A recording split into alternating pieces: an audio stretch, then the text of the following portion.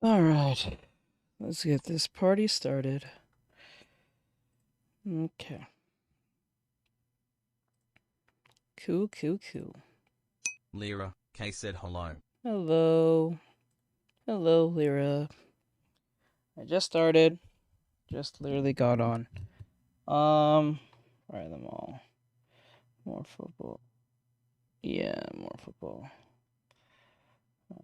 Exclusive.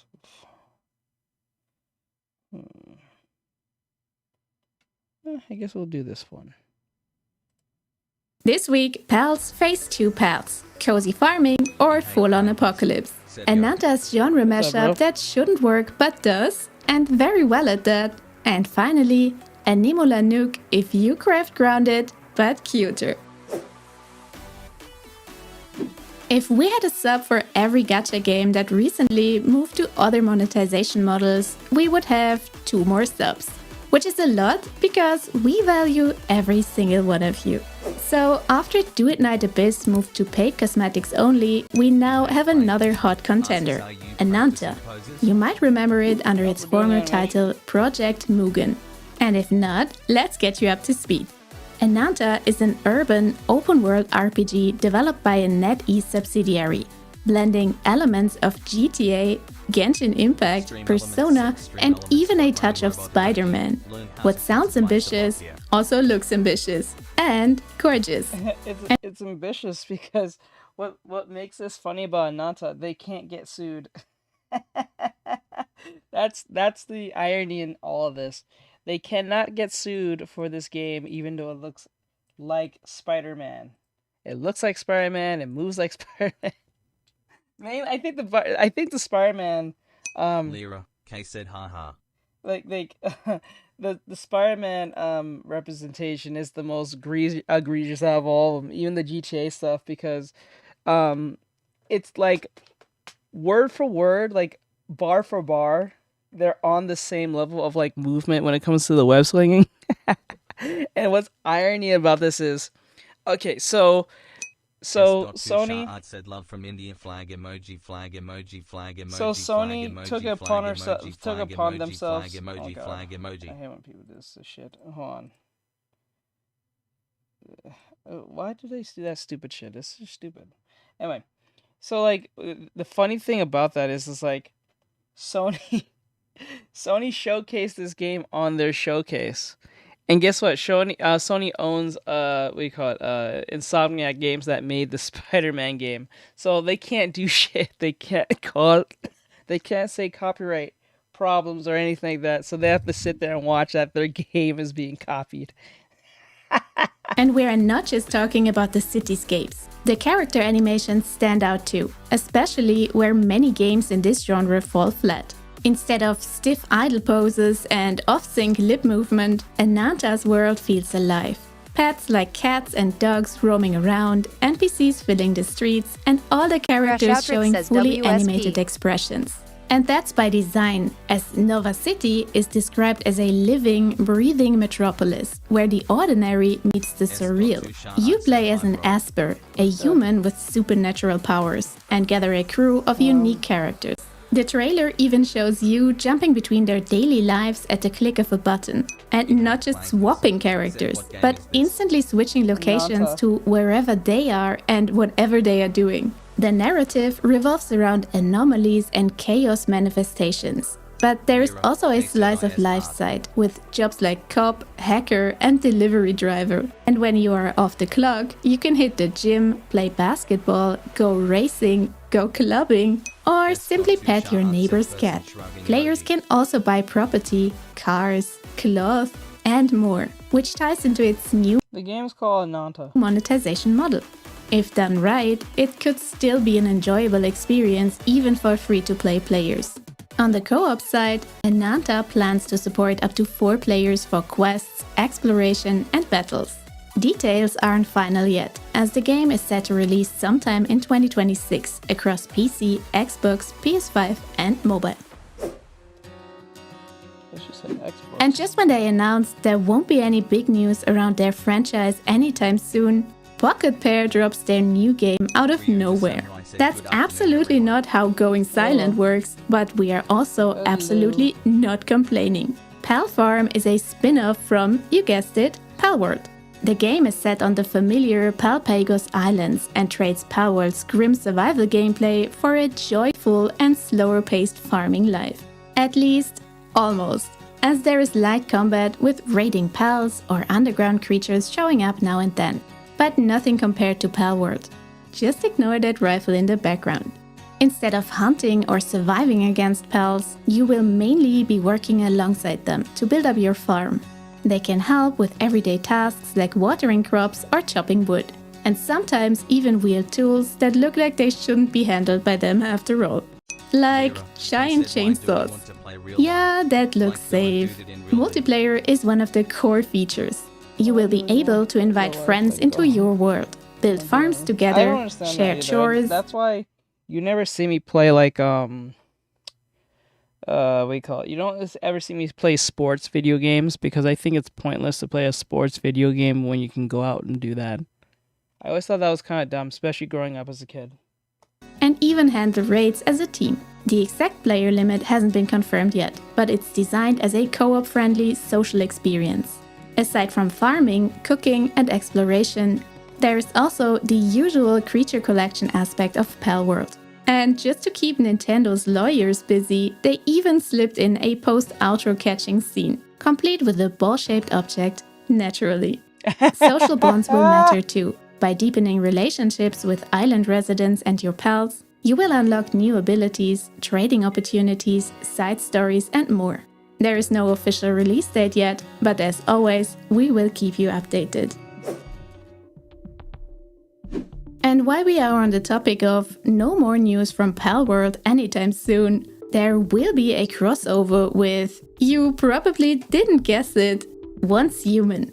As if the horrible life behind conveyor belts for some pals wasn't enough, these poor souls now have to face, well, whatever it is that's crawling around in the apocalypse. Starting October 30th, creatures like Cativa, Chillet, and Chillet Ignis will get their own island, where they coexist with deviants such as the boss-like Wanderer or Chiefosaurus Rex. And the crossover doesn't stop at pals simply being there. Players can actually turn into pals and even use their abilities. Yes, you can now live your best life as a fluffy companion in a world that's normally closer to your top 10 favorite nightmares. For how long though?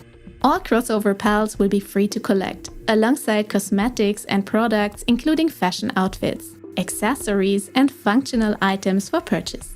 But content for Once Human doesn't end at slightly bizarre crossovers. Oh no!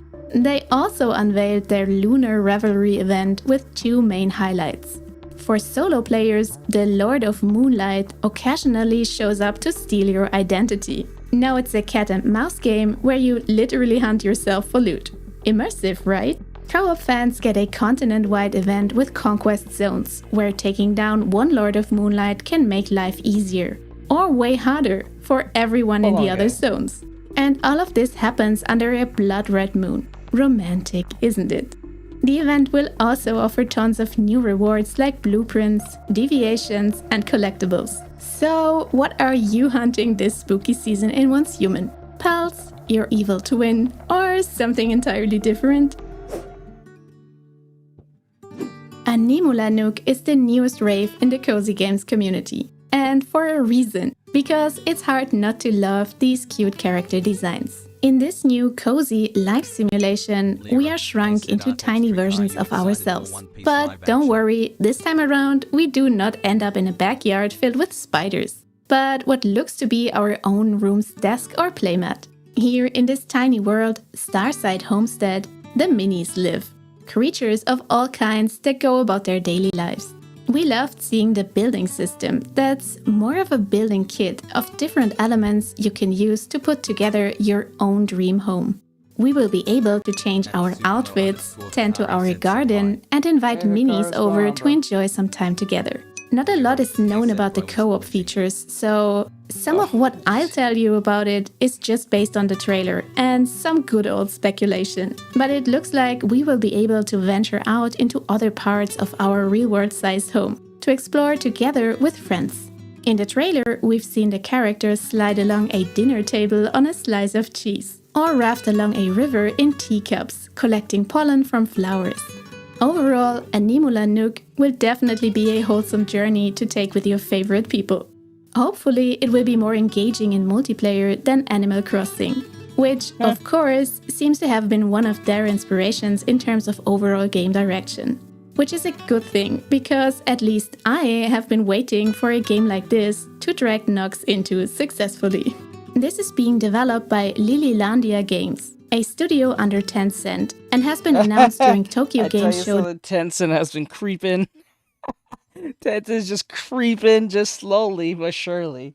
Soon they'll take on everything. This week. It's coming to PC, PS5 and Switch too. Probably sometime in 2026 as a free-to-play title. At the moment, closed playtests are happening, and creators are getting test access. Except us, unfortunately.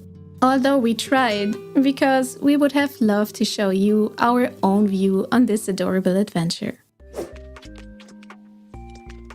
Path of Exile 2 just casually overhauled its entire endgame. And this time, even in a good way. Starting next week, tablets no longer need towers and can be activated on any map instead.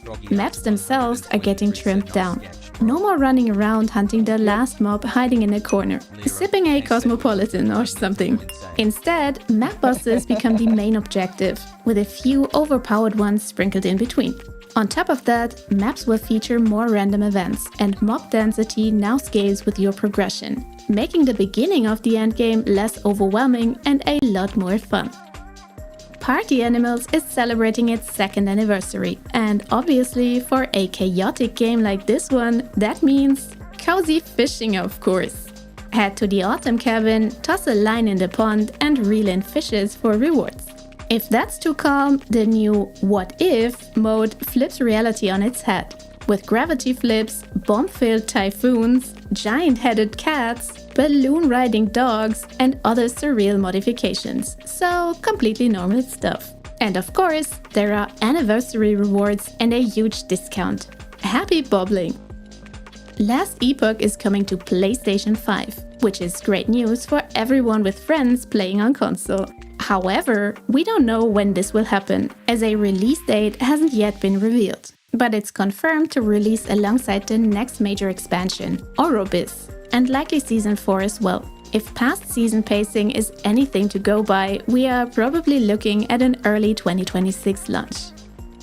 When we saw the Chocobos in the first teaser a few episodes ago, we knew this was going to be great. We did not expect the Final Fantasy collab in Monster Hunter Wilds to be that cute. Just look at that baby Chocobo. But let's stay focused for a second. The update leans heavily into the Final Fantasy universe, not only bringing a special boss, but also a signature armor and pictomancy spells? Tons of new cosmetics will also be available, so if you're a fan of both games, make sure to check in when the update goes live on September 29. To balance out that cuteness factor, they teased the next big hunt, Gokmasius.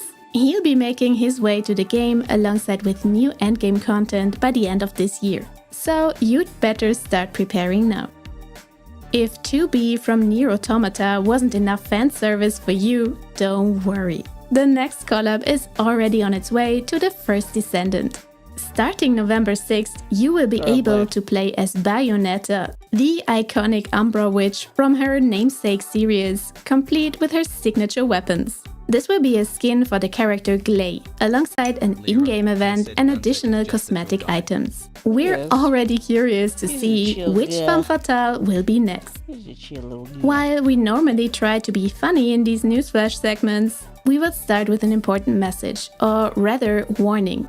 Due to a major exploit that is affecting the online matchmaking in Borderlands 4, it is highly recommended to completely avoid matching with strangers for now until further notice. Otherwise, trolls could tamper with your skill trees, save files, game progress, or even reset your level back to 0. Online co-op with your friends is fine, except if your friends are trolls too.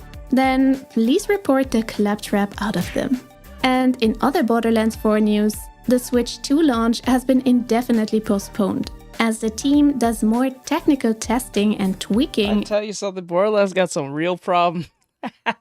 I tell you something. This is, oh man. To avoid any further Stutterlands 4 on the Switch. They didn't say so, but we feel like the Warframe devs are already preparing for Halloween with this announcement. With The Devil's Triad coming later this year, we get 3 new proto-frames and 1 new Warframe, Uriel, that match the spooky vibe suspiciously well. And if you haven't had the time to check back on Warframe for a long time, just like us, you can confess your gamer sins to Sister Marie. So, the devs of Payday 2 might have taken their own name and key art a bit too seriously. Because this week they have decided to introduce a DLC subscription costing $5 a month to their 12-year-old game. Just after they had silently increased the overall DLC bundle price by around $50 too. Since then, the reviews have taken a deserved hit, and the developers have admitted they messed up. Still, they are holding tight to their change. We just hope this does not inspire others to go for those Netflix-style gaming I'm just playing this subs. in the background, so If the red moon in one's human is way too gloomy and you'd rather spend your time under a normal moon, Days of the Moon and Sky might be your ideal digital retreat. Here, you can take some time to relax, reflect, and solve player-created riddles with your friends. In the event space, you may also share a sweet treat and find out how it feels to become a bunny-shaped mooncake. Life goals. Diablo 4 Season 10 launched and, well, didn't quite meet expectations. And if you want to be disappointed as well, you can now play Diablo. Issue is that I wonder how it's going to translate from this point all the way to the end stage. We only have one more pose, and then we will put this in rough animator. Then I have to retrace everything but clean, and then see how it would fit if it works like this. We might have to do it this way. Diablo 4 for free until October 2nd. You might know Rematch from our June releases video, and if you don't, why? But jokes aside, this creative new approach to football games is playable for free until September 29. But that's all for this week. We wish you a ton of fun in co-op with your favorite people, and we'll see you again in the next one. Okay, that was alright. I only put up there just because I needed some background noise for the time being. But now, Lyra, K said, how long do you want to stream? I'm not sure. Hey, Bri. Let me see. Hold on. We'll see. Because, like, if I get this done in time, we can go play, what do you call it? What do you call it again? Mike has said, hi, Art, Brian, Lyra. Hey, Mikey. Hey, Mikey. Okay, that's working. So, here. Let me see here. Mike has said, just stopping by to say hi. I got you, bro. Next chapter. Sweet baby, don't care about that. Let's get, like... Lyra, K said, Mr. Blue Mike is back. Mr. Blue Mike. Try pressing. Lyra, K said, yay. Okay, six-figure art. How I make this. Real Warframe competition. Warframe High. That's competition. That's anime. I'm not gonna look at that right now. Let's find something that's worthy. Let's start with some Watch Mojo.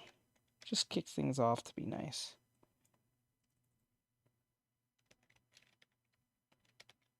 Watch Mojo. What do they got for us today? 10 greatest luxury. Nah. 10 biggest lies ever told. 101 said yes, sparkles emoji artist palette emoji. The moment we enter the house, came. Okay, let's see. Something that's fun. Nothing too depressing.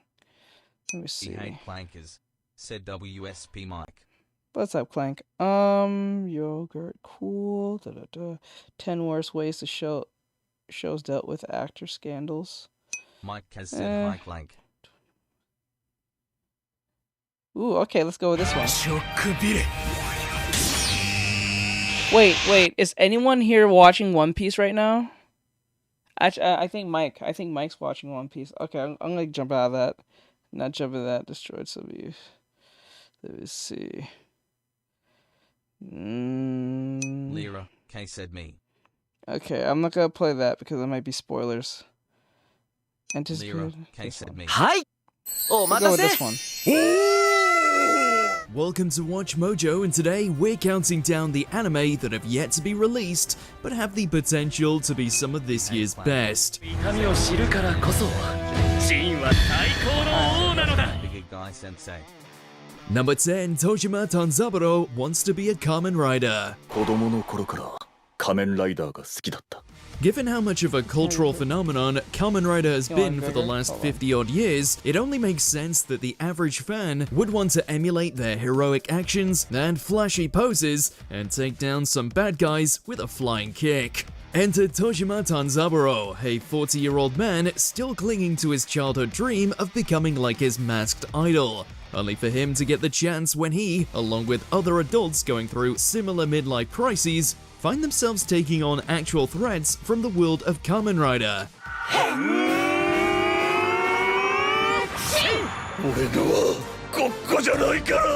Prepare to feel your age and celebrate your fandom in equal measure.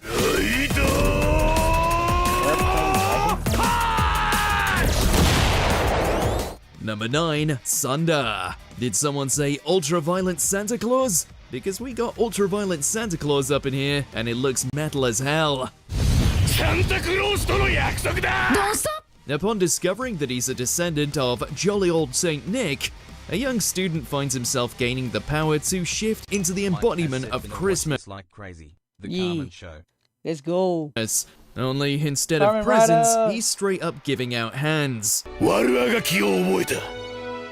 Given that it's been crafted by the team who gave us Dun Dun Dun, and the source material stemmed from the mad lass who gave us Beastars, there's every chance this is going to be a wild ride. Get ready for festive cheer with a side of ass whooping.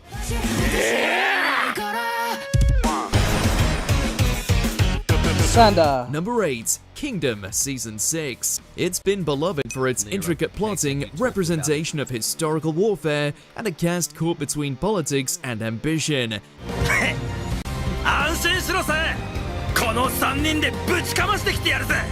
And it's still not getting as much love as it should. If you can push on through the rough patches of its 3D animation in the first season, you'll find yourself easily hooked. Which is handy given that this latest season looks like it's going all out as the war for the unification of Jin gets underway. Don't underestimate our boy Shin.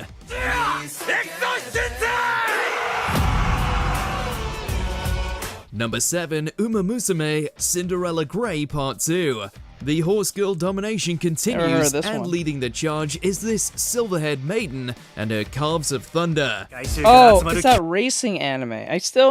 Mono brought this up to me many times. I should give it a try. A lot of people seems to like this anime. This is it's a horse racing anime with anime girls who are horses that run for sport. It's crazy. While she may not have been able to score first place in Part 1, Oguri Cap remains undeterred in her goal to perfect her speed.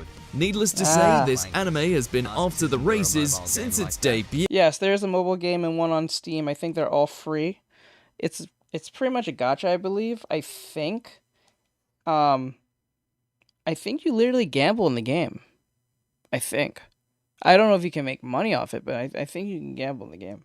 And not slowed down for 1 second. It may not have reached the mania of the gacha game, but given the amount of potential rivals just waiting for Oguri to compete against, there's no chance this follow-up doesn't deliver.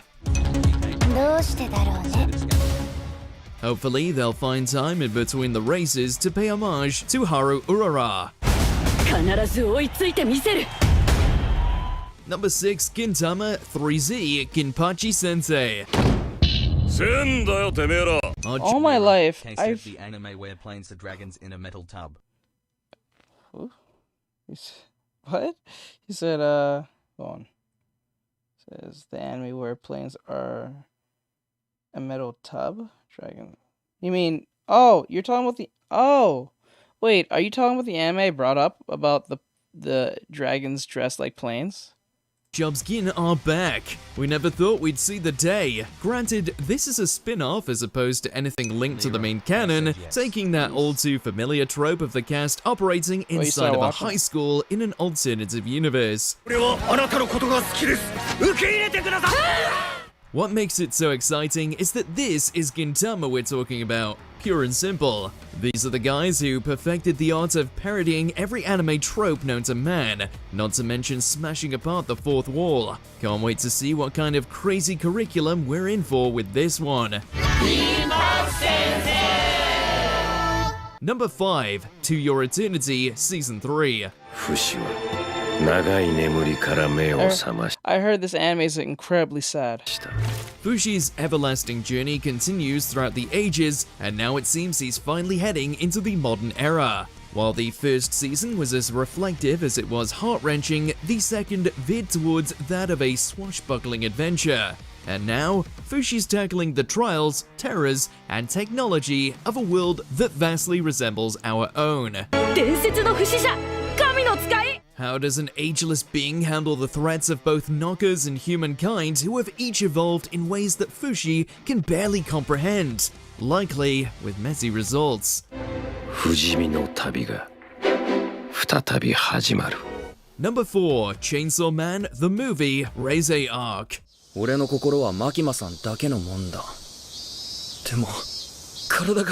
Whatever your thoughts on the modern trend of this is stuffing the part entire I don't really understand about this movie.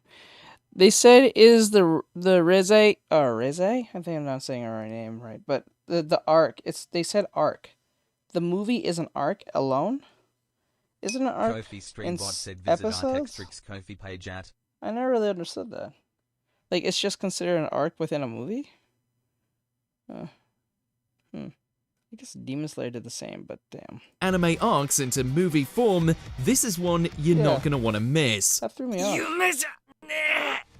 Going from a homeless tool bereft of all kindness and comforts, all the way to a demon hybrid on the leash of public safety, Denji's life has been one bloody mess after another. And now it's about to get turned on its head with the introduction of Reise, a dangerously beautiful woman who seems to have fallen for his unorthodox charm. Throw in the arrival of the infamous Bomb Devil, and you've got a recipe for what might just be Chainsaw Man's most explosive outing so far. Pun intended. Number 3, My Hero Academia Final Season. It's hard to believe it's finally here. Deku's humble origins from fanboy to pro hero fighting for the sake of the known world has been filled with countless highs and lows. And now it's all come down to this. One last clash against the terrible yet tormented villain Shigaraki. Alongside All Might's last desperate struggle against the rejuvenated All for One, the final season is setting itself up to be quite the showdown, where the paragons of good and evil duke it out once and for all. It may have stumbled along the way, but it's great to see one of modern shonen's most famous juggernauts get such a glorious send-off.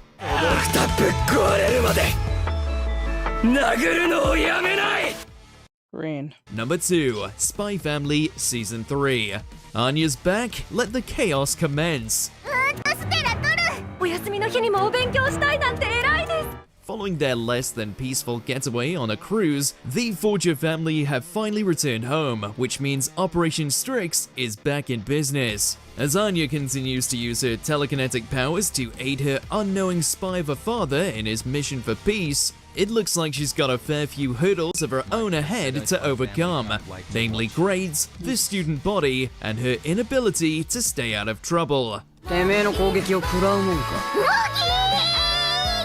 Will we finally get to see her climb the Academy's hierarchy? Will Lloyd and Yor take another step towards becoming the most adorable yet dangerous couple in anime? Either way, the laughs and body piles will be plentiful. Before we continue, be sure to subscribe to our channel and ring the bell to get notified about our latest videos. You have the option to be notified for occasional videos or all of them. If you're on your phone, make sure to go into your settings and switch on notifications. Number 1. One Punch Man Season 3. It seems like a lifetime since Saitama got a chance to flex his fists, but from the looks of things, his threequel is finally en route. And with it, the destruction of Hero Society as they know it, courtesy of the Hero Hunter, Garo. From what we can tell, we're finally going to see the strongest man in the world take on the human monster looking to expose and erase its innate cruelty and hypocrisy.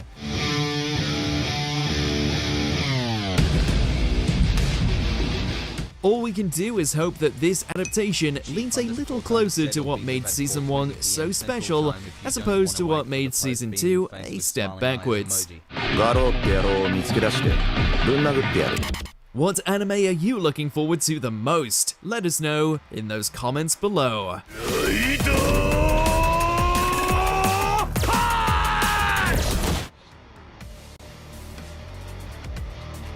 Alright. So we did that. Alright, let's go on to the next one. So what's next on the agenda? Excited for some of those. Hopefully they'll be up to expectation, I'm hoping. But we'll see, we'll see. Alright, let's see. Where's Cartoon Network shows? Craziest Alice in Borderlands. 50 worst YouTube scandals. Lyra, gay asks Green Eyes. Let me see. Bunches of horror movie moments. Nah, not that one. Ones that cause backlash. Okay, yeah, let's jump on that. I don't think anyone else who died in the past. I don't think anyone's watching like Marvel like that. I know that Mikey was watching Marvel yesterday, but I don't know if he's like trying to keep up with the horrible movies or like at least one of the good ones. I don't know. Mikey, what movie are you up to right now? I'm not totally sure. Because we gotta play this one. They said 20 MCU moments that caused massive backlash. Stay dead, not her. Why? Was it the magic cliff? I don't know. That's some freaking Infinity Stone scientist. Welcome to Watch Mojo, and today we're counting down our picks for the most controversial moments in the MCU. We'll be talking spoilers for various MCU shows and movies, so consider this your warning.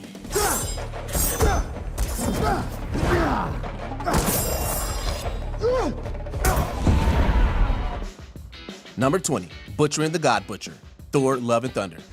You went to the gods for help and they did nothing. We're alike in that sense. When word broke that the fourth Thor movie would introduce comic book fan favorite Gore the God Butcher, people were pretty excited. Unfortunately, I don't care about spoilers. If I'm watching something, I'll mention I don't want spoilers, but usually I don't care. Okay, because I don't think a lot of people care for MCU, given that we all know that it's going to be rebooted very soon, so. Once the movie actually came out, people were collectively disappointed. While Christian Bale certainly tried to bring some drama and gravitas to Gore, the villain felt tonally at odds with the movie's overall goofy vibe. It also didn't help that the MCU severely downplayed the God Butcher part of Gore. Sure, the movie told us that his god-killing spree was bad, but all we really got was him murdering some D-list deities. Oh gods will die. I wouldn't say the word excited is the right word. I would say more like I'm optimistic as hell. I want to see where they go with this, because since it's literally deviating from the actual manga to a degree, to an nth degree, I just want to see how they're gonna make giants make sense, because they did have giants in the trailer, but I'm just wondering how that will go. To make matters worse, many of these deaths happen off-screen too. So yeah, it'd be Gore who got butchered in the end, sadly.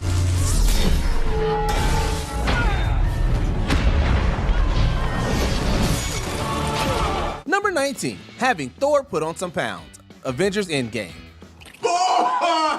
Oh my god! Oh my god, it's so good to see you! Thor's been everything from a prince to a warrior to a full-fledged 101 said, what are we working on today? superhero, but he's also been a buffoon. After the trauma of Infinity War, he became a husk of his former self in Endgame. In a look reminiscent of the dude from The Big Lebowski, he was an overweight, depressed Wait, you want to see Nami suffer? Why? What, the actress? Why? gamer. Some defended this appearance, saying he looked more in line with the typical Norse mythology, but the depiction just didn't connect with most fans. His growth in Infinity War was undone. Sure, he was sad a bit in Endgame, but that wasn't enough to repair the damage. You're better off leaving the sneaking to your brother. I was seeking a school for a walk, and then, What are you wearing? Oh, I always wear this. This is one of my favorites. Thor eventually got back into shape, but his transformation from a thundering god to a lazy couch potato to a jovial himbo was still a major letdown. Come here. No, I think I'm having a attack. Come here. Right here. You think you're the only one who lost people? What do you think we're doing here? Number 18, Loki falls in love with himself? Loki. What is this about? This isn't about you. Right. The first season of the show gave a whole new creepy spin to the concept of self-love. When Loki discovers a female variant of himself named Sylvie, sparks fly between them. In fact, the two even share a kiss in the season 1 finale. Well, talk about sucking yourself off. I remember seeing this. Loki experiencing love is cool, but hooking up with himself probably wasn't the right idea. The whole thing just felt gross, and we're not the only ones thinking that. A majority of fans were put off by this pairing, and we can't blame them. Thankfully, it seems like Marvel got the message since the romantic relationship was quietly dropped during the second season. All in all, the semi-incestuous relationship was a weird chapter in Loki's life that's best to be ignored. Listen, I haven't got all day. Are you gonna order something? Or what? Can we talk? My break's in 5 minutes. Number 17, Killing Foggy, Daredevil Born Again. Not nostalgia, reverence for the past, yet hope for the future. Oh, that is some next level closing argument BS right there. The cancellation of the original Netflix Daredevil had fans worried that they would never see Matt Murdock and his supporting cast in the MCU ever again. Thankfully, the launch of the sequel show Born Again showed that there was plenty of life left for the Daredevil property. However, not all parts of that franchise would be treated fairly. Within the first few minutes of the Born Again premiere, Foggy was unceremoniously killed off by Bullseye. I don't know what he's talking about. He said, "Are you kidding me? Are you kidding me? Are you kidding me? Oh, I'm so glad I stopped watching MCU. You killed Foggy off? Oh my god, dude, I can't anymore with Disney. Disney, you... I hate you, Disney. I hate you, Mouse. I hate you, Mouse. I don't care anymore. I don't like the mouse anymore. Are you kidding me? Why would you kill him off? Oh my god.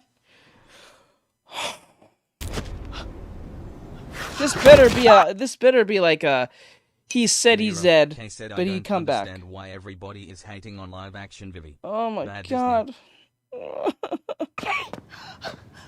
This felt like a huge middle finger from Marvel to the fans. Anyone who watched the Netflix show knew just how iconic Foggy was. Even though an argument could be made that the show needed to have a radical creative change, cutting Foggy Nelson hurt all of us deeply. You know he gets to breathe the same air that you breathe. You feel good about that? He got life! Number 16, Wasting Taskmaster, Various.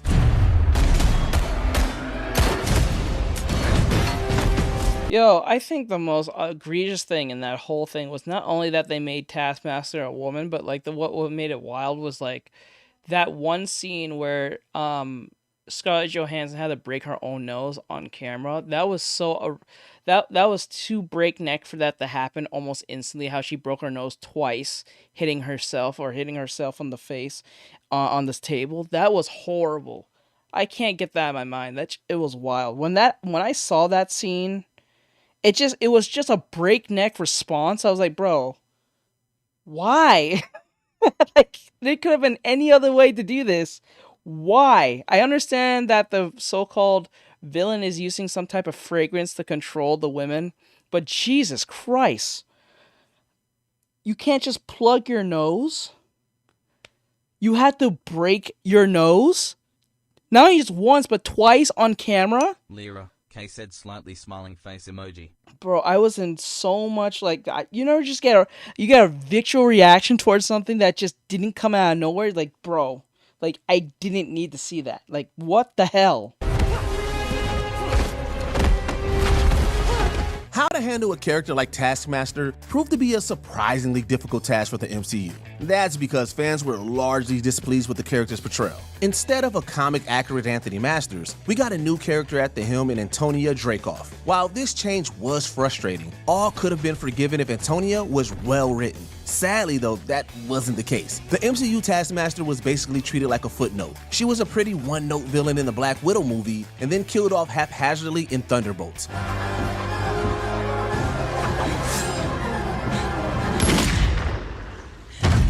Are you kidding me? Marvel essentially saw Antonia as a glorified jobber and nothing more. Taskmaster never got their time to shine, and now who knows if the character ever will again. Job or not, can you have some respect, please? Yeah, Jesus. Hold on a second. What? You want me to have it? I need it. Number 15. Everything about Smart Hulk. Various. Oh, yes, that was the... I remember that they played him for laughs within Endgame, but Jesus Christ. They nerfed this man. They nerfed this bro so hard. Like, he's finally in peace with himself, and he is the most horrible. Isn't it ironic that you made a character that was so tragically placed in his situation, and then when he finally has some form of peace, he is at his most worst? Bruce Banner's at his best when he's in his constant nonsense, like his constant like running from the military, not having like any form of like trust in virtually anyone, can't have love, can't find love, can't, you know what I'm saying, can't die, can't, you know what I'm saying, he can't literally just like end it. He's stuck with the Hulk, right? That was his whole shit, like that was his thing. But once it became peace with him, he's not even a character, he's just boring. Bro's boring. There's nothing about he's just strong, yeah, fine, but like Jesus, it's like you're like a super nerfed Superman. Like super nerfed. Like at least Superman gets pissed off. This man don't even want to do anything. He don't want to do nothing. He's boring. Lyra, Kay said he is. Fucking boring, bro. Yeah. Bruce. Listen to your mom. She knows better. About what you were saying. Right. The intelligence of Bruce Banner and the raw strength of the Hulk are both important parts of this hero. However, blending those two fundamentals together is like putting pizza and ice cream together. They're both amazing foods, but nobody wants Rocky Road as a pizza topping. So with that in mind, Smart Hulk was a recipe for disaster. Turning Hulk into just a green version of regular Bruce vastly reduced its importance. In fact, Hulk became boring. Time there you go. Mike Kez said Hulk became there it is. There it is. There it is. He became boring. He just said it. How would I always keep getting it every time Hulk became an NPC in his own? Yes. What? I see this as an absolute win. Oh my This God. is a founding Avenger, and he arguably hasn't done anything important since Endgame. It's no wonder why fans want to see the Hulk let loose once again. If we don't get that, then the Incredible Hulk is probably going to get rebranded as the Insignificant Hulk. This is my son, Scar. How, bro? I know. Wow, you're family. Number 14, Wanda's heel turn.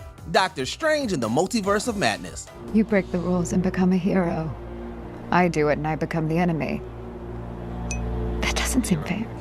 After losing both Vision and their magical imaginary children, Wanda Maximoff went down a dark path. How dark? Well, she ended up on a murder spree in the second Doctor Strange movie that saw her killing members of the Illuminati. She also nearly killed the magical teenage girl American Chavez. So yeah, it's pretty safe to say that Wanda lost all her marbles. While some fans had no problem with the Scarlet Witch becoming evil, many criticized it. It didn't really feel like it was the logical next step for her after the events of WandaVision. Elizabeth Olsen herself even expressed some frustration with aspects of WandaVision seemingly getting ignored. He said it was my snot.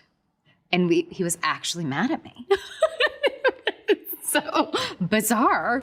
Either way, though, we can all agree that an evil Scarlet Witch is a scary sight.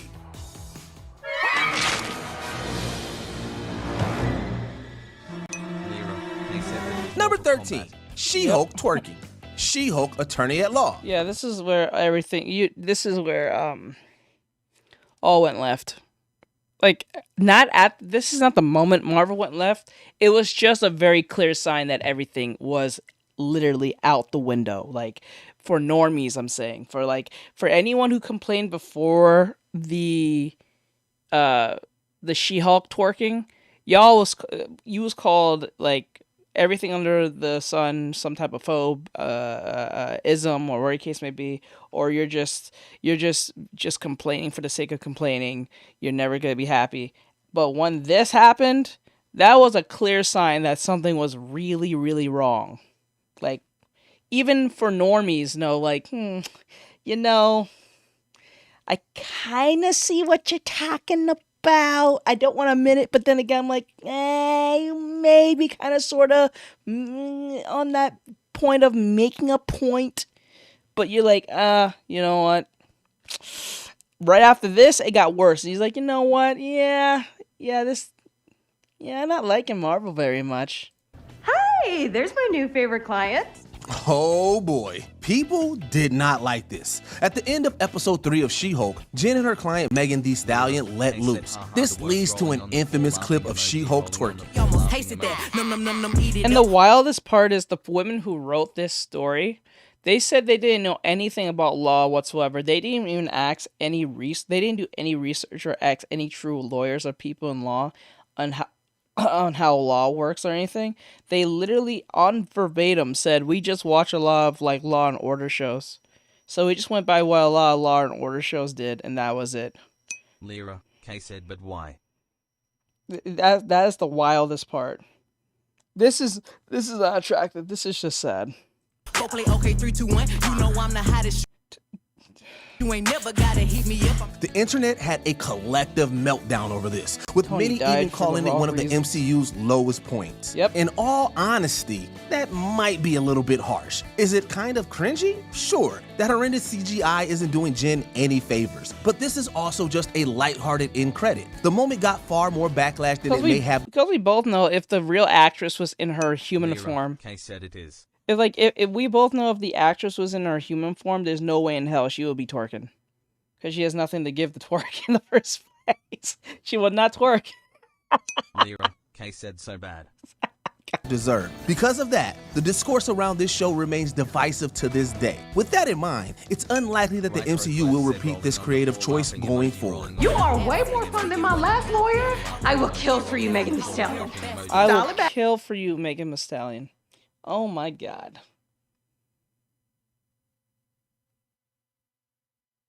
This is why certain celebrities should not be in certain franchises. I'm dead serious. Number 12, turning Sharon into a villain. Like Megan Thee Stallion in this, and then Ice Cube in War of the Wars. That was horrible. Kay said bio. That was horrible. Horrible movie. I'm pretty sure Ice Cube is regretting that idea. That was a horrible movie. The Falcon and the Winter Soldier. You know, when you came to Madripoor, you reminded me of a young me. I took you in, gave you an opportunity. Sharon Carter has had a really rough life in the MCU. She started out as a resourceful S.H.I.E.L.D. agent who developed a romance with Captain America. Unfortunately for her, though, Steve Rogers later time traveled to get back together with Sharon's great Aunt Peggy. Oof, the mental gymnastics on that thing are a nightmare. Anyways, the logical next step was to reveal that she was... You might be. Imagine Sora like 300 pounds, 200 pounds more heavier saying skadoosh. I can't. I can't do it. Now secretly a bad guy named the Power Broker. I don't do blackmail.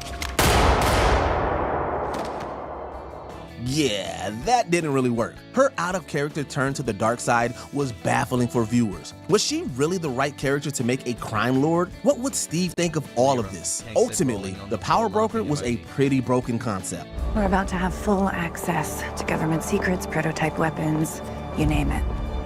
Should be something for everyone. Number 11, calling Black Widow a monster. Avengers Age of Ultron. that I was anything The Rock was in your second first choice. Yeah, The Rock doesn't look very well. more than the assassin they made me.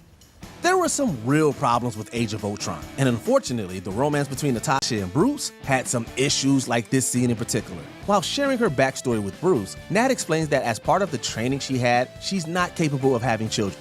After that, she likens the situation to being a monster. You still think you're the only monster on the team? This was an extreme statement to make. Yeah, that was I think I was a teenager, I think, at this Lira, time. Kay said The Rock as Chopper is the best. I think at the Rock as Chopper is the best. I still think what they're gonna do with Chopper, like, even though we saw what he looks like, I still think they made him too realistic in the face, but it's fine. I think what's gonna happen to save money, they're gonna have Chopper in the show, and I think the further season, I don't think he's gonna be in this season, but like, I think what they're going to do to save money is that he's going to be in some scenes, but majority of the time when he's going to be with the crew, he's going to go, they're going to change his powers in reverse. Mike has said SNL did The Rock as Bambi live action. Yeah, they did, didn't they? Didn't he not smoke a cigar or some crap?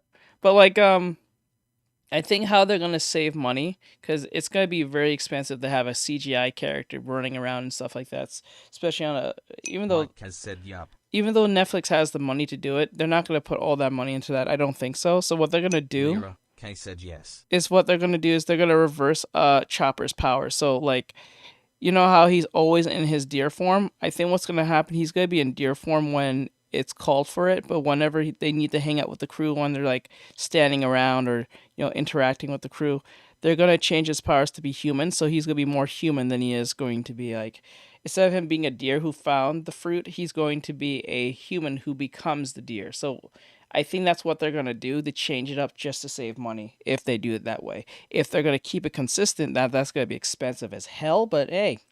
And not a popular line in the slightest. Marvel probably had good intentions by trying to showcase Black Widow's pain in an attempt to build sympathy for her. Yes, I get what she was trying to do, but like, referring to yourself as a monster when you was forcibly placed in a situation where they took away your ability to have children, that doesn't make you a monster. It's not like you chose that. That was something that was forced upon you. I'm saying you as a child. Like, what can you do? Say no? They're just gonna say, oh, I guess she's not gonna do it. Deer fruit. Yeah, deer fruit. Or yeah, it's a human fruit. It'd be a deer fruit. Or they'll still say human fruit, but like, you know what I'm saying, he chose to be a deer. Some stupidness. Some convoluted reason why he can be human and deer at the same time. But like, I'm wondering how they're going to hold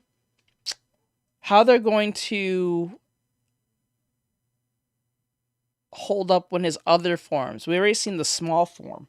How they're going to hold up when he's in his beast form, like his more muscular form and stuff like that, or his more skinnier forms, or even his beast form, his most like monstrous form. I wonder how that's gonna go. However, the insensitive monologue just ended up making the whole scene feel disrespectful. The real monster of this movie is Ultron, not Black Widow. I really hope this makes us even. Lira, now go be a hero. No idea. Number 10. Quicksilver and Scarlet Witch aren't mutants. Various.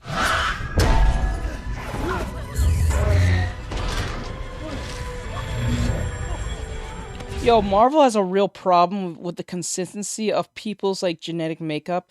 Are you mutant? Are you a metahuman? Which one is it? Are you a magic user? Are you a celestial? Which one is it? I'm getting tired of this nonsense. They keep pulling this bullshit. 1 minute they did this with Chavez, and then they did the same thing with what's her name? That one character they keep pushing on everyone. What's her name with the stretchy arms or something, or big hands? What's her name? Oh my god, she was in the Marvels. Miss Marvel. Or Miss Marvel? I think it's just, yeah, Miss Marvel. It's like, bro, they keep pushing this character in the comics, video games, and movies, and it's just not working. No one's fucking with this character. Retro says Kamala. Oh my god, irony. The irony in that name. I forgot her name, but there you go. The irony in that. But like, they keep pushing that character on a constant, right?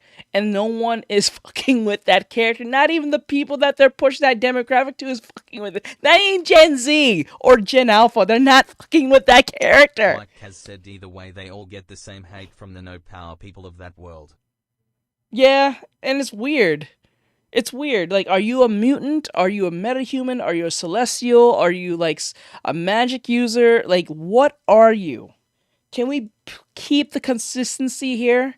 It doesn't make any damn sense. Like, why do you keep changing it up? Please, don't do this. What choice do we have? Integrating mutants into the MCU has been tricky. Many fans wanted to see the X-Men alongside the Avengers, and when the MCU introduced Scarlet Witch and Quicksilver, fans thought that this could be a possibility. Unfortunately, Wanda and Pietro had a bit of a bumpy start in this shared universe. Their status as mutants was scrapped, instead being referred to as miracles. Miracles? Meet the twins.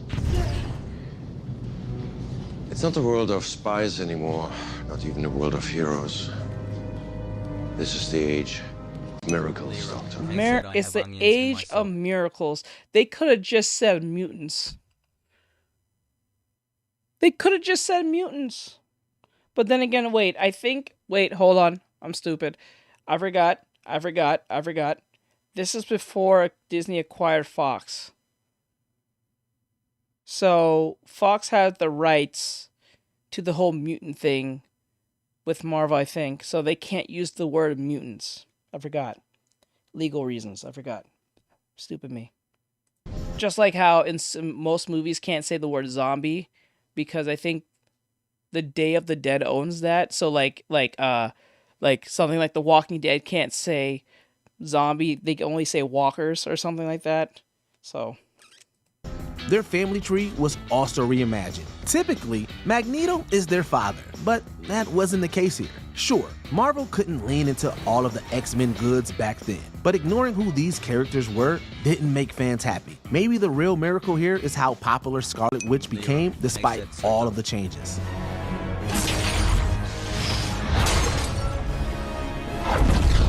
Yes, kind of.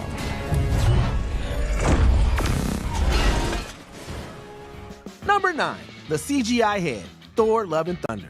Thor? Can you see me? Floating head alert.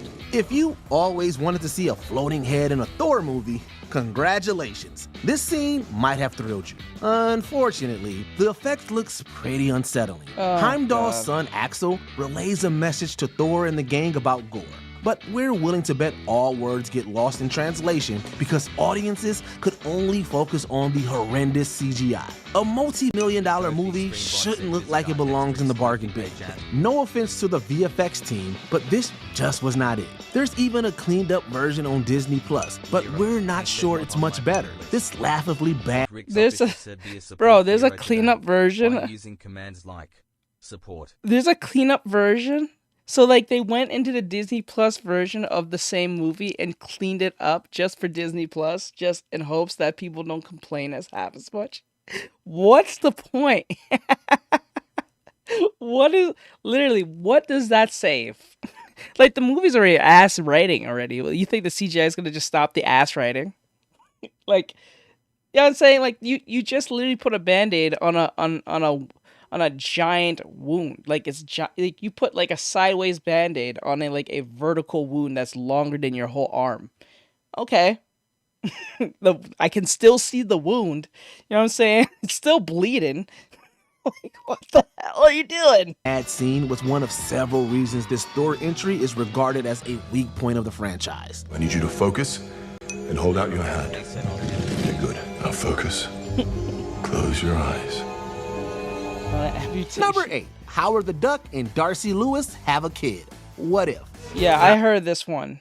The I'm not gonna lie. I was kind of like I was kind of gooning a little bit on this chick on the show, on the movies, from WandaVision and the other movies. You mentioned that the workaround for the zombie thing is that in the world of The Walking Dead there wasn't any zombie movies at all, so George Romero never probably there to make Night of. Has said The Living Dead. The Living Dead. Oh, was it Night of the Living Dead? Did I say the wrong thing? I feel like I said the wrong thing. But like, I was gooning a little bit to this chick. Like, she was really pretty. Like, she was like those sleeper chicks that you don't really think is pretty till you actually pay attention. You're like, oh snap, you're pretty as, like you're gorgeous as hell. Like, and she has an awesome body, bro. Like, what the. it's funny because in the movie she's always wearing a giant trench coat. She's always in like a trench coat where you can't really like look at her, and she always had like she was in a jacket. But when you see her with the jacket off, I'm like, oh my god, she works out. She's really good. Oh my god, like she's pretty, and with the glasses helps also. Like, girl with glasses sometimes, like, bruh. That's happy hour. Want some half-price nachos? And then when I heard that she got with this duck, I was like, man, that really just kind of killed it for me. I was like, why would, of all people, you got with a mutant duck from outside space? Okay. A fine duck, but this is not a date. What if a human woman and a duck had a child? There's a lot of fun stuff in the show What If. But which is funny because, like, I think in 1973 or 1980, I think between 1975 to 1980, there is a movie of this character having children with a woman, or something like that. A live action Howard the Duck show movie was a thing. We're not sure who was wondering about this specific scenario. An episode where Darcy Lewis has a child with Howard the Duck is going to ruffle feathers no matter what way you want to slice it. This exact scenario plays out in the 4th episode of season 3, which sees the birth of Birdie. This is horrible. It's an absolutely bizarre storyline to do, and given the limitless premise of the show, a bit of a Kay said of all humans, you chose a duck. Yes. Yeah, right? She was around, like, North's gods and everything. Captain America, all these. She was around, like, metahumans of all kinds, and she said no. Disappointment. Out of all the boundary-pushing scenarios they could have done, they go with this. Seriously, what the duck were they thinking? Did you do the bottle? You're supposed to do the bottle. No, the bottle's fine, Howard. It's way too hot. You can't give a bottle that hot. The blanket shades the color. Oh, yeah, why'd we get her this color? Number 7. Kang the Conqueror is bested by Ant-Man. Ant-Man and the Wasp, Quantumania. Yeah, I really didn't think that was a good idea to have Ant-Man go against the main villain. That's like literally like Falcon defeating Thanos in his own movie. And Santa is there and she picks the duck. Let me see, he says. Chameleon said yeah. And Santa is there and she picks the duck. Yep.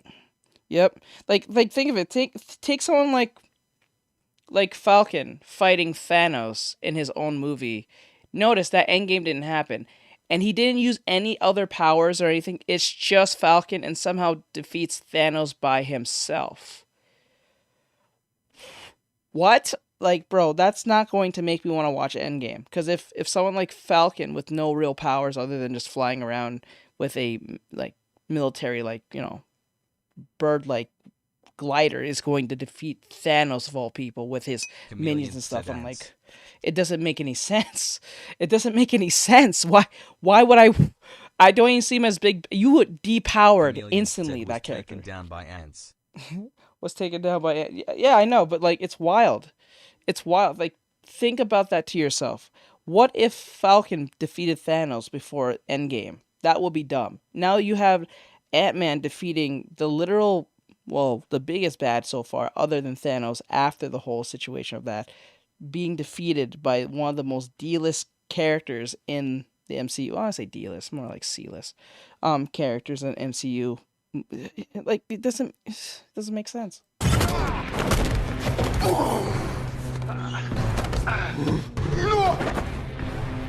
This guy was supposed to be the next big bad of the MCU. That's kind of shocking considering he went out like a complete chump in the fight against Ant-Man. In Quantumania, Scott and Hope Van Dyne push Kang into a multiversal engine core, defeating him. It's a cool fight sequence, but a huge letdown too.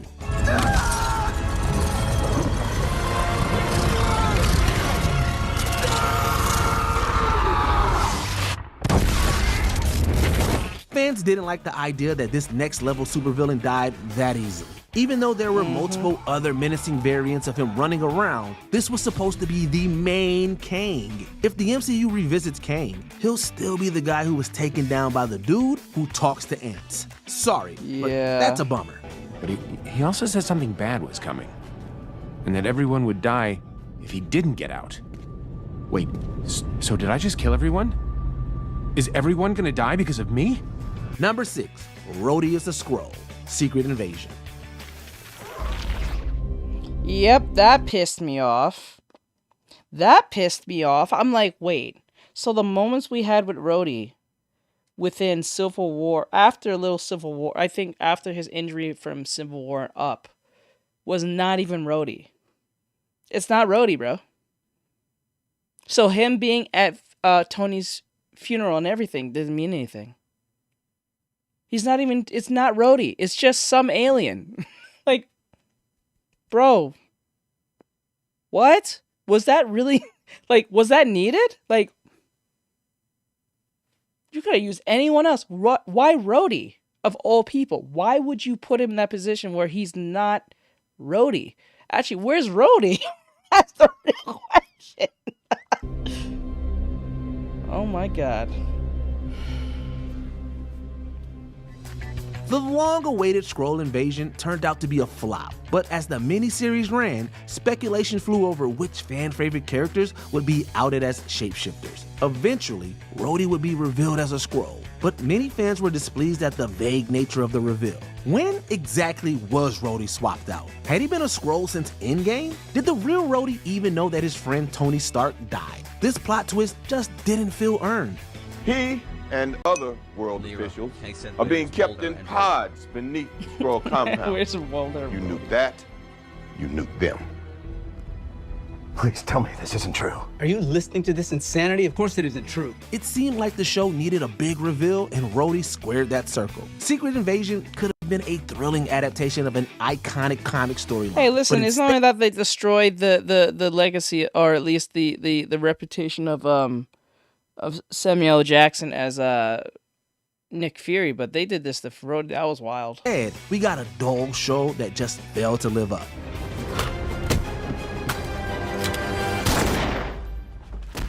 Number 5, the Ralph Boner debacle, WandaVision. Long lost bro get to squeeze his stinking sister to death or what? She recast Pietro? While this show might not have fully jumped the shark, it had its own divisive moments. The most commotion was caused when the identity of Evan Peters' mystery character was revealed. Fans initially believed that he might reprise his role as Quicksilver from the Fox universe. Could this mean we were going to get the X-Men in the MCU? Nope. Sorry. It turned out that he wasn't Pietro, and it was all a trick. Peters was actually just playing some guy called Ralph, whose last name sounded like an immature reference. You're Ralph Boner? Boner. This is the same situation with the whole... This is equivalent, I'm telling you. This is equivalent to the whole, the Mandarin problem. This is the same as the Mandarin. Remember when that happened? Oh, man. Talk about just middle fingering in the booty cheeks, bro. I'm like, wow. Wow, just... wow. Fans didn't love how WandaVision stirred fan speculation and wasted an actor cameo all for a stupid gag. Hey, don't sweat it, sis. It's not like your dead husband could die twice. Number 4, Star-Lord screws everything up. Avengers Infinity War. You gotta open this. I thought you'd be hard to catch. For the record, this is my plan. Yeah, this was the wildest thing. He just had to monologue. He became the supervillain. If anyone's the supervillain, it's not even Thanos. It's this one. It's Star-Lord. Oh, now, huh? It was really hard to be a Star-Lord fan around 2018. He got a lot of blame for the blip. When Thanos is cornered by Iron Man's group of heroes, they come incredibly close to prying the Infinity Gauntlet from his grasp. But when Star-Lord discovers that Thanos killed Gamora, he attacks the Mad Titan. His rage during this moment allows Thanos to regain control and fight back. No, you did not! Stop! It's coming, I got it! Many fans became split over this. Star-Lord's grief was perfectly understandable, but he also had a job to do. Some also believe that the way this scene happened was out of character for Quill. Either way, his reaction cost our heroes everything. Steady, Quill. Oh, man. Number 3, the real way Fury lost his eye. Captain Marvel. So is it true? Yeah, this was stupid. This is I think they do this on purpose just to piss off fans. This was wild. This was the most dumbest thing. Like, you think he lost his eye in an epic fight battle or whatever. No. Guy's eye scratched by a cat. That the Kree burned your eye out because you refused to give them the Tesseract? I will neither confirm nor deny the facts of that story. How Nick Fury ended up with his signature eye patch Jolly was a Intro says mystery hello, fans Teach. were eager to see solved. But sometimes theories are more exciting than what we actually end up with. Near the end of Captain Marvel, a younger Nick Fury playfully holds up Goose, a dangerous alien that resembles a cat. But it turns out that this kitty's got claws. Goose was actually the one who caused Fury to lose sight in his left eye. Those bad guys still in there somewhere. Ow! Mother! This wasn't exactly the satisfying payoff fans wanted. Captain America: The Winter Soldier made it seem like Fury suffered a dramatic personal betrayal. Has claws, Lamau rolling on the floor, laughing emoji. That is stupid, though. That is. Look at that. Look at his eye, bro. Look at his eye, right? Look at that eye. That looks like a cat scratch to you. That doesn't look like a cat scratch at all. If anything, it looks like something blew up next to his eye. Kay said as if. Jesus Christ. Even cat scratches are not even looking like that. And well, this wasn't that. Talk about a letdown. Last time I trusted someone, I lost an eye. Number 2, Steve kisses Sharon. Captain America: Civil War. This, you know what? Just seeing that's a manipulator and a liar. Man lied. Man lied. Came out of the ice. Thought everyone I had known was gone. When I found out she was alive, it's just lucky to have her. On the surface, there's nothing wrong with Captain America sharing a tender moment with Sharon Carter. But once you realize that she's the great niece of Peggy Carter, Steve's old flame from World War II, things get a little weird. Some fans didn't see a problem, but many were a little creeped out by Steve's decision to go from one woman in his family to another. Toasty. Hello, Toasty. It's also strange because this kiss happened not long after Peggy's funeral. And in retrospect, it's even odder post-Endgame, where Steve rewrites his history to go back and grow old with Peggy. The time travel shenanigans there only further the idea that the Steve-Sharon romance was doomed from the start. Plant yourself like a tree. Look them in the eye and say no. You move. Before we continue, be sure to subscribe to our channel and ring the bell to get notified about our latest videos. You have the option to be notified for occasional videos or all of them. If you're on your phone, make sure you go into your settings and switch on notifications. Number 1, the Mandarin reveal. Iron There Man it 3. is. You know who I am. There it is. You don't know where I am. And you'll never see me coming. The Mandarin had the makings to be a formidable supervillain when he was introduced in Iron Man 3. He was menacing, mysterious, and murderous. Except halfway through the movie, we learned that this is all a ruse. The Mandarin we thought we were seeing was actually just a washed-up actor named Trevor Slattery. I never thought people had been hurt. They lied to me. This is the Mandarin? I know, it's embarrassing. Hi, Trevor Slattery. While many in the fanbase have actually come to appreciate Trevor over the years, he didn't get the warmest welcome initially. Fans dislike how the MCU made one of Iron Man's greatest villains a joke. While we'd get a version of the real Mandarin eventually, we still never got to see him face off against Tony Stark. A total fumble. He gave his figurehead the name of a chicken dish. And it worked. America was terrified of an orange. Are there any polarizing MCU scenes we forgot? Share those disastrous moments down in the comments below. And don't forget to like and subscribe for more Watch Mojo videos. Horrible. Didn't see that coming. Horrible. Horrible. Let's see here. Wrong place, the wrong time in history. Let's find something. Just still being sports.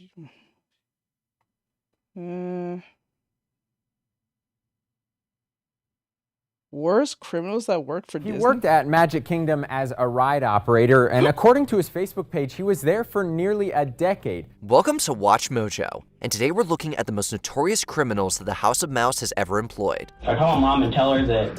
You're an adult, correct? Yeah. I'm not calling your mom. Stay there. Renan Diaz de Rocha Gomez. Magic voyage, filled with grown-up wishes. In October 2017, the Disney Wonder cruise ship docked in San Diego, where merchandise host Renan Diaz de Rocha Gomez was arrested. A Brazilian citizen, Gomez confessed to committing wire fraud using the Verifone sales system. Embezzling over $260,000, he made unauthorized charges to his Disney bank account, transferring funds to more than 200 Disney gift cards. Because Disney bank account? That's a thing? Disney has a bank account? You know a Disney bank account? That's a thing? I didn't know that was a thing. What the hell? Here, dreams really do come true. He ripped off Disney in more ways than one, using over $37,000 of the misappropriated funds to take his family on a lavish Disney World vacation. Accepting a plea deal, Gomez was ordered to pay back Disney, in addition to surrendering a stolen watch and more than $1,000 found Well, apparently dude's embezzled money from Disney. in his cabin. He was also sentenced to 15 months in prison. The dream that you wish will come true. Patrick Spikes. Known as Backdoor Disney, Patrick Spikes allowed followers to experience the Magic Kingdom from an employee's perspective. In July 2018, Spikes entered the Disney Utilidor system with his cousin, Blayton Taunton, who used a fake ID with the name Jack D. Marrow. Court documents detail how Spikes became a suspect after he allegedly posted some of the stolen items on social media 2 months after they were taken. They pulled off a haunted mansion heist, stealing clothing and props valued at $7,000. The plot thickened when Spikes got into an altercation with the authorities over his phone, which was supposedly used to text photos of clothes from a stolen Epcot animatronic named Buzzy. Your phone? And actually, now give me that. In May 2019, Spikes was arrested for stealing roughly $14,000 in Disney merch, which sold online for more than $30,000. While the cousins avoided prison, they received fines, probation, and community service along with Disney bans. And both men, who now live in the Florida Panhandle, have been permanently banned from all Disney properties. Nice. Michael Scheuer. A former menu production manager for Disney, Michael Scheuer was fired in June 2024 for misconduct. Following Scheuer's termination, Disney's menu system was hacked, adding profanity, changing pricing, and, most seriously, removing potentially life-saving information about allergies. Multiple Disney employees were also locked out of their accounts. Investigators believe he logged into the system through a private network. Disney thankfully realized something was off before the menus could reach the masses, but the ordeal still cost the company more than $150,000. The complaint alleges Scheuer's cyber attack cost Disney at least $150,000. The cyber attack was traced to Scheuer, who insisted he was innocent when the FBI raided his home in September 2024. Now, he denies any wrongdoing and says Disney is trying to frame him. By the following January, though, he pleaded guilty. Aside from being ordered to pay over $600,000 in damages, Scheuer was sentenced to 3 years in federal prison. Just desserts were on the menu. Christina Baldwin. During the summer of 1996, Michael Watts and Jared Brown were arrested for committing armed robbery in Disney World's underground tunnel system. While nobody was shot, thousands in restaurant receipts were stolen. Since this hidden system is closed to the public, authorities suspected that the thieves had somebody on the inside. Enter Christina Baldwin, a teenage Disney employee who was subsequently arrested on conspiracy charges. Baldwin was responsible for carrying the stolen money through the tunnels, according to Deputy Mike Pagan. Her stepbrother, Sean Cooley, was also implicated. In December that year, Cooley was sentenced to more than 6 years in prison, while Watts got over 3. As for Baldwin, she was held at the Orlando Regional Juvenile Detention Center and naturally lost her job. Matthew Solis, an employee at Disney's Blizzard Beach. Matthew Solis called 911 in August 2018. Bro's name's Solis.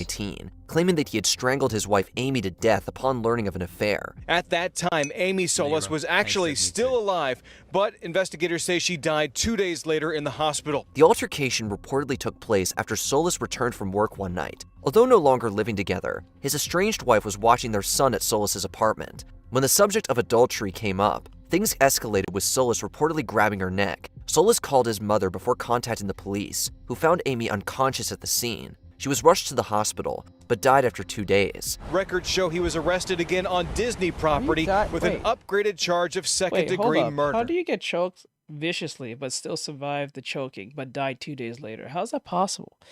Did he like break your trachea or something? What the hell? Don't they have like a breathing tube thing? How did you die 2 days later? That's crazy. Maybe it was like a brain. Maybe he was choking her and he was like beating her. Oh, maybe what happened? He was choking her, but he was like bashing her head on the floor, so he caused brain damage. Said yes, how? I think that's what happened. He grabbed her by the neck and probably was like bashing her head against the back of her head. Like he was grabbed her neck, bashed her head from the back of her head onto the floor or the wall, caused brain damage, hemorrhage, or whatever case may be, flooded with blood.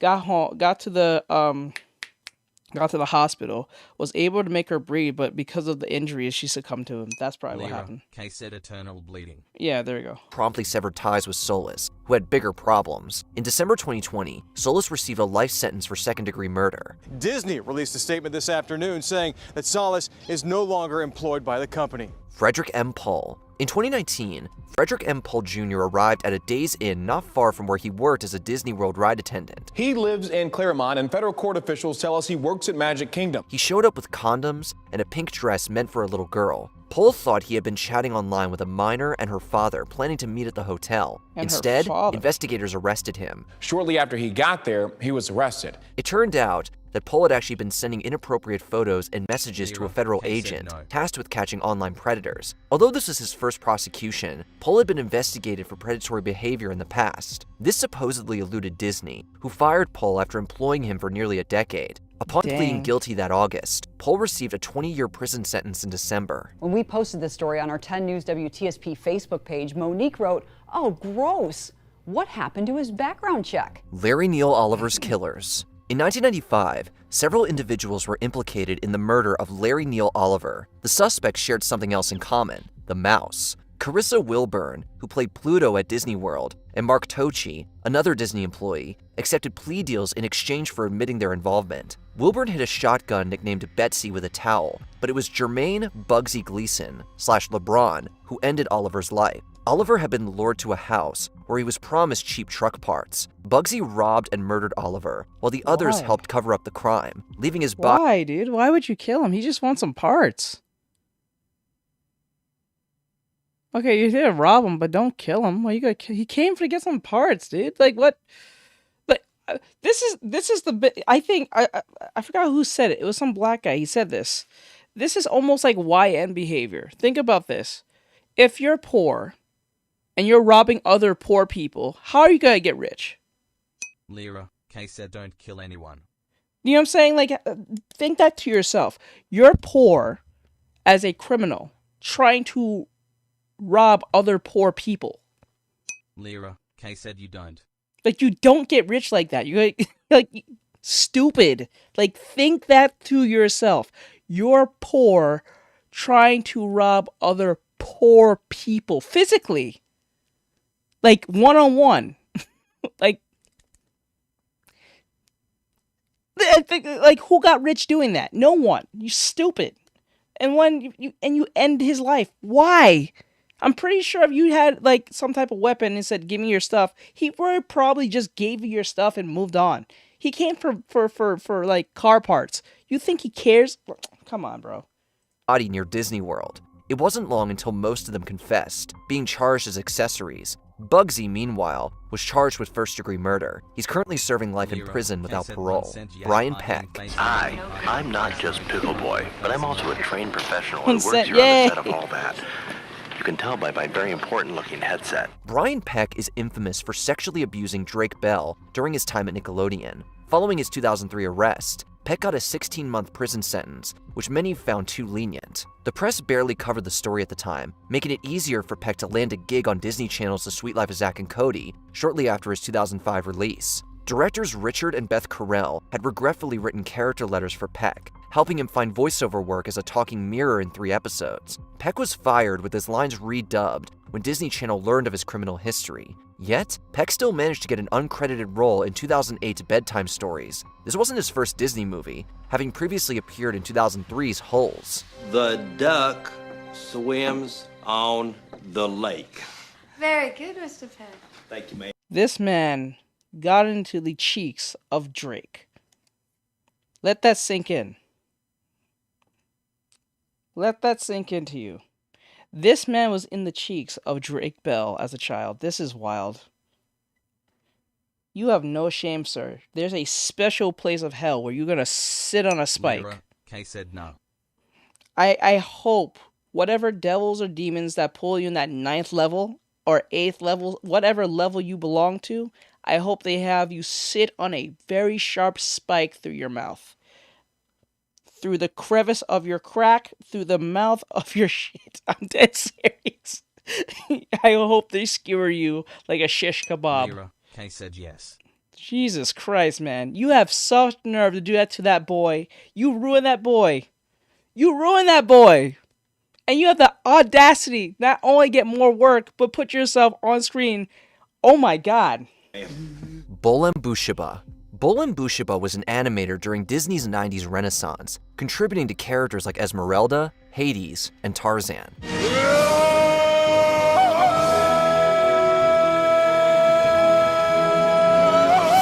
He later worked on Pixar films like The Incredibles, Ratatouille, and Up. His final credit was as a story artist on Elemental, which came out a year before authorities apprehended him in 2024. Sorry, buddy. Elements don't mix. Bushiba was accused of ordering hundreds of minors in the Philippines to be sexually assaulted via livestream. He already had a conviction on his... Oh my God. It's always... Oh my... And I bet you most of them was little boys.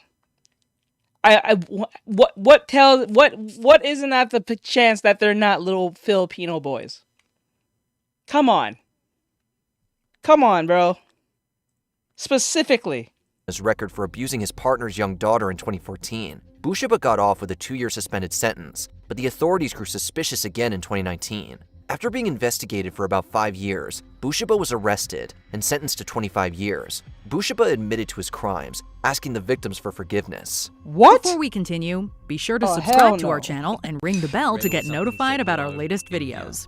You have the option to be notified for occasional videos or all of them. If you're on your phone, make sure you go into your settings and switch on notifications.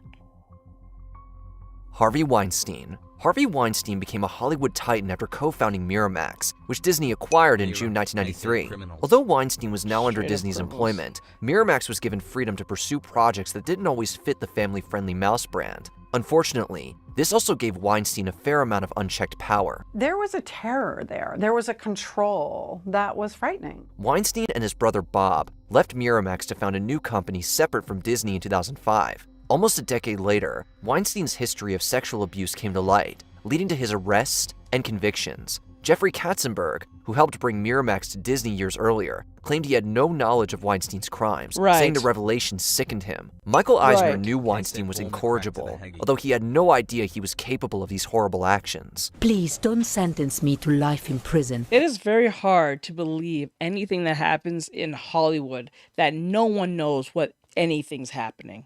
These people know. They just get paid off to say nothing. They have NDAs and everything. You honestly believe this man just don't know anything? Come on, man. You don't know anything about your other powerful friend of what he's doing. This is Hollywood we're talking about. This is not some, like, business partnership type thing. This is Hollywood. Known for being Holly weird. And you get what I'm saying when I say this. But, like, come on. You don't know what this man was doing? Come on. Lyra, Kay said it is. And, like, this man was rubbing shoulders with Oprah Winfrey, bro. Oprah Winfrey. They're good friends. Like, Oprah didn't know what this man was doing either. Come on. She's a billionaire. I think. Yeah, Oprah's a billionaire. She doesn't know what this man is doing. These people can get private investigators or private investigators on you, like, almost instantly. You don't know what he was doing. Come on. He told the court. Can you think of any other criminal who worked for Disney? Let us know in the comments. He was also ordered to never return to Disney Park. How the hell is Oprah? Oprah? Who's Oprah? Let me see. Alright, what's next on the one? Let's see here.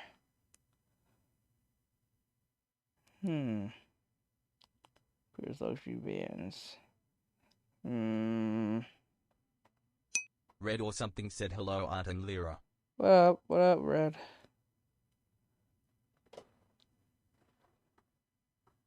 Huh.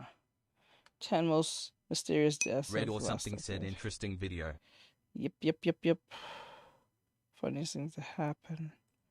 Grandma and Gramps are here. So this one is called 29 Deaths That Lyra, Happened Kay Because said the hi, Actor Red. Died in Real Life. Is Dad with them? No.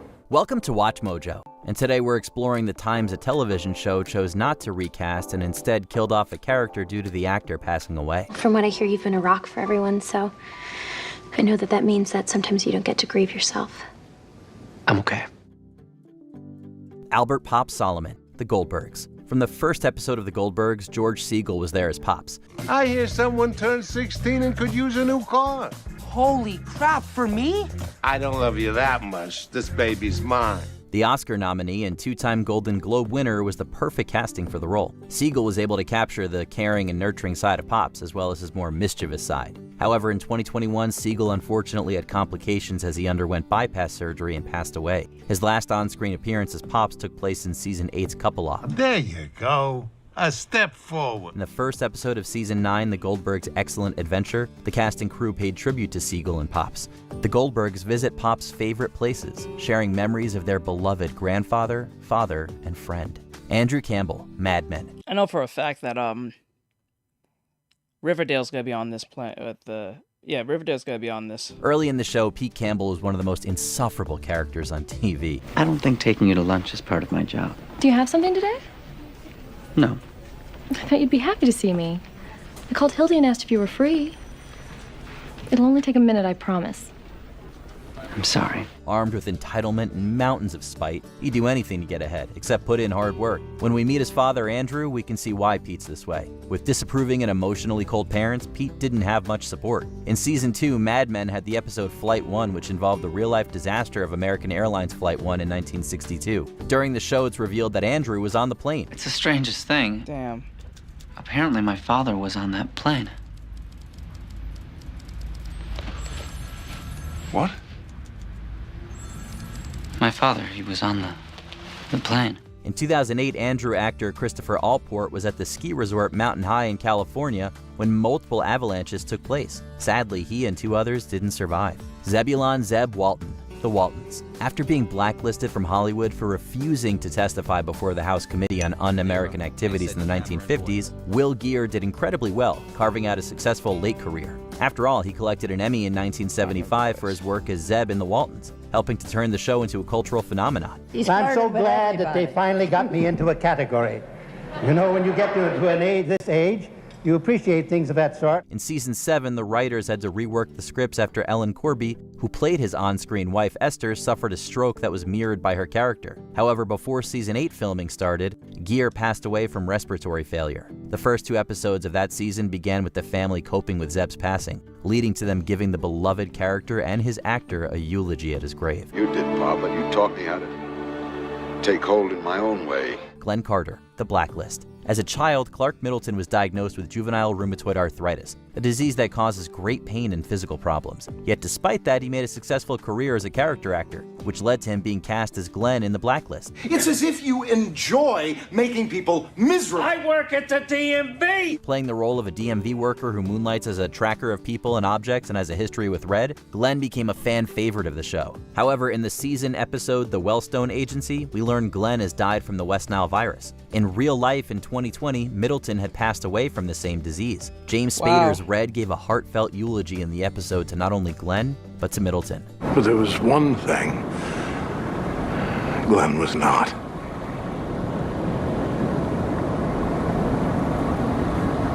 And that's afraid. Glenn was not afraid. Dr. Charles Kroger, Monk. If it wasn't for Kroger, Monk would never have been able to return as a consultant detective. Going with the flow. Good. Good for you. You've been, doing some consulting? Yeah, in Santa Clara. His therapist and friend helped him cope with his nervous breakdown and OCD following his wife's murder. Even through Monk's ups and downs, Kroger was there as his emotional pillar, even if the duo clashed occasionally. In the first episode of Season 7 of Monk, Mr. Monk Buys a House, we discover that Kroger had suffered a fatal heart attack as Monk struggles to come to terms with it. Kept reaching for the phone to call. Dr. Kroger. I know. I miss him too. This sadly mirrored what happened to Stanley Camel, who portrayed the character of Kroger. In 2008, he was found at his home after suffering a heart attack. Richard Gilmore. Gilmore Girls, A Year in the Life. As the patriarch of the Gilmore clan, Richard was heavily featured in the original run of the TV show Gilmore Girls. Hi, Dad. What is it? Christmas already? Lorelei was taking a business class at the college today and decided to drop in to see us. What business class? Well, she told us about it, dear, remember? No. With his traditional view of life coming from wealth, this occasionally brought him into conflict with his daughter Lorelei. Played by Edward Herrmann, the Emmy and Tony winner brought his exceptional experience to the role. When the revival miniseries Gilmore Girls: A Year in the Life debuted, Richard was set to leave a big hole in the family. 2 years before the show aired in 2014, Herrmann sadly passed away from cancer. The first episode of the revival featured the family coping with Richard's loss from the after effects of the heart attack he suffered in the original show. How dare you call me an idiot? I just lost my husband. I just lost my father. And you couldn't care less. That's horrible. You're horrible. Get out. Bubby, Arthur. Over the years, the children's cartoon has had many famous guest stars who typically appear once. Yet they managed to get the legendary comedian Joan Rivers to come back multiple times as Bubby, Francine's grandmother, a role which got her nominated for a Daytime Emmy. Oh, I'm a failure. You're not a failure. However, in season 25, the episode Listen Up had Francine cope with the passing of Bubby as her friends rallied behind her. In 2014, Rivers experienced terrible complications during minor throat surgery, sadly leading to the comedian's death. During the investigation, several severe errors by the medical team were discovered, which contributed to her passing. In my opinion, it was 100% preventable. In 2016, Melissa Rivers settled a malpractice lawsuit against those involved in her mother's demise. George Gramps Miller, Lassie. After working as a vaudevillian before making his name in Hollywood, George Cleveland was cast as the hard-working farmer Gramps in the Lassie TV show. Look, boy, there's one thing you got to understand. The Lord made animals free, just like human beings. And you can't force them to love you. They got to do the deciding. However, while filming season 4, Cleveland sadly died from a heart attack. In the episode The Transition, the Miller family mourned the loss of Gramps. The show creators spoke with child psychologists as this was one of the first times a family program was tackling death. However, the network and sponsors reportedly required that certain words around death not be uttered. Instead, the characters spoke about losing Gramps as they gave tribute. The death of Gramps was then used as a catalyst for removing the Millers from Lassie and replacing them with the Martins. Bye, girl. J.R. Ewing, Dallas. No character has become as synonymous with a soap opera as JR and Dallas. So much so that Larry Hagman's work in the role saw the character regularly topping lists of the greatest TV villains. Jordan, I told you I needed that cash for other deals. You knew those wells were going to be worthless, and you suckered your friends into buying the leases. Now, hold on a minute, Jordan.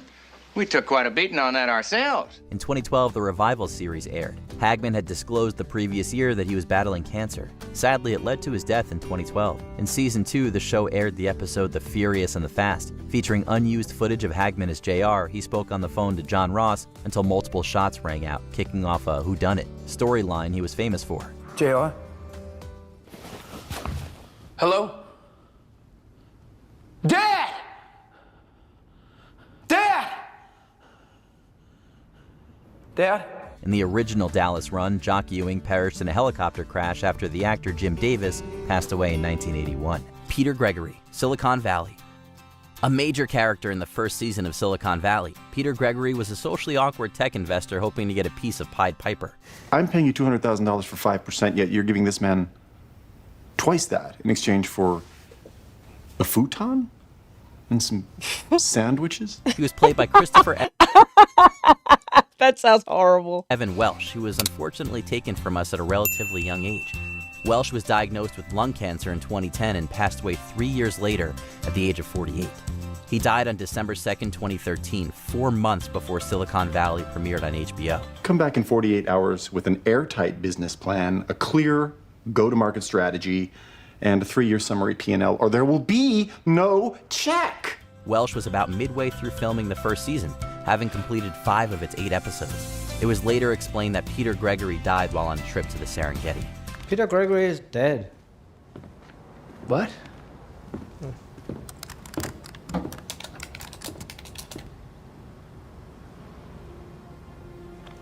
Holy shit.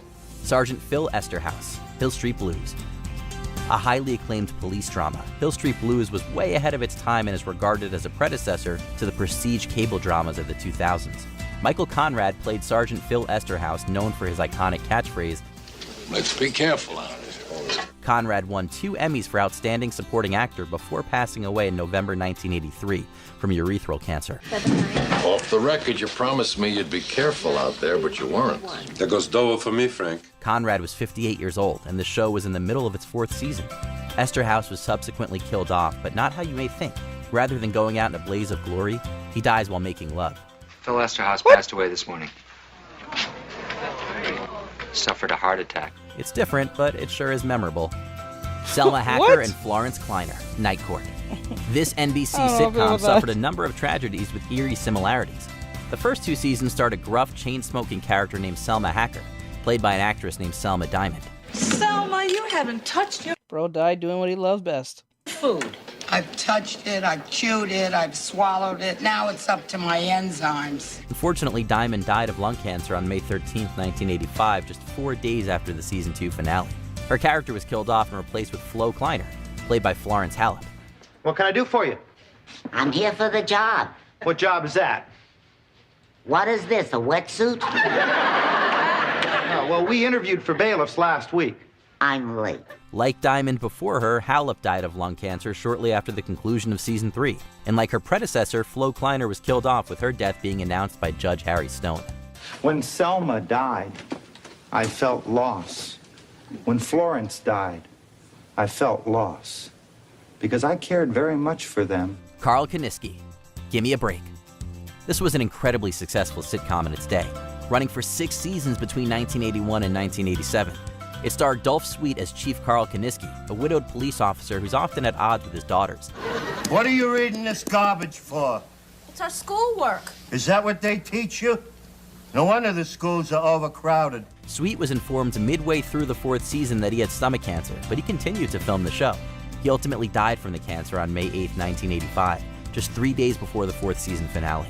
Wait a minute, Chief. Jonathan is a very nice young man. It's just that whenever he's around you, he falls apart. You just have to get to know him. No, I don't. Sweet's funeral was held on the night of its airing, with his co-star Nell Carter delivering the eulogy. Season 5 opens with an acknowledgement that Chief had died, and the episode is handled with mature grace as the characters learn to grieve his passing. Listen, Joey. The Chief is no longer with us.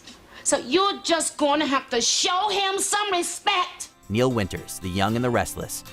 Perhaps the most famous soap opera in TV history, The Young and the Restless has been going strong since 1973 and has aired well over 12,000 episodes.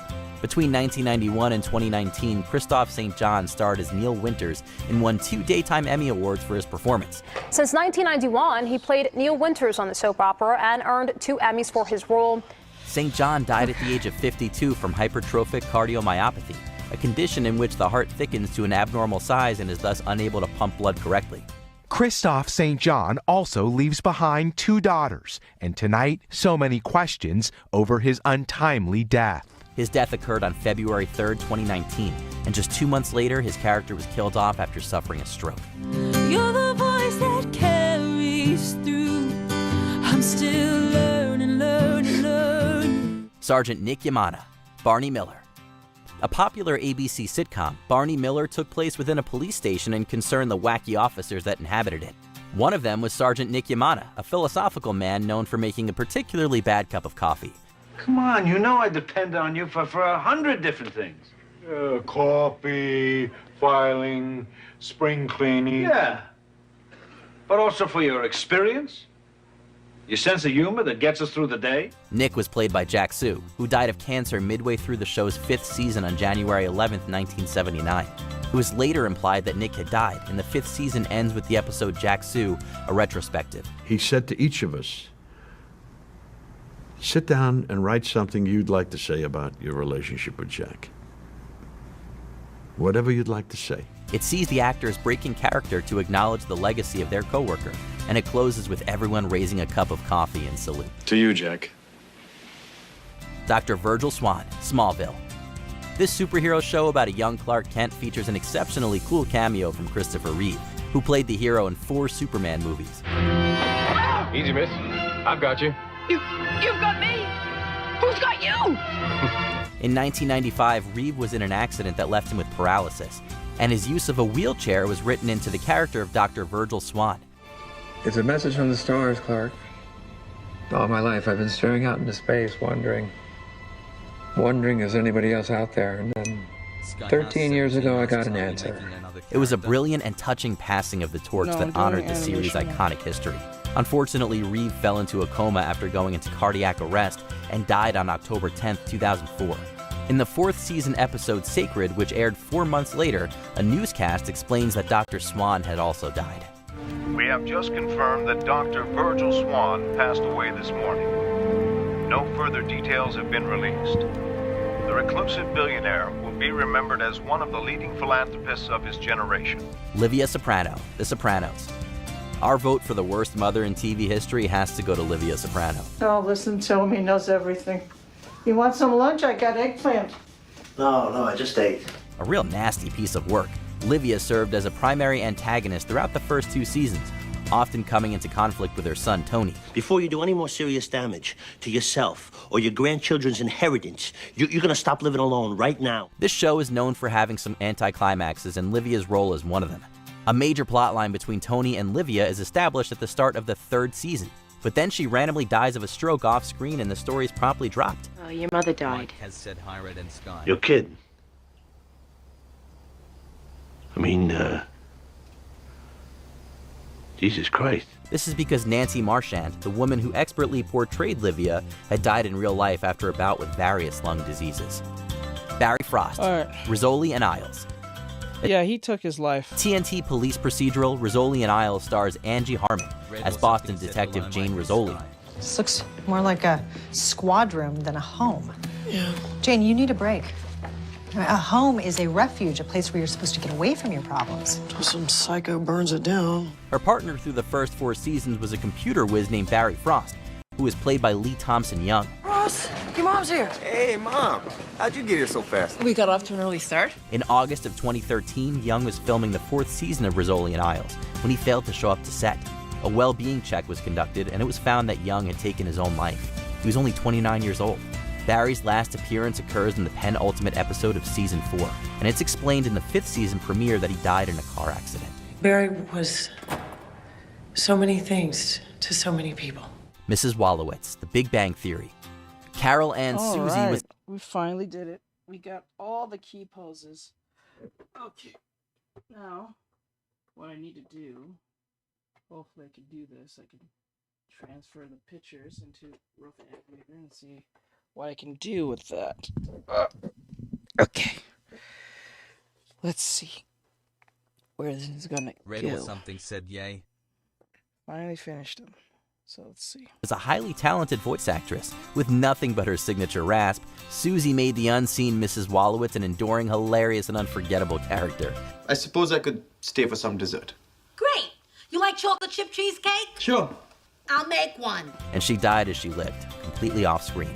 Mrs. Wolowitz dies in the 8th season episode The Comic Book Store Regeneration, and it's explained that she passed in her sleep while visiting her sister in Florida. What's wrong? My mom died. What? That was my aunt. Ma took a nap. She never woke up. Susie's death was just as sudden and surprising. She went in for a medical procedure and discovered that she was suffering from cancer. Her health quickly worsened and she passed away just 1 week later at the age of 62. Bill McNeil, News Radio. Phil Hartman brought his signature style of comedy to a variety of projects, including Saturday Night Live, where he earned an Emmy. There's going to be a whole bunch of things we don't tell Mrs. Clinton. Fast food is the least of our worries. One of his most beloved roles was on news radio as Bill McNeil, an egotistical yet hilarious anchor at the WNYX station. Dave's gone too far this time. Imagine an office without snacks. Hartman played McNeil for 4 out of 5 seasons. Tragically, after the show's 4th season, Hartman was fatally shot by his wife before she took her own life. The show's 5th season premiere was able to act as a tribute to the character by saying his character died off-screen from a heart attack. As far as memorial services go, I thought that was very nice. His absence on the show was definitely felt by all. Ernie Coach Pantuso, Cheers. Every character on this classic sitcom brings their specific charm. For the bartender, Ernie Coach Pantuso, it was his sweet but very dim-witted nature. How many times did you play hurt, Sam? Now and then. I must have got hit by 100 fastballs. Actor Nicholas Colasanto embodied Coach's personality flawlessly and turned him into one of the most popular characters. Sadly, the actor passed away in 1985 from a heart attack after playing Coach for the first 3 seasons. Coach, we were gonna kiss. We were? Mind if I do these first? Since his passing occurred in the middle of season 3, his character was initially just not around, but the season 4 premiere eventually confirmed Coach had died. Woody Harrelson was brought in to fill the role of the bar's resident dummy with a heart of gold. I'm a friend of Coach's. Is he around? I'm sorry, Woody. I guess you hadn't heard. No, Coach passed away a couple months ago. But yeah, I'd like to think he's still around. During the finale, the show still took a moment to pay one final tribute to Coach. Edna Krabappel, The Simpsons. The Simpsons has an incredible cast of kooky recurring characters. One of the most frequently featured staples was the cynical elementary school teacher, Edna Krabappel. Mrs. Krabappel, if I don't get at least a C average, I can't go to Camp Krusty. Have a delightful summer. During Marsha Wallace's 14-year history as the character, she earned an Emmy for outstanding voiceover performance. In 2013, the actress passed away due to complications from pneumonia. Although Krabappel's death was never explicitly stated on the show, there are several hints towards that being the case. I have to stay here in Springfield because boys like Bart Simpson need me. Bart's chalkboard message to her following Wallace's passing and several mentions of her from other characters made it clear that Edna didn't simply retire. Mr. Hooper, Sesame Street. Although the majority of the most famous characters from this educational series are puppets, Mr. Hooper certainly left his mark. Hi, Mr. Hooper. Oh, hello, Gordon. How are you? While the owner of Hooper's store could be a bit harsh, he undeniably had a warm heart. Will Lee played Mr. Hooper from the show's beginning in 1969 until 1982 when he died of a heart attack. No one would have blamed the kids show for writing the character off in a gentle way. Last but not least, ta-da! Oh, look at that one. That's nice. So beautiful. However, the show decided to address his death through a storyline with Big Bird in a way its young viewers could understand. Big Bird, when people die, they don't come back. Ever? No, never. Sesame Street was praised for handling such a serious topic with sensitivity and understanding. They made sure that children and adults could say goodbye to Lee's Mr. Hooper. Owen Granger, NCIS Los Angeles. Miguel Ferrer went from playing recurring character Owen Granger on NCIS Los Angeles to being a part of the main fabric of the show. Go into the main building, tell them to lock the doors and keep security and PD away. I'll handle this. While he was still acting on the program, he was diagnosed with throat cancer. A behind-the-scenes decision was made to reveal that the Granger character was also suffering from a cancer ailment caused by risky career choices. I'm afraid he's gone. Gone? From what I understand, one minute he was here and the next minute he wasn't. Within the show, the character left a hospital where he was being treated to spend time with his family. In real life, Ferrer had passed away in a house he shared with his loved ones. The show concluded Granger's storyline by letting the audience know he had died peacefully in a beautiful place. I got to know my father and he got to know me. It was a wonderful week. Leo McGarry, The West Wing. Aaron Sorkin's The West Wing had a wonderful cast of deep characters and engaging plot lines that helped earn the show more than 24 Emmys. One of its Emmys went to John Spencer, who played the president's chief of staff, Leo McGarry. Well, you're president of the United States. You're delivering the State of the Union address tomorrow night. India and Pakistan are pointing nuclear weapons at each other, and you have 102-degree fever. So I guess we're out of the woods. McGarry's dynamics with other characters was fascinating to watch. His friendship with President Jed Bartlett was particularly engaging, engaging. Sadly, that friendship was cut short when Spencer died of a heart attack in 2005, partway through filming the show's final season. At the time, Leo was running for vice president. The series had him also die of a heart attack on election night. In a touching moment, the writers made it clear Leo would have become vice president. Thanks, boss. Fred Andrews, Riverdale. Oh, there Luke it is. Perry became a teen icon while playing Dylan on Beverly Hills 90210. He returned for a whole new generation of teen drama on Riverdale to play Archie's father, Fred Andrews. Welcome home, Ferris. Sneaking out, breaking curfew, getting into fights. Dad, don't freak out, okay? I was with Josie helping the Pussycats with a song they're doing at that Taste of Riverdale thing. And I was hoping you would let me go. Thanks to Perry's fine work, his relationship with his son felt real, and the character felt incredibly compassionate. The show demonstrated his selflessness by having Fred sacrifice his life to push a stranger out of the path of a speeding car. Another vehicle came upon them way too fast. Yeah, I remember seeing this. He was struck by. In reality, this turn was written in response to Perry's passing of a stroke in 2019 at just 52. Riverdale's Season 4 In Memoriam episode served as a touching tribute to the character and actor. Perry's Beverly Hills co-star Shannon Doherty also made a guest appearance as the stranger he saved. You're the one he was helping.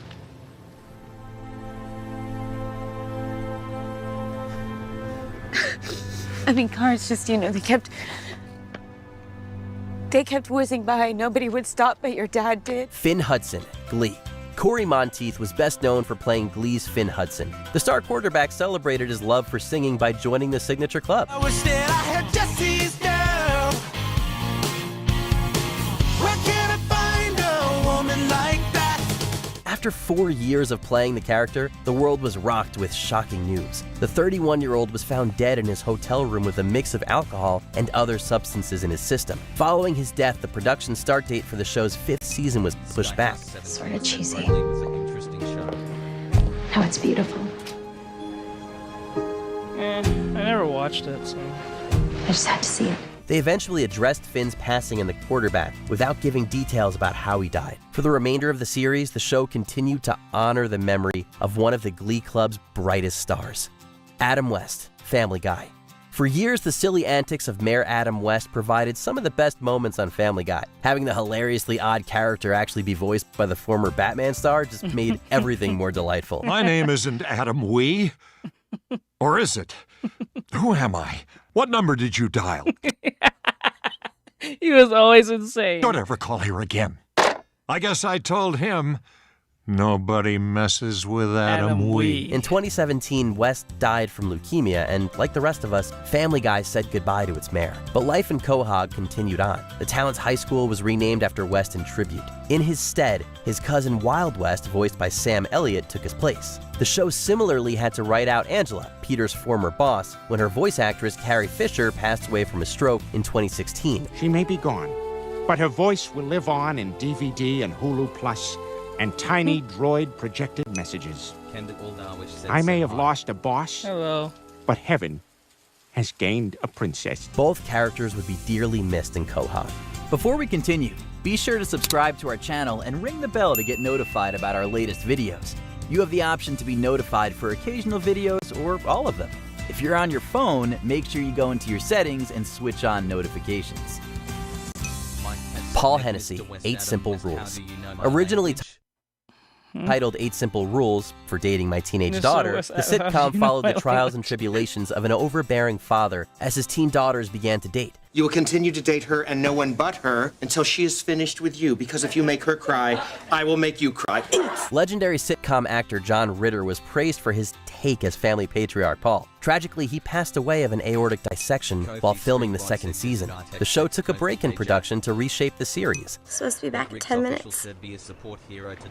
He's running a stupid errand. He was supposed to be back, and he was taking us to school. After it returned, the show spent an hour-long episode to serve as a tribute to Paul. Subsequent episodes also showed the impact of his death on his family. And I always hated it when he did that.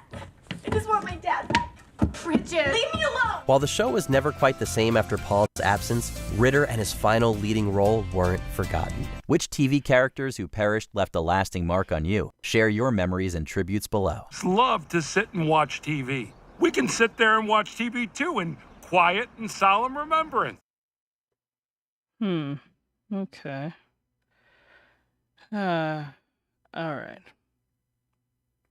I think enough Watch Mojo is done. You live with the awareness. Oh, pause that. Let's see here.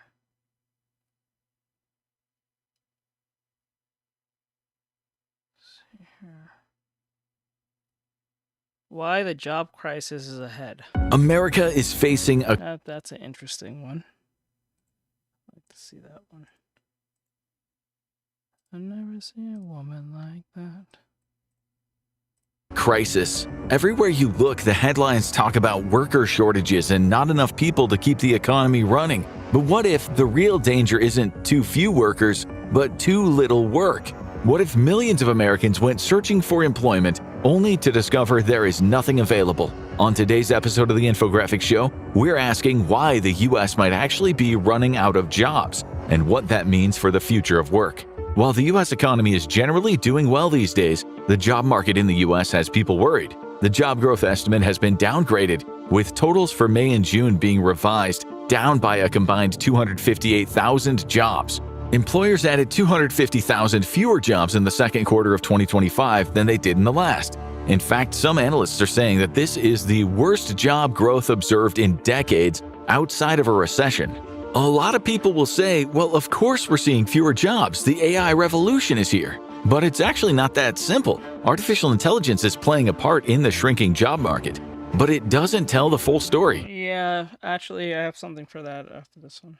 So why is the US running out of jobs? Let's start with one of the simpler explanations. The rise of remote work has changed the playing field for American workers.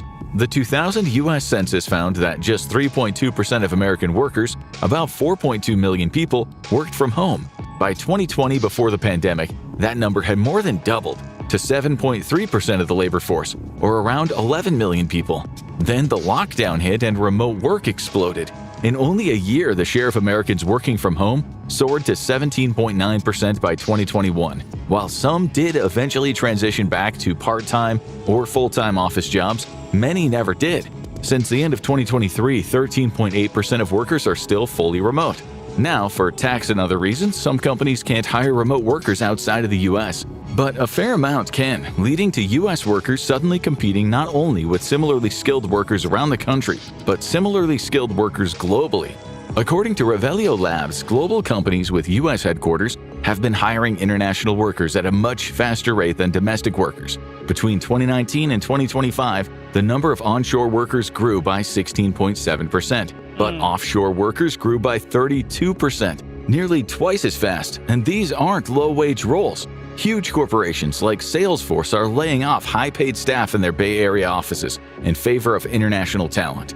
While only 5% of companies were open to hiring international remote workers in 2019, by the end of 2020, that number had jumped to 10%. In 2022, companies seemed even more willing to hire globally, with the State of Global Hiring report finding that 64% of U.S. companies were either expanding international hiring or planning to. This leaves U.S. workers either shut out of those markets entirely or forced to compete fiercely for what's left. Increasingly, company job postings aren't aimed at Americans, or at least not Americans alone. And as if things couldn't get worse, some other workers are being replaced with, well, no one whatsoever. Well, except ChatGPT, or Claude, or Cursor. The rise of artificial intelligence, and specifically LLMs or large language models, is on the verge of making some jobs obsolete. According to Coursera, some, not all, because I came to realize that they're good. Like, these language models are good for like short, small tasks, but they're not good for long term because they cause more trouble than it is. Entry-level roles are the most at risk, especially in manufacturing, clerical work, transportation, retail, and sales. You might still need a senior developer or experienced lawyer to oversee what an LLM is spitting out, but you don't need as many paralegals or junior coders to help them. However, many economists and tech experts warn that this could trigger a long-term labor crisis. After all, senior developers start off as juniors, and future lawyers often gain experience as paralegals. But if a team of 5 junior staff led by a veteran is replaced with one veteran using an AI assistant, where does the next generation get the training they need to become tomorrow's experts? some people have probably already seen AI take their jobs, though most companies are hesitant to say so openly. In the spring of 2025, Microsoft CEO Satya Nadella announced in April that 30% of the company's code was now being written by AI, and then in May fired 6,000 employees. Just to really ram home the point, another 9,000 were let go in July, equating to 4% of the company's international workforce, which would appear to be related events. In fact, almost all of the tech giants, including Google, Meta, and Amazon, have conducted massive layoffs since 2022. Meta laid off 3,600 people in the beginning of 2025, and companies like IBM cut 8,000 jobs in HR and other departments as it increasingly uses AI to complete administrative tasks. And the problem doesn't just lie in tech. In June 2023, IKEA, in an effort to make its customer service as confusing as its assembly line instructions, said they would start phasing out their customer service agents in favor of an AI bot named Billy. Duolingo is one of the few companies that seems openly proud of firing workers in favor of AI. They made headlines in January 2024 when they announced they'll let go 10% of their contractors in favor of using AI to translate content. And that's why nobody likes the owl. We should point out that some industry experts and commentators actually doubt that these layoffs are because of AI replacing human workers. Menlo Ventures' Didi Das says layoffs are happening because the big tech companies need huge amounts of cash for investments in AI data centers. Tech advisor and entrepreneur Wes Roth says this isn't about AI replacing humans yet. Not yet. Not yet. Because, like I said, the data learning models are learning. They're good at short tasks, small, repetitive tasks, but they're not good at long-term because they end up having more problems and bugs. It's about restructuring to fund AI initiatives. However, even if this is the case, it still means that some of the world's biggest companies are betting more on an AI-led future rather than on their own experienced workers. That's bad news. But not even that, it's also like, see, saving money. Why is it more expensive than ever? It's saving money is the whole point of a business. It's supposed to save as much money and make as much money with little to no, risk, right? Makes sense, but when you really stop and think about it. Skyhouse17 asks, "Are you making an animation?" Yes. What makes it worse is like.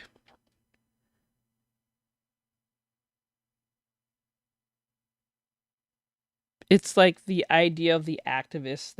I think that's the real reason why they're pushing this as much as possible, to get rid of the activist who keeps calling HR for virtually every little thing. That must be like 50% of the other problem, or at least 40% of that problem. Mainly, I think, in my head. For future generations, and some of them already sense it. There's always a slight gap between unemployment rates for all college graduates and those for recent college graduates, but at the beginning of 2025, the gap has been getting unnaturally big for an economy not in recession. According to the New York Federal Reserve, labor conditions have deteriorated noticeably. While the unemployment rate for all college graduates is 2.7%, the rate for recent college graduates, 22 to 27 years old, was 5.8% in March 2025. That is higher than the general unemployment rate of 4.2%. It doesn't even matter how good of a school you go to. Harvard Business School told the Wall Street Journal that 23% of its MBAs actively looking for work were still unemployed 3 months later. While that may not sound like a long time, it is surprising for graduates coming from one of the most prestigious universities in the world. Many tech experts have justifiable questions about how useful LLMs are without human oversight, and if they can really outright replace human labor. But at the end of the day, if managers are convinced AI can do a better job, regardless of how true it is or not, people are going to get fired. Perhaps that's why many people are now really damaged the work environment. What is that? So you think Me Too movement? No, activists in general. It doesn't have to be Me Too. It could, from everything from the Palestinians, the Me Too, the LGBT movement, the DEI, it's all different movements. The Black Lives Matter, all of them. It's not just one specific one. It's all of them. Because if you notice, even when Black Lives Matter got what they wanted, they still just existed for the sake of existing. The one thing you learn about America, I don't know about outside their country, the one thing you learn about America, when a movement is started, it never goes away. It never truly dies, even when they get to the initial wanting of stuff. So like it's like going on strike, but forever. So like say you go on strike for your job, and your job says, "Oh, we're not going to pay you this much because we don't think it's important." 17 said, "Okay, bro, they used the money to buy houses. They never helped the black community at all." Exactly, they didn't. They're on the run. Most of them are hiding. Most of them are criminals. Black Lives Matter is a horrible organization. Horrible.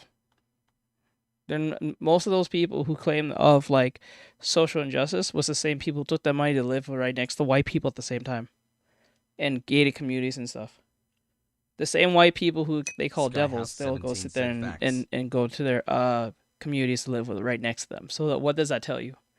So it's not real. All of it's even Lil Yachty even said it outright on screen twice, 3 times, and said it's not real. It's a scam. You must know when the rapper says this.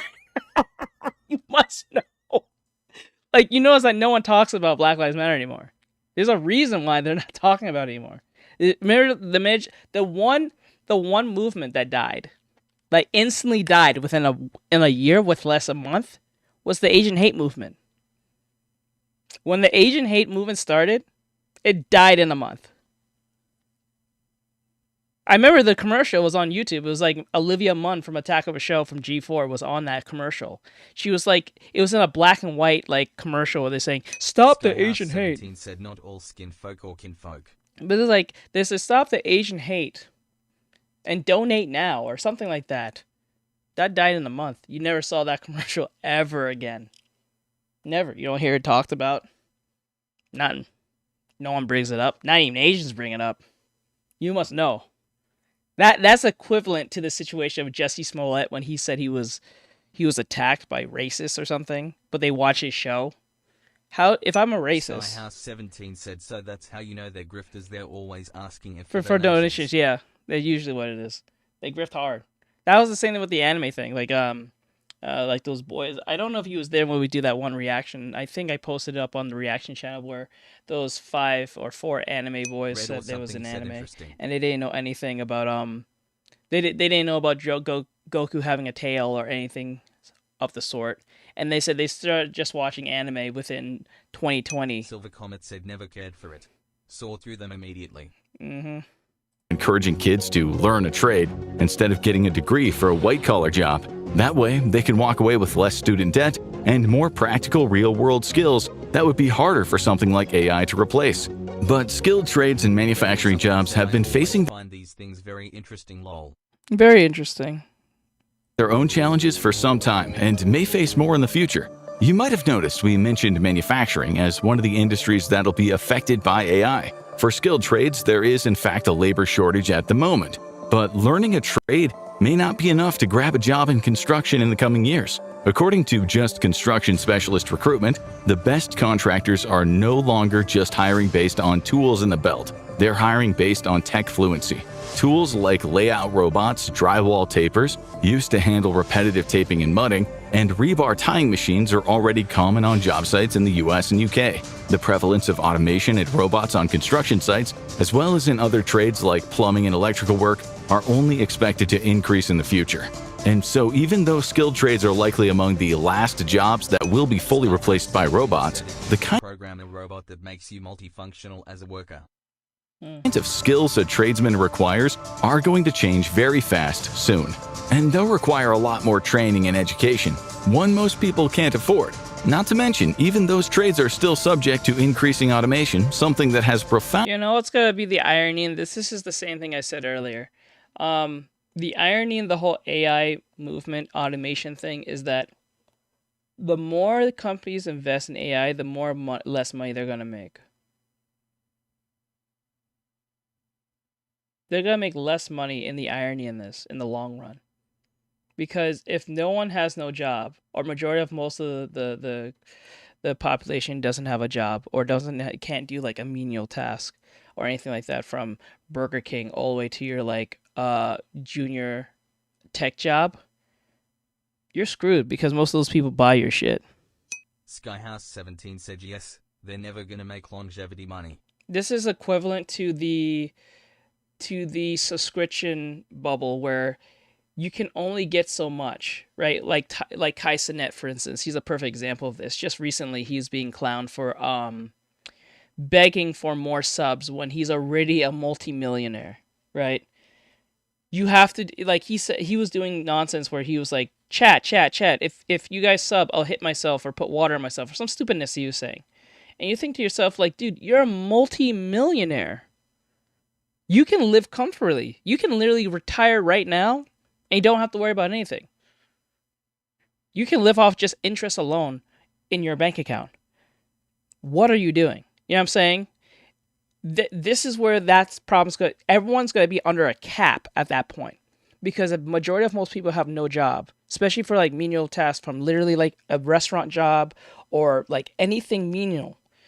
To the point that a tech individual who's went for 4 years plus or whatever case may be can't get a job. We're all screwed. You can't buy a car. You can't buy groceries, especially with inflation. Wars on the rise every 5 seconds. Read or something said the writing on the wall is underlined twice and highlighted. It's wild. And no company is seeing it. No, they like to pray. Like there's never gonna be a mafia fund for that's what most YouTubers do, like PewDiePie. But like that, like it's like it's a lack of self-awareness or purposely. I think you're more of a moron when I think one thing having lack of self-awareness is one thing. It's when you purposely try to have no self-awareness. That's where I think you're beyond stupid. Jolly Incha 35 said just got a fish tank to set up smiling face with hearts emoji. Very cool. Silver Comet said honestly just being humble is such a rarity. It is. It is. And what's going to happen is most people are not going to have a job. Most people can't buy anything. So most of these companies' stocks are going to go down almost instantly. And most of them can't work. So how are you going to make money? This is equivalent to the nonsense they did in Fallout, the TV show, where somehow billionaires thought if we cause the apocalypse by letting all the... 35 said because most people can't afford half of its skull emoji, skull emoji, skull emoji, skull emoji. Letting all something said hello Silver.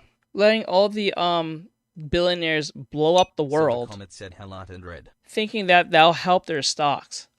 How is it that everyone dying makes you more money?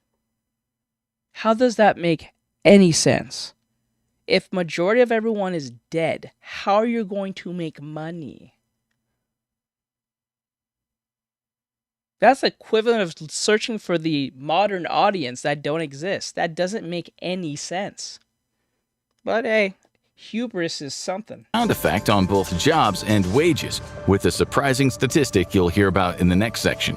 Because despite multiple politicians' promises to bring manufacturing jobs back to the US, this mass reversal of job outsourcing has never really materialized. Jobs were outsourced in the first place because of lower labor costs abroad, as well as the US's growing deficit with major manufacturing countries. The Economic Policy Institute estimated that a growing trade deficit with China cost 3.7 million US jobs between 2001 and 2018. Even if the US raised import costs and cut domestic wages enough to make factory workers this is a tariff competitive with cheap foreign labor, it still wouldn't solve I've said I don't think they should have tried reverse engineering TBH. the problem. Outsourcing might have taken away US manufacturing jobs, but now something else has replaced them entirely: automation.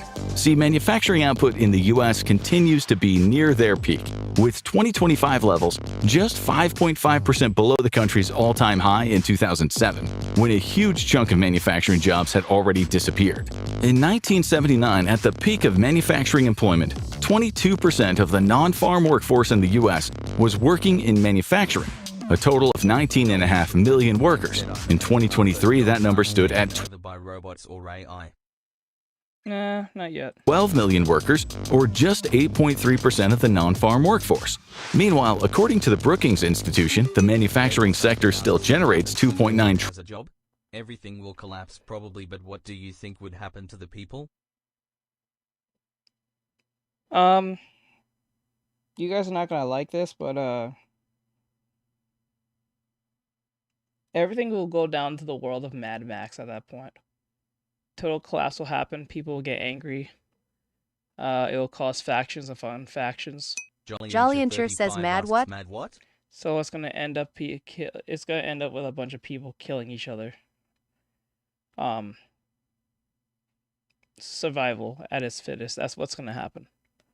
Because once you can't, once the institutions start like collapsing in itself, that's where the chaos starts reigning. Everyone will fend for themselves. People are gonna come to the point of upping arms, and it's pretty much gonna be like The Walking Dead without the zombies. So that's how I see it. Because when unrest is not being like, it's not being treated or at least acknowledged, the worst thing you want to do to someone is put them in pure isolation of a problem that you can fix. Well, that was obvious. So that's what's going to happen most. So it's just a matter of time. We're already having this problem right now with all the other movements that's happening at once. 17 said so. Fallout, pretty much Fallout. Yeah, pretty much. And then and we're at the worst time to be having, like, think of it this way. We have a bunch of like movements that's going at it for different ideologies and reasons and agendas. And then World War III is constantly on the precipice of Putin threatening us, North Korea threatening us. We at war with China eventually in a couple of years from now. About the whole Taiwan thing. So like we're really sandwiched between a rock, a hard place, and just literally death on it on every measure. Young boys don't want to go to war because they've been curated to be soft. Basically, everyone has been screwed for generations. So yeah, I pretty am much. Not surprised. This is why millennials are at this weird road where they're living with their parents in their like late 20s or 30s, and everything that was promised to them was taken from them because the people in charge at the time when we was kids didn't do what they were supposed to do. And now those same millennials and Gen Zers are now activists, and because being an activist gives them a sense of purpose. Said, or because of Israel. Or that too. Red or something said, I thought people would just rebuild. I guess I'm an optimistic person. No. First, for people to rebuild, they have to have something for people to rebuild anything, you have to have some form of purpose. And this is why I think Jordan Lee Peterson said it. Majority of the specifically was talking about women, but he said women now are more childish than they are because the purpose of being a mother don't seem all that enticing to them. 17 said, I mean that's a factor. That's what they did before. And then like, and he ultimately blames the education system of like the varsity schools bringing wokeism, DEI, all that stuff in, telling every young person you're a victim and you have to be an activist for injustice instead of focusing on your future. You need to worry about things that has nothing to do with you. That's why a lot of people, this is why someone like Hassan is very attractive to most young people, because he's a millionaire who claims he's trying to fight injustice and eat the rich, but he's rich. They find that enticing because he can just sit from home. He doesn't even play video games. He just sits from home and gives his opinion and people hears it. But like after a while, he has upped the ante. See, the problem with the difference between a Hassan and a Asmongold can give his opinion but doesn't have to radicalize you. Right? He gives you your opinion. You can think about it. You can disagree with him or not, but he's not going to attack you for it. If you disagree with someone like Hassan, he'll call you a Nazi like almost instantly. That's the difference between an Asmongold and a Hassan. A Hassan will literally browbeat you for not agreeing with him. But if you don't agree with Asmongold, he might say F you, but he's not going to call you a Nazi. He's going to move on with his life. So there you go. Most of these kids, most of people my age... Skyhouse17 said, I know that's the thing, like these Twitch or big YouTuber, YouTube pays the most for the videos, that's the funny thing. That does. And the issue with the whole... I think streaming also has its merits and why a lot of young people don't want to work, because it's easy. It's more enticing to know that you can just make a quick video and make millions instead of going to work and make like $3 like minimum wage for like 8 hours and not really feel like you did anything. And then if you go to school, hopefully whatever job is pays well, and hopefully you went through those 4 years. You're in massive amount of debt. You have to wait till you're like late 40s, 50s. I don't know how it's depending on what job you go for, but I'll say late 40s, like late 30s, late 40s, early 40s, late 30s or early 40s, in hopes that you pay off your student loans depending on what you went for. Skyhouse17 said, "Oh, it's because of the royalties for the video, and anybody who watches it like 2 times to get money from it, like that's a lucrative." Yeah, but it depends on what the video's about. Your video's only good if it follows the guidelines. One, it doesn't have any like copyright music. It's not talking about anything rhetoric. It's really hard to make a video that goes viral, or like make a video that doesn't fall in line in some form of controversy. It's almost hard to do that.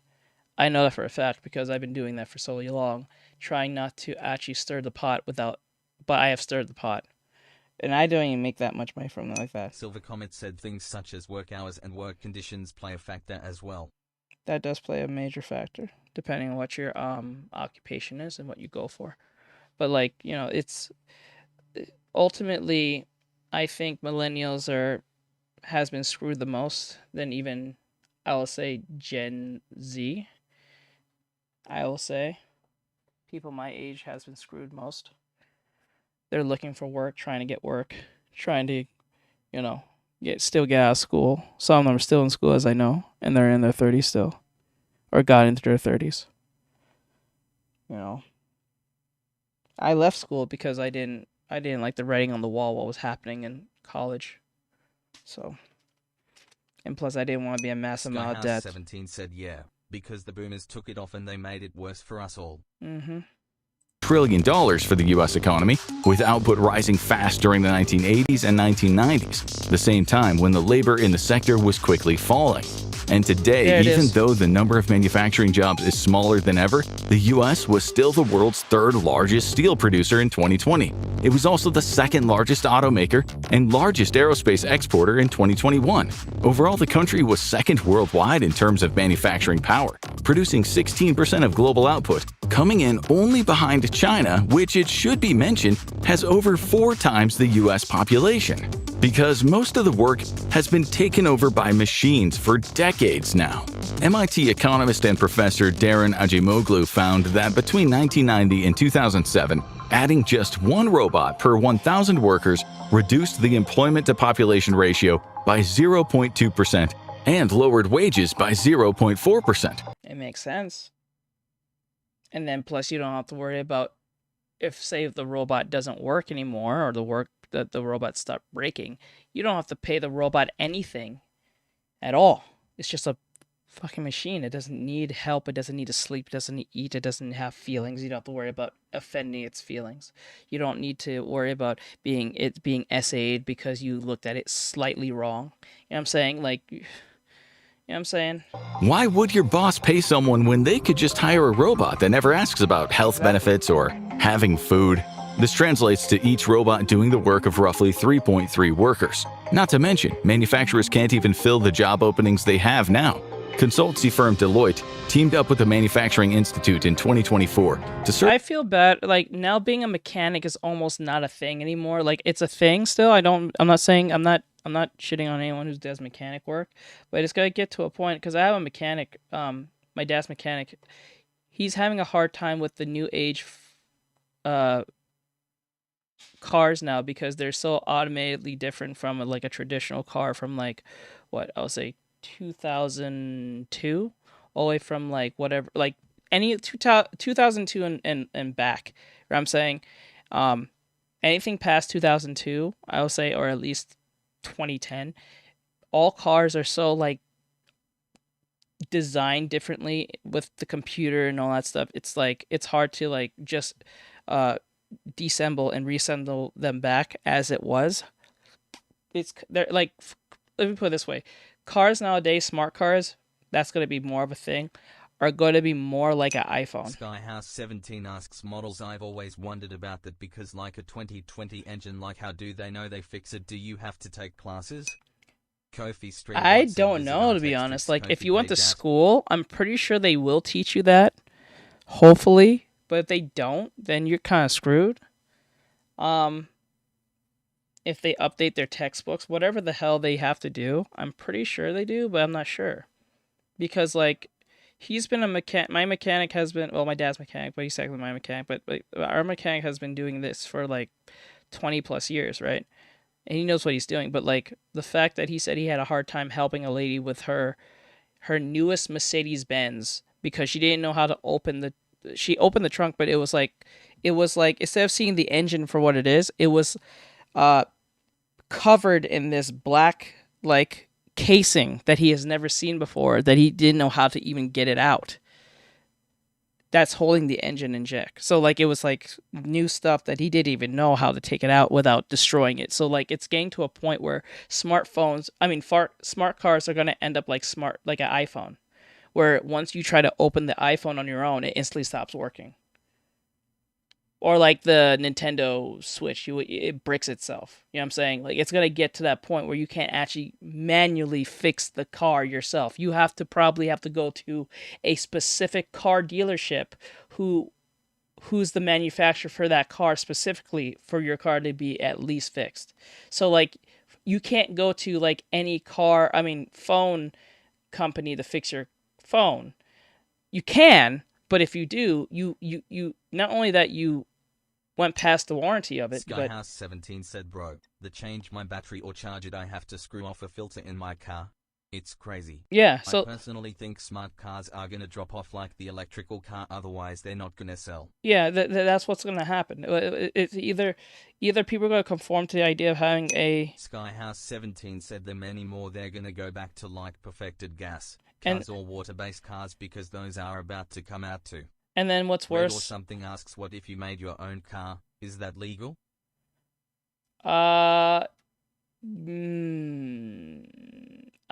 If it's when you say make your own car, you mean like take car parts and make a whole new car out of those car parts? I think that'll be fine. But like if you're making a whole new car, I'm pretty sure you have to get that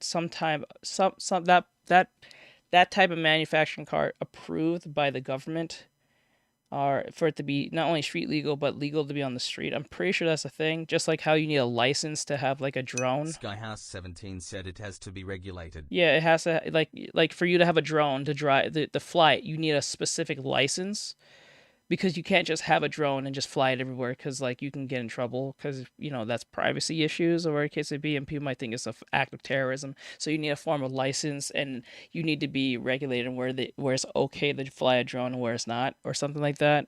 So if you're making a whole new car that no one's seen before, I don't think you'll get in trouble instantly, because there's people who have done like the thing with the hover bike thing, but I don't know. That's a weird one. I don't know. I really don't know. I'm pretty sure there is some form of regulation you have to abide by, or some type of street legalness for it to be on the road. But if you're flying it, like say you made a hover bike, right? A drone hover bike, and you... Skyhouse17 said if I'm in the country and I see it flying over my house, it's getting shut down. Yeah, because like if you're flying, like, okay, say you made a hover bike that flies, and it literally flies like in the sky, you're gonna be in error, because you're now in a flight zone that you shouldn't be in, and it makes people nervous, because it's not like it's a normal thing that's happening. So you need to get regulation from, or at least get approved by the government that this is okay. So like when you see those videos, like those drone videos, when people make a drone, or they have those flying videos, like they're trying to innovate on flying with drones, I'm pretty sure if they're recording themselves, they have some form of license and some type of okay from the government that they can do this before they post this. Because if they post this and the government sees this, they're going to sue the hell out of them. You're in violation of something, and since you recorded put on the internet, you just made it easy for us to find you. You know what I'm saying? Like, I'm pretty sure they had to get some type of approval before they posted the video, or even thought of doing the video. They had to get a lawyer first and all that stuff, just to make sure that they are not in any violations of governmental rule. So yeah, I think that you need to get some form of licensing or some type of approval before you make anything that might come into contact with the general public. Does that make sense? I think that makes sense. Survey more than 200 manufacturing companies on what their major challenges are. Over 65% of the companies surveyed listed hiring and retaining workers. We made a new kind of car and had classes for newer and older mechanics to learn how to fix it and stuff, and I do that lol. We also do it legally off kiss. Interesting. What if the hypothetical of a course we made a new kind of car and had class? If you have it legally, then that's perfectly fine. Then you kind of answer your question right there. Because if it's a hypothetical course that you claim that you have legally approved of it, then now you answer your question. If it's legally approved, then that's perfectly fine. You know. As their #1 challenge. That's not even mentioning the fact that many manufacturing workers are relatively old, meaning a wave of retirements is increasingly sweeping the sector. It's predicted that manufacturing will need 3.8 million extra workers by 2033, but up to 1.9 million of these jobs could go unfilled if workforce challenges are not addressed. But due to automation, only 2 in 5 manufacturing jobs these days are actually involved in making stuff at all, meaning 3 out of 5 jobs mostly require a college degree, as they're in design, engineering, research, development, sales, and finance, to name a few. The very things that many big tech firms believe will be replaced by AI. Carolyn Lee, president and executive director of the Manufacturing Institute, puts the number of manufacturing jobs that require at least a bachelor's degree at roughly half of all the current open positions. And that percentage is expected to increase in the future as manufacturing becomes more advanced and high-tech. It's part of a broader transition toward an economy where humans oversee machines rather than operate them or compete against them. But what a lot of people out of jobs, loudly crying face emoji. What about in-person or at least customer-facing service jobs? Customer service, retail jobs, food service, taxi and Uber drivers. They are all gone.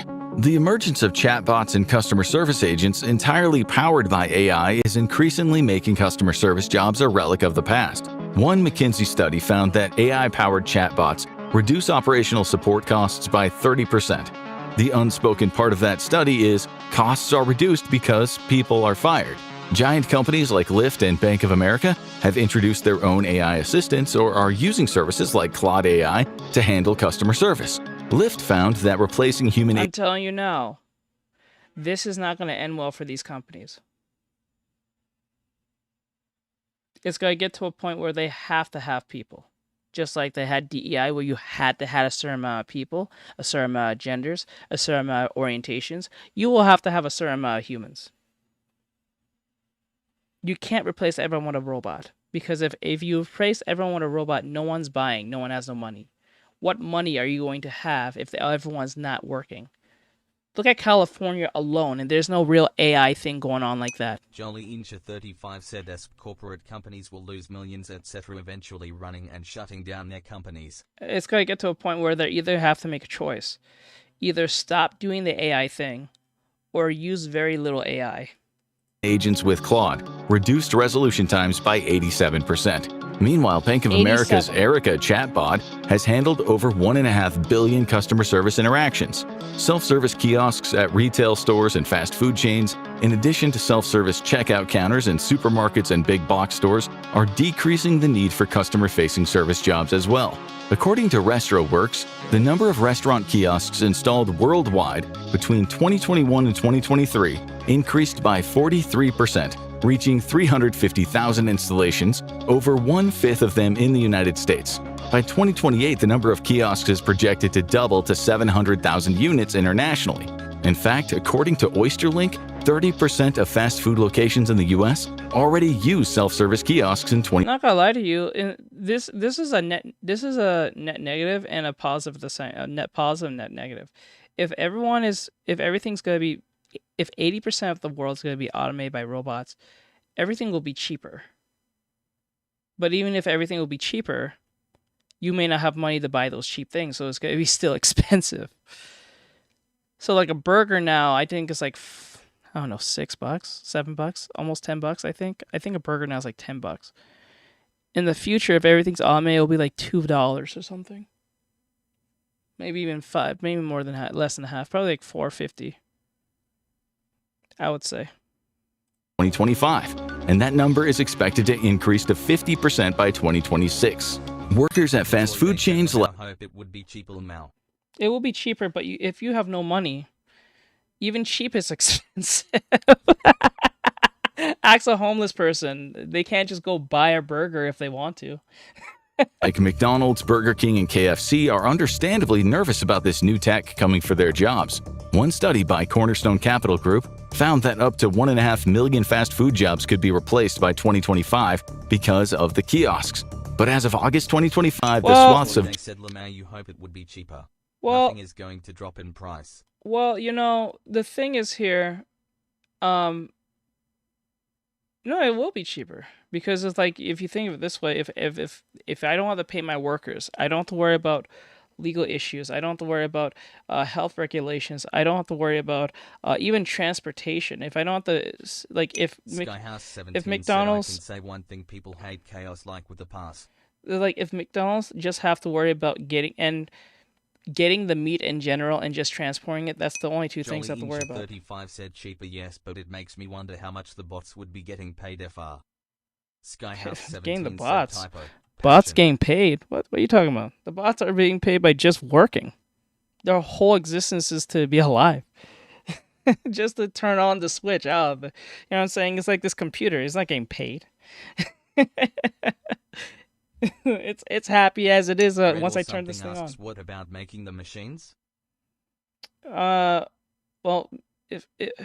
costs will only be expensive based on getting the machines and transporting the food. That's the only two things you have to actually worry about, and just infrastructure of like where they're going to put like the locations of these restaurants and where the best places to put them, and that's pretty much it. But if they can figure out, said, bro, capitalists don't think like that. They see it as more money for them. You're not wrong. I know what you're saying. Like, I understand what you're saying. You're saying under the gaze of like, if they can up the price, they'll do it. But if you, but then again, they need to make money at the same time. So if they up the price but no one's buying, they'll have to lower it. Because if everything is going to be, 80% of things are going to be automated, you can't make no money if no one's buying. Just like if I made a Patreon right now and I made $50 per, say, tier and higher, no one's going to pay for that. But if I make it $2, someone's going to pay for it. Now, $2 is a drastic jump from $50, but if I put it at a more affordable and reasonable price, someone's going to pay for it. But if you put it higher just because you can, there's so much a shill will do to buy. Like, it's like Nintendo fans. They'll keep buying Nintendo no matter what. But if they have no money, no matter how much you're a Nintendo fanboy, you're not going to buy the newest Donkey Kong. You're not. Even if you think everything Nintendo does is godlike, you can't afford it. You can't buy it. That's just how things work. Job losses haven't really materialized in the way that people thought. What I have noticed with humans now, all they do is find a way to pay for it. Skyhouse17 said, yeah, but like if majority of have no money and depends on what you're giving them and the quality of what you're giving them to. Yeah. It's just like, but yeah, I get what you're saying, Tori. But like, you got like right now, what is it? Like Xbox. Xbox is right now bringing up the price of their Xbox ecosystem. Is that what they call it? The ecosystem amongst their consoles and games and stuff. They're not doing this because of tariffs. They're not doing this because they need money. They're doing it because they can. They said that on record. They said they're doing it just because they can. There's no financial issue they're having. They can just do that. So, I can see where you're talking about on that front, but if no one's buying, it doesn't matter how much to up the price. If no one's buying your shit, no one's going to buy it. You're not going to make no money. This is why if a bunch of people stop buying DLCs and microtransactions, they'll stop making them. But there's too many young people who are... Skyhouse17 said like Costco doesn't even sell them anymore and you want to sell your products at Costco. Jolly Incha 35 said to get new customers is what I've heard. But like that's the thing is like you know, it's just a sad fact. Like most young, because like they have young people like Gen Z and Gen Alpha hooked on the whole microtransactions. That they're born into that, bro. Me, who's in a millennial, or anyone who's before that, who's been introduced to DLC and microtransaction, I can just say no to that and then go play like a Nintendo 64 said, game. Well, we would have to see where would be the stop buying price because we've been past that. Well, we went past that once the generation accepted that after the next 10 years. When that happened, it was solidified. So like, for the game has to be that horrible for people to stop buying. Or games, like a plethora of games, not just one. It has to be like game after game after game after game after game after game. This is why people, or at least I'll say game devs, AAA game devs are pissed off at the idea that Silk Song is not priced. 17 said like, bro, I don't even play video games because they just like hoeing you out. Jolly Incha 35 said I've seen some game where they're bringing back games from like the 1980s almost. 1980s? What are you talking about? But like for instance, like they're getting mad at like Silk Song for not pricing its game at $70. I'm not gonna lie to you, that game is a $70 game. Single player game experience. That is a $70 type game. It's a roguelike type $70 game. I think it's more $70 than the first game. You know what I'm saying? And because every time I think I beat the game or I'm near beating the game, something else just pops up that just makes it more longer. I'm like, damn, this is an indie game. This is priced at $20. Like, I can see why devs are mad at the fact that if this becomes a norm, they're looking at it as like, I have to do double the work just to sell $20. I'm like, well, yeah, but then again, it's like, this is y'all fault. Stop putting a bunch of agendas and stupidness in these games. And that probably would have solved your problem, but y'all have too much of a hubris to stop doing that. So, like, you're like, you know what? It is what it is. Good for you. Whatever happens to y'all, happens to y'all. When you try to make games like, what do you call it? Dustborn and, like, Concord and all these, and those are two different games. One's a Destiny-like, I don't know, type game. It looks like Destiny or Apex, Concord. And then, like, Dustborn is a single-player social justice game.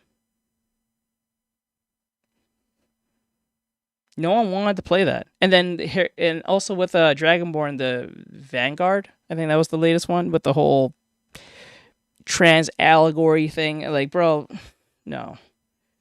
Like that, no. No one was looking for that. No one was asking for that. No.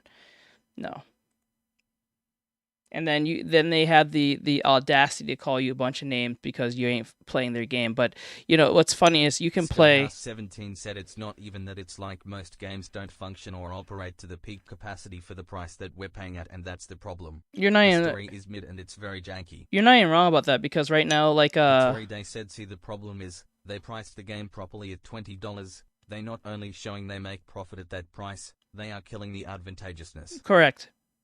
This is why I have no problem with them putting at $20, but that's where a lot of people are going to back them almost instantly. So, like, let's just say Team Cherry says, "Oh, we have a new game that's coming out." Instantly, people are going to pre-order the game because they gave a $70 type game that at a $20 price, like, bro. And this is not even with a DLC yet, and the game is like this at $20. If they drop a DLC right now for $10, people will buy it almost. You only spend $30 on a $70 type game. You know what I'm saying? Like, that's a win for the consumer, right? So the next time when they have like a next big game that has nothing to do with Hollow Knight. I mean, there is a large difference in advertising the game versus the game console for the game. Yeah, but the game was never really advertised. That's the irony in Silk Song. The irony in Silk Song is like, it's like Hollow Knight brand. The Hollow Knight brand is like equivalent to like a Jolly Incha 35 said, "Oh, I get what you mean now." Like, it's equivalent to a what do you call it? Like a Louis Vuitton. Right? Like, think of Louis Vuitton, right? You don't see no Louis Vuitton commercials, but every celebrity has it. or Versace, or whatever the hell you want to call these brands. You don't see commercials for them like that.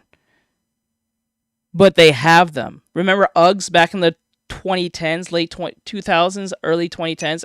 Every girl was rocking with Uggs. The future of gaming is this going to be indie developers, honestly, because the major ones can't make a functional game to save their life. That is correct, because there's no... It makes sense, because most of them are not activists. And if they are activists, they'll give a genuine activist game that will speak to their cause. They're not to a way that makes sense in their game, because remember, gameplay comes first, graphics comes second, and then no, gameplay comes first, story comes second, and then graphics comes third, and then whatever metaphorical thing that comes up comes last, I guess. You know what I'm saying? Like, think of BioShock. BioShock is a great single player. I'm talking about the first one. BioShock was a good game, single player wise, right? But the story was just as good as the gameplay. And it was an allegory for a bunch of things. Political stuff and what is man and his place amongst himself and God and X, Y, and Z. You know what I'm saying? But that's the thing. The future is indie devs. Said, would you kindly? Would you kindly? So I think the future is indie devs, because the AAAs are not doing what they're supposed to be doing. They're too busy trying to make the next microtransaction. You know what I'm saying? Like, think of it. Like, you buy a $70 game, and then they try to drop like a DLC skin on some character that's in your game, and the character's like $15. Incha35 said, like the DC games I saw, they directed it to people who love DC from the comics, etc. Person shrugging emoji, female sign emoji. Let me see. I like the DC games I saw. Jolly Incher says Marvel I meant. Marvel I meant. Wait, are you talking about NetEase Marvel Rivals? I think that's what you're referring to. Yeah, but the difference between Marvel Rivals and the thing of Overwatch is that Marvel Rivals, it did something that Overwatch couldn't do. Two things, I think, that made it actually, like three things, actually. Yeah, three things. Three things that Marvel Rivals has over Overwatch. Number one, they have a plethora of heroes that people are already familiar with, whether you read the comics or not, or watch the movies. So that's one thing they have over Overwatch, because Overwatch is too damn slow with their story, and it's kind of like, they try to be as interesting and convoluted with their characters as possible without even trying, right? And it just makes things much more questionable, because I think the current director said there is no magic in Overwatch, and you just like think to yourself, wait, and you just look at Kiriko, I'm like, then what's Kiriko then? If she has no, if Overwatch universe has no magic, what is Kiriko then? What is Hanzo then? You know what I'm saying? What about Genji? Are they all just technically using spiritual looking things? 17 said, and it's not even that, it's like they're trying to make it to where you don't own your actual media anymore, like you pay for the $70 to rent the game and not even own the disc. Like what? Pancake_shrimp said, hold up, I just got here. You got a point. See? Hey, Shrimp. Let me see. It's not even that. It's not even trying to make it where you can actually... Oh, yeah, you can't own the game, because, like, if you have the game... This is why free... And the idea of free game, I can understand if the game was free and they had some kind of control over it, but when you pay a $70 game and they can take that from you, I think that's a giant violation. Same thing with the whole, like, don't kill games movement. With that guy named Thors. Mike has said afterthought. Are those are projectors? Afterthought. Oh, those are projectors. It could be projectors, but nah. The way the game, like, she can touch the... Skyhouse17 said FSCT. She can touch the spirits, and the spirits can talk to her. Like, that's... I don't know. If that's some type of advanced AI spirit, like, that doesn't make any sense at that point. Like, it just doesn't make any sense. You know what I'm saying? So, like, this is why... I don't know, man. There's no winning for this as a gamer. Like, this is why I miss games. This is why I take devs back in the old days more seriously than devs of today. Not saying that devs of today are not talented. I'm just saying I don't take them as seriously because they can always just fix it and say, oh, I fixed the problem, right? And then they have those one shields saying, oh, we can just fix it in the next update. What happened to the days where when you made a $70, $60, $50, $40 game and it was either bad and or good? There was no updates back in those days. Not like there was 360 era doing that, but it was not on the same level as today, right? So like if you made a game, say I made a Crash Bandicoot game in the early 2000s, it was ass. So you made sure before the game came out, it was platinum ready, like platinum, gold, legendary ready. That's why kids of today, studies show that they're playing more old games from the early 2000s and 90s than they are playing, or I'll say early 2010s, than late 2010s, early 2020s. Microsoft killed gaming in every way. I would say that, yeah. Yeah. Like has said Fallout 76, good example of that and how to ruin future hype for the game. Correct. Jolly Incha 35 said I've heard it takes years to get those games into shape because of all the graphics. But that's more reason why you don't need to, like, that's what more reason why I don't think remasters make sense. This is why the idea of remasters or remakes are it's their failsafe.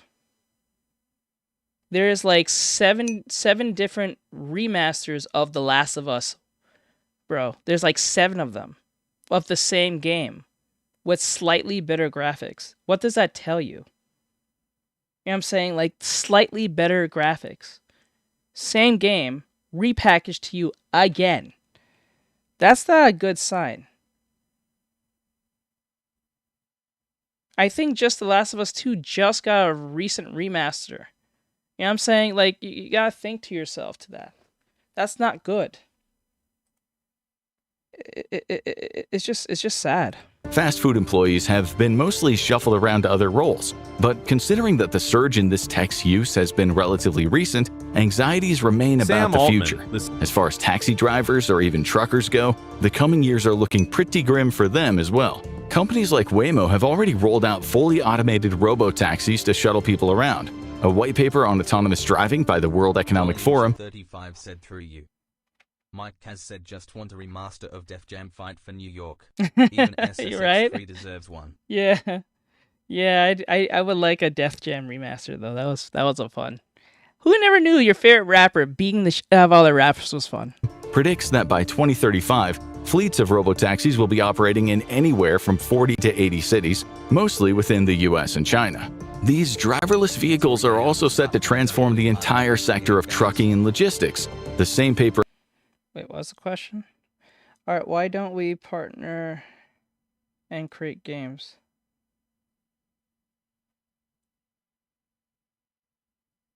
Wait, are you asking me to like partner with you and make a game? Because I don't do that for free. I got bills to pay. You gotta pay me. Estimates that by 2035, for mid-distance hub-to-hub routes, autonomous trucks will make up 29% of new purchases in the United States and around 26% in Europe. After all, but I gotta get paid for that one.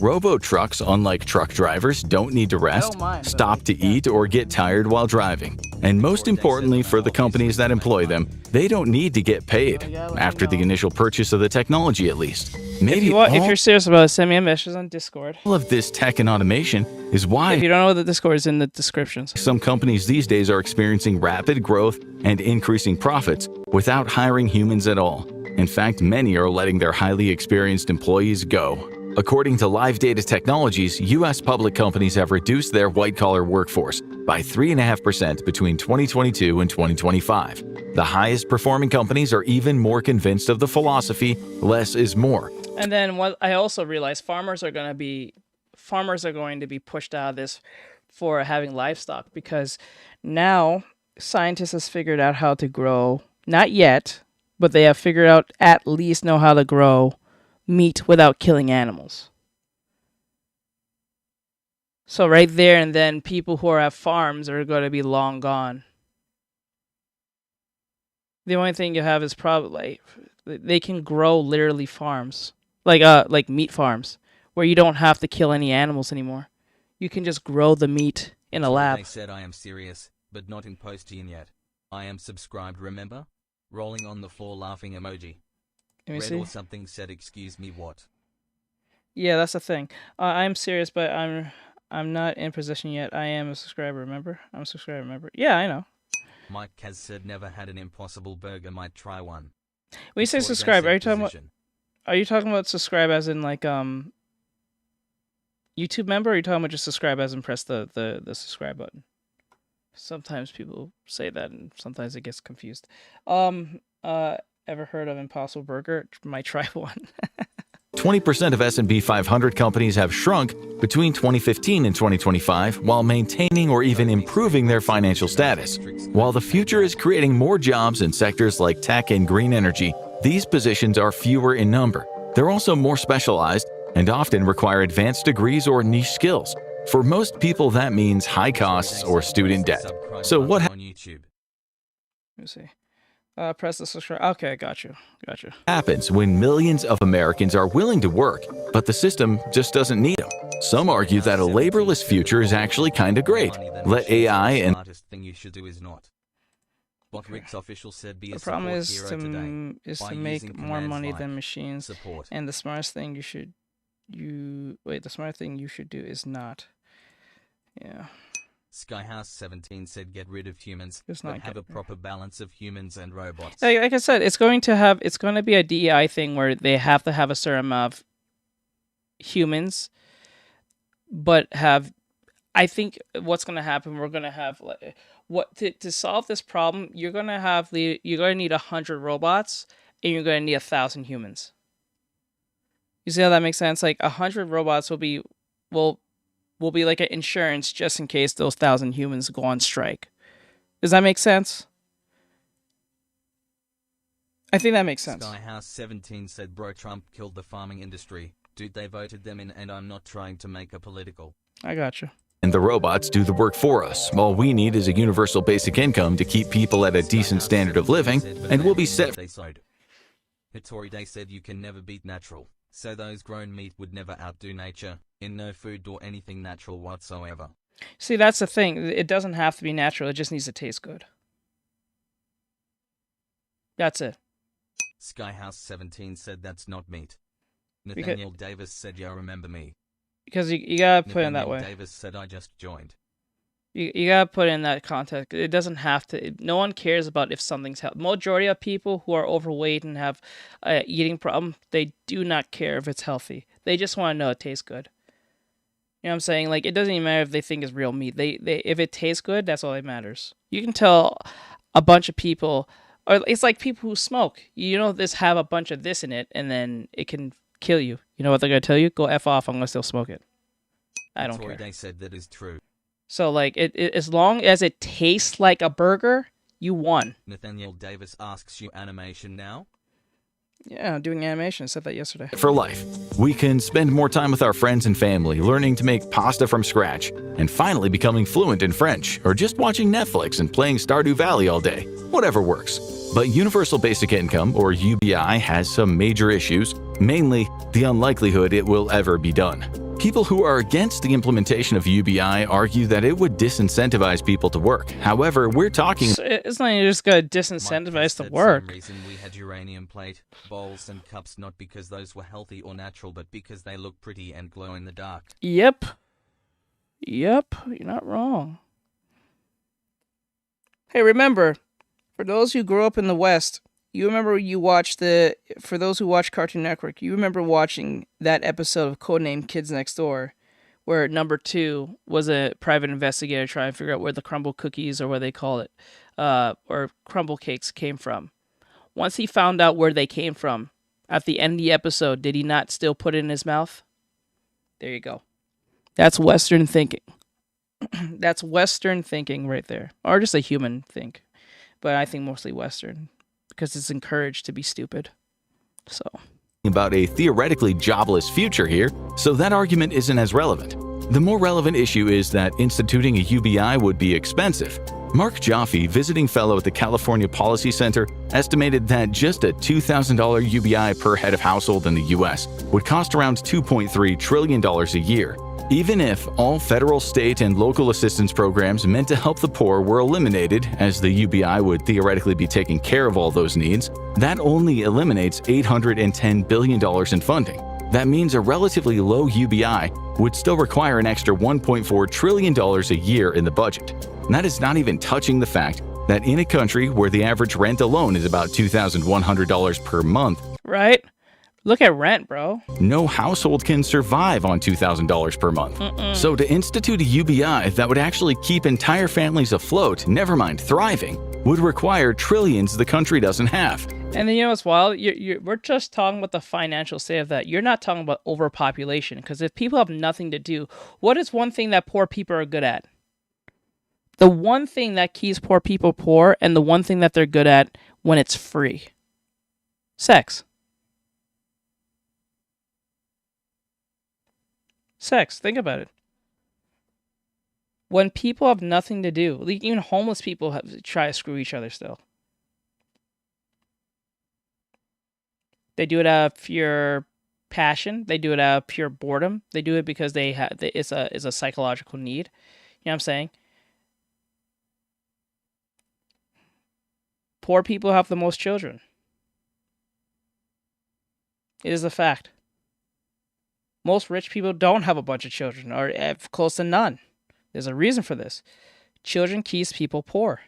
Sadly, there's no attack on kids or not having kids. I'm not saying to not have kids. I'm no nihilist, but I'm saying, like, be aware that if you have kids, especially a bunch of them, you will be poor. Especially if you don't have like a job that can, pay. And especially if you're not like married, or you're paying child support and everything under the sun. You're not going to survive in that economy. Well, you can survive, but like you may have to do some questionable things just to get by. So, yeah, I'm saying, especially if you have a bunch of kids that you didn't plan to have.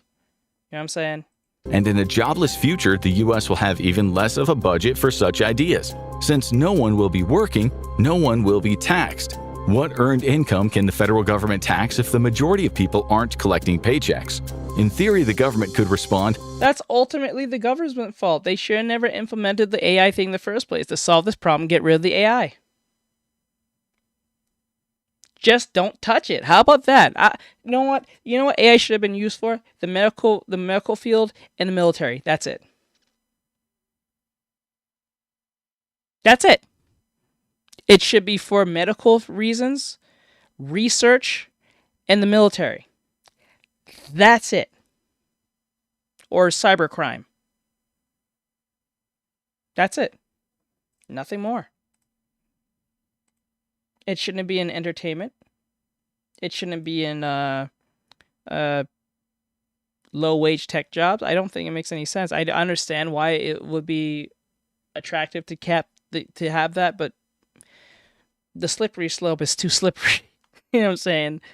By heavily taxing the multimillionaires, billionaires, and corporations enriched by an AI-powered, fully automated economy, but in practice that seems unlikely. The top marginal tax rate has fallen from 92% in 1953 to just 37% in 2023, according to the Tax Policy Center.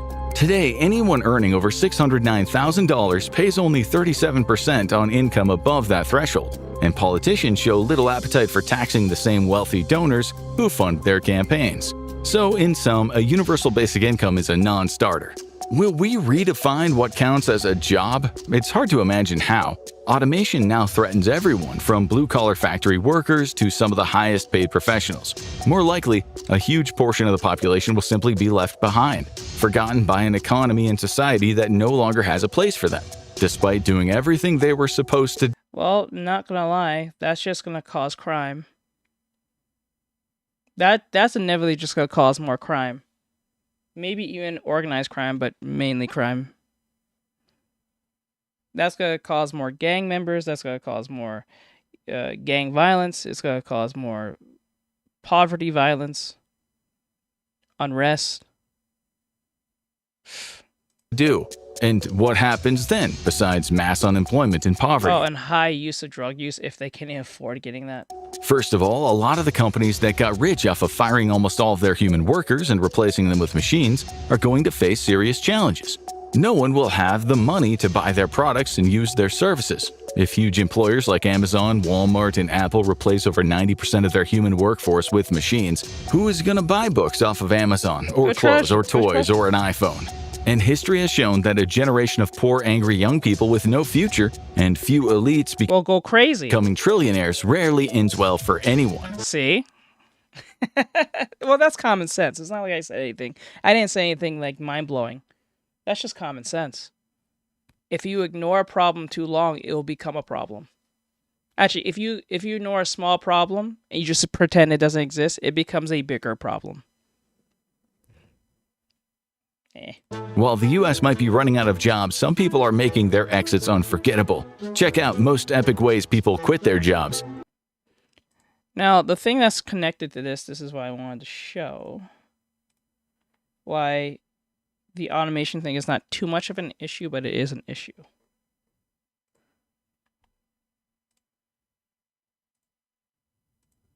CEO of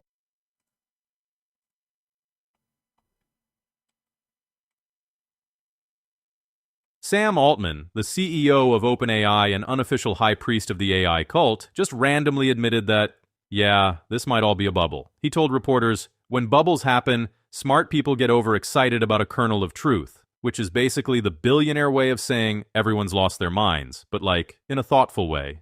He even compared it to the dot-com bubble, that fun time when the NASDAQ lost almost 80% of its value because it turned out most internet companies were just PowerPoints with mascots. And honestly, he might be right. The US stock market has almost doubled in 5 years. Mike, say hello mostly real because quick. 10 giant companies promised AI would change literally everything. Altman's raised billions and is already talking about spending trillions on data centers, which is a totally normal thing to say if you're planning to buy a small moon. So here's the real question. If this is a bubble, what did we actually buy? This is where things get weird. Most of the headlines you see about the AI boom aren't about how much value AI has created. They're just about how much the price of a few companies' stocks have gone up, which is kind of like judging the quality of a restaurant by how expensive their forks are. Here's the catch. When a company's market value jumps by hundreds of billions, it doesn't mean that much money magically appeared. It just means the last person to buy the stock paid more than the person before them. Damn. It's like if a single banana sells for $10, that doesn't mean all the bananas on Earth are suddenly worth $10. It just means one very confused person is about to have an expensive smoothie. So if we actually want to know whether this is a bubble, we need to stop looking at stock charts and start counting what's real. The money, the chips, the electricity, the people. Because if you burn through trillions and all you get is a slightly faster email writer, that's not a revolution. That's just really expensive spell check with a PR team. All right, let's talk about what this bubble is actually made of. Because it's not hopes and dreams. It's metal and electricity, and mostly invoices. Just 4 companies, Amazon, Meta, Google, and Microsoft, spent about $344 billion on AI infrastructure in 2024 alone. That's more than 1% of the entire GDP of the United States, which is wild considering most of us can't even get autocorrect to spell our own names right. And that's just the public numbers. OpenAI, the company at the center of all this, isn't public, so we don't get to see their books. But they raised $40 billion, then lined up another $6 billion secondary share sale, and Altman casually mentioned he expects to spend trillions on data centers in the not very distant future. China's state-owned companies have reportedly spent another $500 billion on their own AI build-out. And based on global chip sales from NVIDIA and AMD, the rest of the world has probably dropped about the same. So altogether, we're already past the $1 trillion mark just on the hardware alone, before even counting energy, staff, or, right now, data centers already eat about 1.5% of the world's total electricity, and according to the International Energy Agency, that number could double by 2030 if AI growth keeps going like this. Which is a fun way of saying we might run out of electricity because your chatbot needed to write a limerick about avocados. The United States grid is especially not ready for this. Most of it was built in the 1960s and 70s, and it's running with just 15% reserve capacity. Meanwhile, China, who built their grid way more recently, runs at 100% reserve, meaning they can casually plug in another few million GPUs without blacking out an entire region. And this strain is already showing up on our bills. US electricity prices have nearly doubled in the past 3 years, partly thanks to this AI build-out. That hits every industry, not just tech. Which means when your grocery bill goes up, part of that might actually be your neighbor asking an LLM to write their wedding vows. The Goldman Sachs analysts say new large-scale power capacity in key U.S. markets won't come online until 2028, and data center vacancy rates are already below 3%. So the AI boom is slamming into a literal wall. There's nowhere left to plug it all in. New Massachusetts Institute of Technology report called The Gen AI Divide found that 95% of companies using generative AI got zero return on investment. Damn. Not a bit disappointing, zero. The tools look impressive in demos, but the moment you drop them into real workflows, they fall apart like IKEA furniture in a hurricane. So yeah, so if you put a LMN into a thing, it does well in short little things, but it doesn't do long term. The few companies that actually see results aren't trying to automate their whole business. They just pick one boring but valuable task, like back office paperwork, and quietly make it faster. Everyone else is out here building half-baked co-pilots for everything and wondering why nothing works.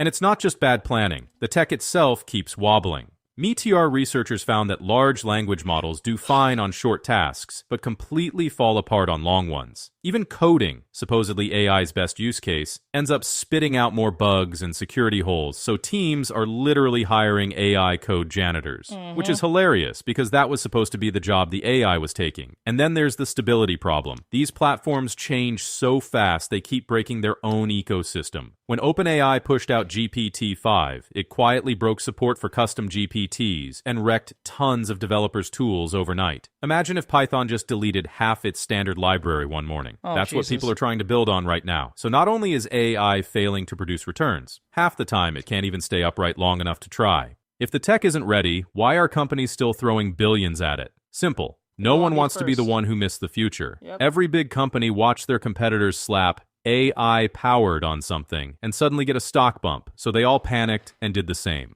Budgets were rewritten, teams were rebranded, and CEOs started saying AI strategy in every sentence just to keep investors calm. It's less about results and more about not looking like the one dinosaur at the robot party. And this isn't new. The same thing happened during the dot-com bubble. Companies were adding .com to their names and instantly doubling their valuation. Sam Altman described it perfectly. This is a bubble built around a kernel of truth. The internet was real, but most .com companies weren't.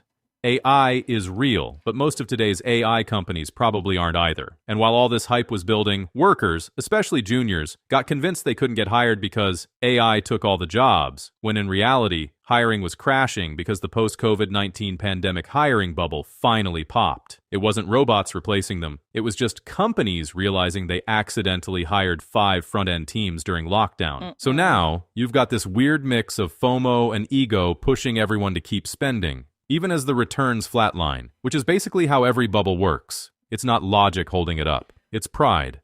In places like Silicon Valley, investors don't actually need working products to pour in money. Just a good story. And right now, we're building the future with AI is basically the cheat code for fundraising. Coastal VCs are calling this the biggest private tech bubble ever, which is impressive considering these are the same people who once funded a $400 million juicer. Private markets also let the bubble grow faster because there's no daily stock price to expose how shaky things are. A company can raise billions, burn through it, and as long as the next round comes in at a higher valuation, everyone pretends it's going great. Meanwhile, most of the stock market's AI optimism is concentrated in about 10 megacap firms like Nvidia, Microsoft, Amazon, and Meta. They've tied up so much capital in AI that even Goldman Sachs expects spending to slow soon. And when it does, the hype driving their stock prices probably goes with it. Bubbles don't wipe out everything. Most of it pops, sure, but a few pieces survive and become the foundation for the next wave. After the dot-com bubble, thousands of startups vanished, but Google, Amazon, and eBay crawled out of the rubble and built the internet we use today. The same thing will happen here. Most of the flashy AI startups will disappear, and the survivors will be the boring ones, quietly building chips, data centers, and power grids. So yeah, the AI bubble will pop, but the tech won't die. It'll just get quieter and more useful. Anyway, if you liked this video, do the whole YouTube ritual. Like, share, and subscribe so the algorithm thinks I'm useful. But hey, maybe it's time you figured out how to control your money. That's why I made the simple finance budgeting test. Okay, I'm gonna stop from here. Everyone got quiet. I wonder if something glitched. Why is everyone so quiet? Artextric said hi.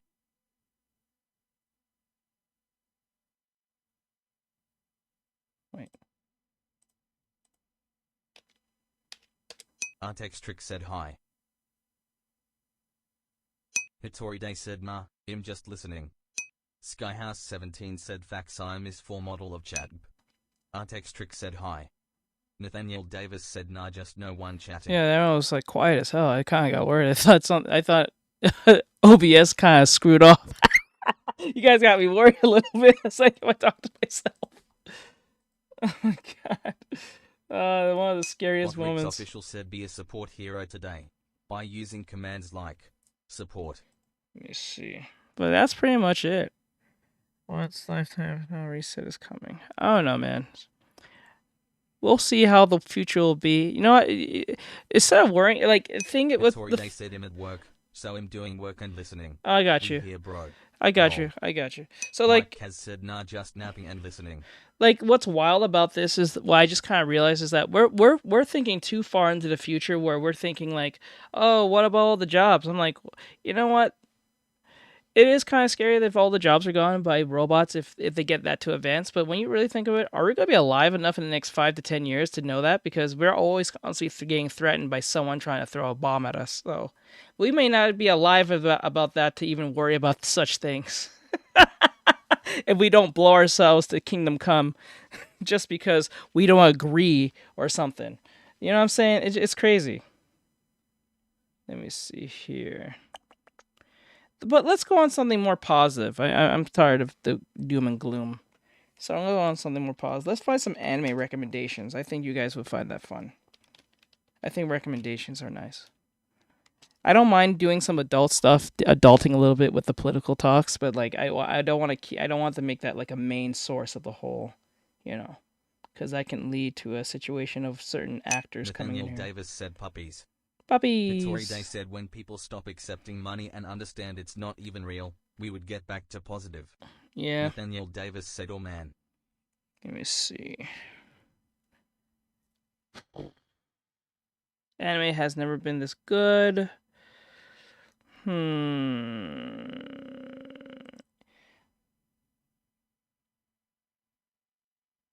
Let's see. Should we shoot for manga? 6 months ago, 8 months ago, 6 months ago, 3 months ago, 30 manga. Ooh, 30.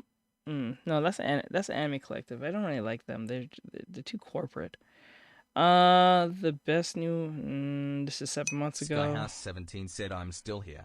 I'm just listening to him. Okay. Hey, this is from Tens. Okay, I remember doing work on him. Let me see.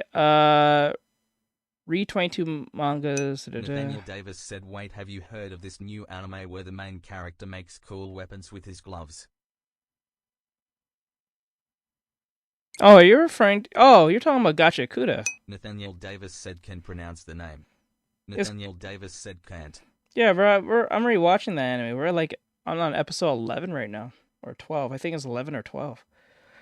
Yeah, we did a video on that, like 5 videos on that already now. Most terrifying depiction of magic. Skyhouse17 said you hear dial-up in the background. Dial-up. Mike has said just stream the B movie and have it speed up every time they say B in the movie. Hitori Day said you ever watched a sports highlight reel? I don't like basketball and golf, but I love watching the skills. Nathaniel Davis said I love their art style.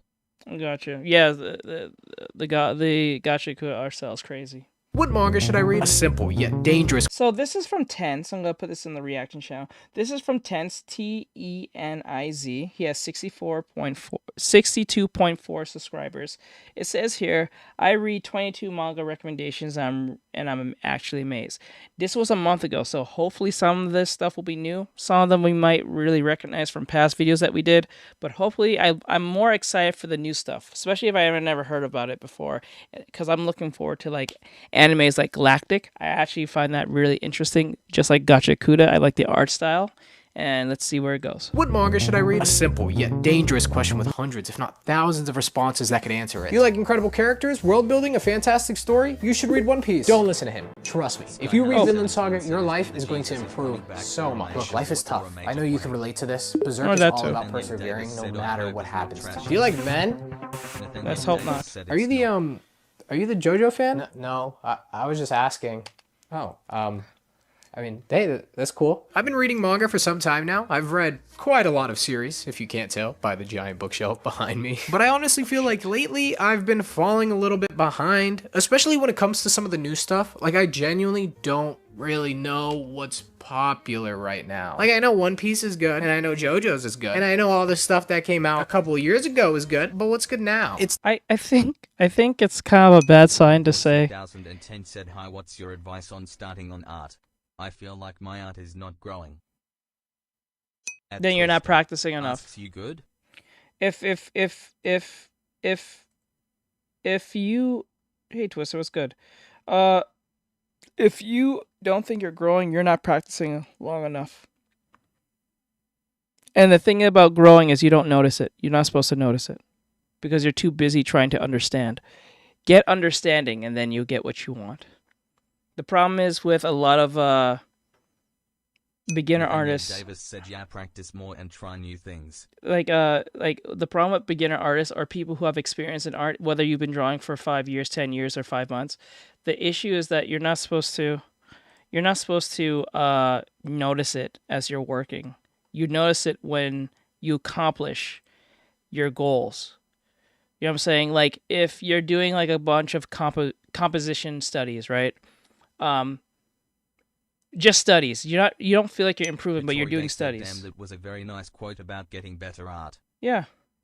You get understanding. It says it in the Bible as well. Get understanding, you'll be better off. That's virtually not just that applies to everything. That applies to everything. You have to practice and understand. But the problem where a lot of people mess up is they don't know why they're practicing. They really don't know. They'll say, "Oh, I'm just trying to get better." Better at what? And they'll say, "At art." Okay, art is said, yes, it does. Like art is too broad. What are you trying to get good at art at? I'm trying to get good at art because I want my drawings to look better. That's still not good enough. Get real specific. I want to get good at art to improve my drawings so people who like my characters when I make my new anime for my manga. There you go. Now, all you have to do is understand how to create characters. First thing, you need to understand anatomy, the 8 fundamentals, so on and so forth. When you're done with doing that, then you apply those fundamentals onto your characters and understand how to build a character based on their story, where they're from, their gender, their tragedies, their accomplishments, their faults. You know what I'm saying? It's a stepping stone, right? So if you apply these lessons, these fundamentals, you will prove to what you need to be. You have to know. The only time you know you are improving is when you accomplish your goal. You don't improve while doing the practice. You improve while you hit the goal. Umbor 2010 said, yay, I need to start doing that. There you go. If you need more help, you can be a free student and watch my YouTube videos on tutorials where I talk about this very thing. Or you can be an actual student, a paid member, and get help from me directly. You can ask me any question and I'll answer them, and I'll help you outside the stream and stuff. If you have a character design problem, if you have an anatomy problem, a drawing problem, you know what I'm saying? Like, that's the difference between a paid student and to become one either. Skyhouse17 said that practice isn't good enough and you're not exposing yourself to your art. Umbor 2010 said, oh, okay. It's up to you. But if you have no money, you don't have to think. You can be. 2010 said that sounds great. If you don't have any money, become a free student and just watch my YouTube videos. There's a playlist there of tutorials. I have also a playlist on TikTok if you want to check those out. The playlist is there, but they're a lot more shorter. I don't know if that's better for you. I suggest long form content because you get more information than a short form content. Because I think short form gives you too much of a fast food understanding of something. And because the reason I don't like short form content to a degree is because like I said, it's like fast food. You get it, you like it, but when you try to apply it, you get that moment of like, you staring at the screen and you're like, what am I doing? Why am I doing this? I forgot what I just watched. You know what I'm saying? Like a goldfish brain thing that happens. You just kind of forget what you watched, and you have to keep watching the same video over and over again. And when you try to apply it, for some odd reason, it's not clicking. That's why I think long form content is way better for young people and even older people. You also get critique on how to improve on your artwork with paid membership. Correct. Thank you, Mikey. It's definitely been a bit since I've gotten my hands on something really juicy. I'm really hoping in today's video we could find something that could take a place in my list of favorite manga of all time. But obviously nothing has yet because the video just started, so we'll check back in at the end to see if that actually happened. Ladies and gentlemen, it's time to open the floodgates, but what do we actually read? That's the question that I've had when thinking about this video. My original plan was to ask people, you know, a one-on-one kind of thing about which manga I should read, but that would take too long, it's not efficient, and I'm going for a lot of recommendations here. I also have a couple of questions that I want to ask people when getting these recommendations. So I realized the best way to get as many as possible, to maximize responses, and have everyone answer all the questions that I care about, let's make a Google form. This is gonna be fun. Out of every single thing I could possibly think of, this is probably gonna be the most efficient way to get as many recommendations as possible, while also having people answer the questions that I'm looking for when I'm getting these recommendations. I'm really hoping that people don't just say, read this series because it's good. Stop! No, please! That would suck. Okay, so let's title it. Recommend me a manga to read. Very simple, very easy. People should be able to understand. Forum description. Obviously, I don't want to just have like 50 billion responses that say, read JoJo's, read Haikyuu, read Dr. Stone. I kind of want to get a variety of series, stuff that I haven't heard of. I'm assuming that 90% of... I think what he's trying to say, he wants more specific reason why am I reading this than just saying it's good. I think what he's saying is, I want you to read Death Note because it's a mystery about a dude who has a note, an ordinary notebook from a Shimigami, and he can write anyone's name and it can kill virtually anyone from anywhere he wants as long as he writes the right name accurately and why they should die, or not why she should die, or give a reason to die, or just give them a heart attack. That would be interesting. If you say it like that, then you're like, okay, I see why am I reading this. But if you say just read it because it's good, that doesn't mean anything. You're good, but everybody's ass. You know what I'm saying? My good is your ass, and what's my ass is probably your good. That's fun. That's funny to say, and there's pause, but then again, it is funny. So everyone's taste is different. I can't watch sports anime for the life of me. I get so bored, but it's only specific sports anime I can watch, like Haikyuu and like Blue Lock, and probably The Prince of Tennis. That's a little bit on the iffy side, on a 50-50 kind of thing, but and I did watch the big wound up, but like no one knows that. Said that was a typo new to artist and techniques. Let me see. Said Boy Crab said hello there. Nathaniel Davis said my good is your ass. Amazing. A big quote. Yeah, I get those. This is just going to be shonen stuff that gets recommended to me, which will be stuff that we do check out because there are some shonen series that I have been skipping out on. But I'm really looking for guys, look at that! Look at that! Really do you see it? Do you see it? How do you know Epoch is the best sports anime/manga? Let me see. Hajinopo is the boxing one? I have not watched it actually. I know that one exists. Nathaniel Davis said do it again. Yeah, look at that! Right? See, I told you it worked. This is gonna be a great workflow for me. So I make the animation and clip Studio Paint, and I put it into the thing. It worked! We did it, guys! We did it! Yeah! We actually did an animation. Let me see. Let's full on play. Davis said that's great, man. Mike has said that looks great. She's spinning. Cool. I like it. I know it's ass. It needs a little more work, but like, I'm happy. That made me happy. Yay! See, hard work, guys. Hard work. If you put in the hard work, you'll get something. Maybe not a lot of everything, but something. Skyhouse17 said what really helps us if you study styles just to have the muscle to define your style. Find some artists that you admire their techniques and their art and study them. That's a good idea to do that. You can always check the dude who does JoJo, or you can check the dude who does Bocchi. I think Bocchi, or like Dr. Stone. He's very well versed in stylized anatomy. He does actual anatomy and stylized anatomy. You should check him out. The guy who made Dr. Stone and that one other manga I can't remember what it's called. I think it's called Bocchi, but I'm not totally sure. It's the interesting stuff, the hidden gems that I didn't even know that I was gonna like, but oh my god, now that I have it, I can't put it down. Get a bit creative with this. Recommend me some hidden gems or things that are not mainstream, or if you don't have anything, mainstream stuff is cool too. All right, obviously human beings, the more tasks we give them, the less likely they're gonna do it. So we wanna make this short and simple. Maybe like 3-4 questions max. I think that's like a good sweet spot for this kind of thing. Question 1, what manga should I read. Very simple, short text answer. This is required, obviously. It would be stupid if people just filled out this form and then didn't answer this one. I animate on like flip papers. I have no idea what it's like on digital. Yeah, it needs more. Mike has said Dr. Stoneboki he used to stream and have tutorials. Don't know if he still does. Oh, he does? That's so cool. I have to check. But like, yeah, it needs more in between. It needs some in betweens. 17 said you would now say pause to that. Yeah, it needs some in betweens. Pause. It needs some in betweens between. I'll say between here, and I'll say a little bit here.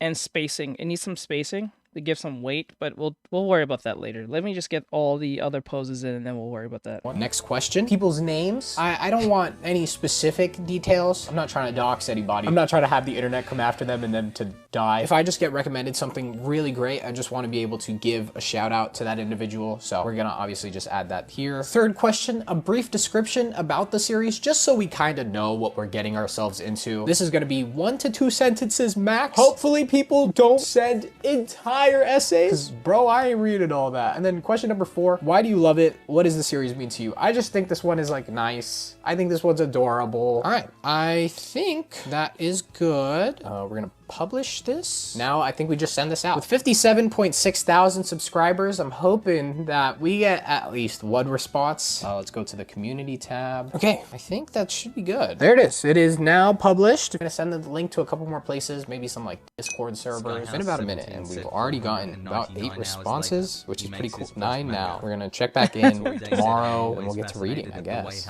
Oh, hi. Don't be alarmed, okay? It's still me. I know I look a little bit different. It's not like I have the real tennis locked up in the closet right next to me or something. Why would honestly, it's funny how you say that, because when I look at other artists, I keep thinking that they're thinking when they do artwork, but they have done so much that they're on autopilot. So when people ask me how to do something specific, I know what I'm doing. It's just that I don't think about it anymore when I'm doing it. Does that make sense?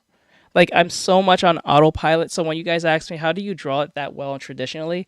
I've been doing it so much digitally before. Well, I did traditional before, but I didn't put as much work as traditional as I did before when I got into digital, because I don't have to worry about pages and running out of like ink and stuff and all that stuff. Like, doing it digitally for so long. So when I apply what I learned digitally on back to traditional, it's like instant, like autopilot. I know what I'm going to do intuitively without really thinking. Even if I run into like a bit of a mistake, I can always just say, okay, I have the confidence to say like, okay, that went left, but we can come back from it. I can probably like, scratch that out or, work around it or something, improvise to a degree with all the mistakes I've done over the years. So like I can figure out a way to like make that work. Say that. Stop, I'm recording. I have a bit of a confession to make, okay? It's not 24 hours later, it is 48 hours later. I was supposed to record this yesterday, but we're doing it today. Okay, let's go back. Let's go ahead and check out the results of the Google form and see. I have Clip Studio Paint, but then again, I don't know if you're going to have the same Clip Studio Paint as I do. I don't pay for Clip Studio Paint. Mine is free because I don't upgrade. So I don't know if Clip Studio Paint allows you to go to old versions of stuff where you don't have to pay the subscription. But I never played the subscription because I never upgraded it. I don't see the need to upgrade at all. I know eventually they're going to stop letting that be a thing in the next probably year or two, or even a couple years from now. But so far, if you don't upgrade to the subscription model, you'll be perfectly fine. I'll say Clip Studio Paint. Davis said greedy. So it is what it is. Or you can get Kirta. I think Mike told me it was Kirta that's not free. I think it's free. Is it free? I think it was Kirta and something else, Fire Alpaca, and some other program. I can't remember. I'm not totally sure. So I'll be right back, though. We got some cool recommendations. Okay, let's do this. Jarvis, turn on my laptop. So, from what it looks like, we have gotten 501 recommendations. The bulk of these are probably going to be repeats, but still, that's a lot. That's crazy. Yeah, I already see some repeats right here. 2 Attack on Titans, Dragon Ball Super, Kagurabachi. Yeah, this is a lot of shonen stuff. Record of Ragnarok is not a shonen, so hey, there's a little bit of variety here. I'm gonna take a handful of these and check them out. Here's the number of how many I ended up checking out in this video. Wow, that's a big number. Oh my god. So obviously I can't really read every single one of these or else this video would be so long. But I do want to get a good first impression of each one of these series. So I was thinking with anime, the general rule is to watch the first 3 episodes. With manga, I think we're going to check out the first 5 chapters. I feel like that should be good enough to understand the direction most of these mangas are going to go and if I would even like it. Also, I think it's going to be fun to implement some kind of tier list into this video. Wherever your series lands in this tier list does not determine how the entire series is as a manga. I'm probably still gonna piss some people off. Who cares? Whoa, whoa, whoa. By the way, if any of the manga we check out in today's video interests you, you're thinking about picking it up, you should head on over to Manga Mart. They're kindly sponsoring today's video and their website with some of the cheapest prices on manga I've seen in today's market. That's recently been the place that I've been going to pick up all of my manga. They have discounts on their regular volumes, box sets, pre-order volumes, and everything ships to your house in incredible condition. Seriously, they're super awesome. And the people behind this website are really focused on making sure that other people that love manga just as much as them can get the books that they're looking for. I have a link down below if you want to go check them out. All right, let's check the first manga out. I've heard talks of this manga here and there, a vampire manga with some romantic elements sprinkled in, and that description is pretty accurate. But honestly, not in the way I was expecting. Okay, so our main character... Okay, I know about this anime. I know it first as an anime, not manga. I don't know if it's like an actual romance as he claims, but like I don't know if it's a comedy either. Said, what's going on? My apologies, I have a project due in an hour, lol. I just came back. We're doing anime reactions. I mean, manga reactions. Character's name is... And recommendations. Ko. That's it. Pretty simple name. Ko is 14 years old and he has insomnia. He finds it really tough to sleep at night. One day when he was browsing Reddit online, he saw that there was a post saying that walking outside helps people fall asleep. So the 14-year-old kid ends up sneaking out of his... If you're on mobile, get IBIS, same reason. How does... 17 said I use Krita. How does walking at night Nathaniel put people Davis to sleep? Said, okay, I'll look into it. Fallen Night Violet asks, hello teacher, I've missed you. How are you? Hey, Fallen. Aw, I'm doing well. Just doing reactions and doing this animation. Skyhouse 17 said yes. Rodriguez official said be a support hero today. So I don't understand this. Like /donation. Red or something said hello Nathaniel, Mike, Sky, and Art. Skyhouse 17 said and you can animate with it too. Oh, you can you? Nathaniel Davis said, oh, that's sick. Yeah. But how are you, Fallen? Hope you're doing well, hon. House and going on a walk. And I just gotta say, I think the mangaka does a really good job. How does walking at night put people to sleep, or make people want to go to sleep? If anything, it'll make you hyper aware. Fallen Night Violet said, you finally got affiliate on Purple app. No. I technically did not get affiliate. What happened was that Twitch had a update because I guess they're bleeding money, I'm assuming, to a degree, where they need as much money as possible from virtually everyone that's on their platform. And now they changed the policies where you're not affiliated, but we're just giving you affiliation because it's best to make whatever money off you than you working your ass off just to people to watch you. Because I still get no one to watch me on Twitch. I don't know how to get people to watch me on Twitch anymore. Some people takes a drive to get them tired and don't understand how. That's crazy. I don't know. Me walking at night? Well, then again, he's in Japan, so like Japan's a super safe place to be in. So, like they're known to be a very trusted, safe place to live. So walking around at night, I guess, is not that far off. Not saying there's no crazies out there, but like the likelihood you're gonna run into someone who's gonna mug you in Japan is mostly unlikely to happen, especially in a highly populated area. Fallen Night Violet said, I am alright, been a while since we spoke, hope your sister is doing good as well. Yeah, she just turned 27.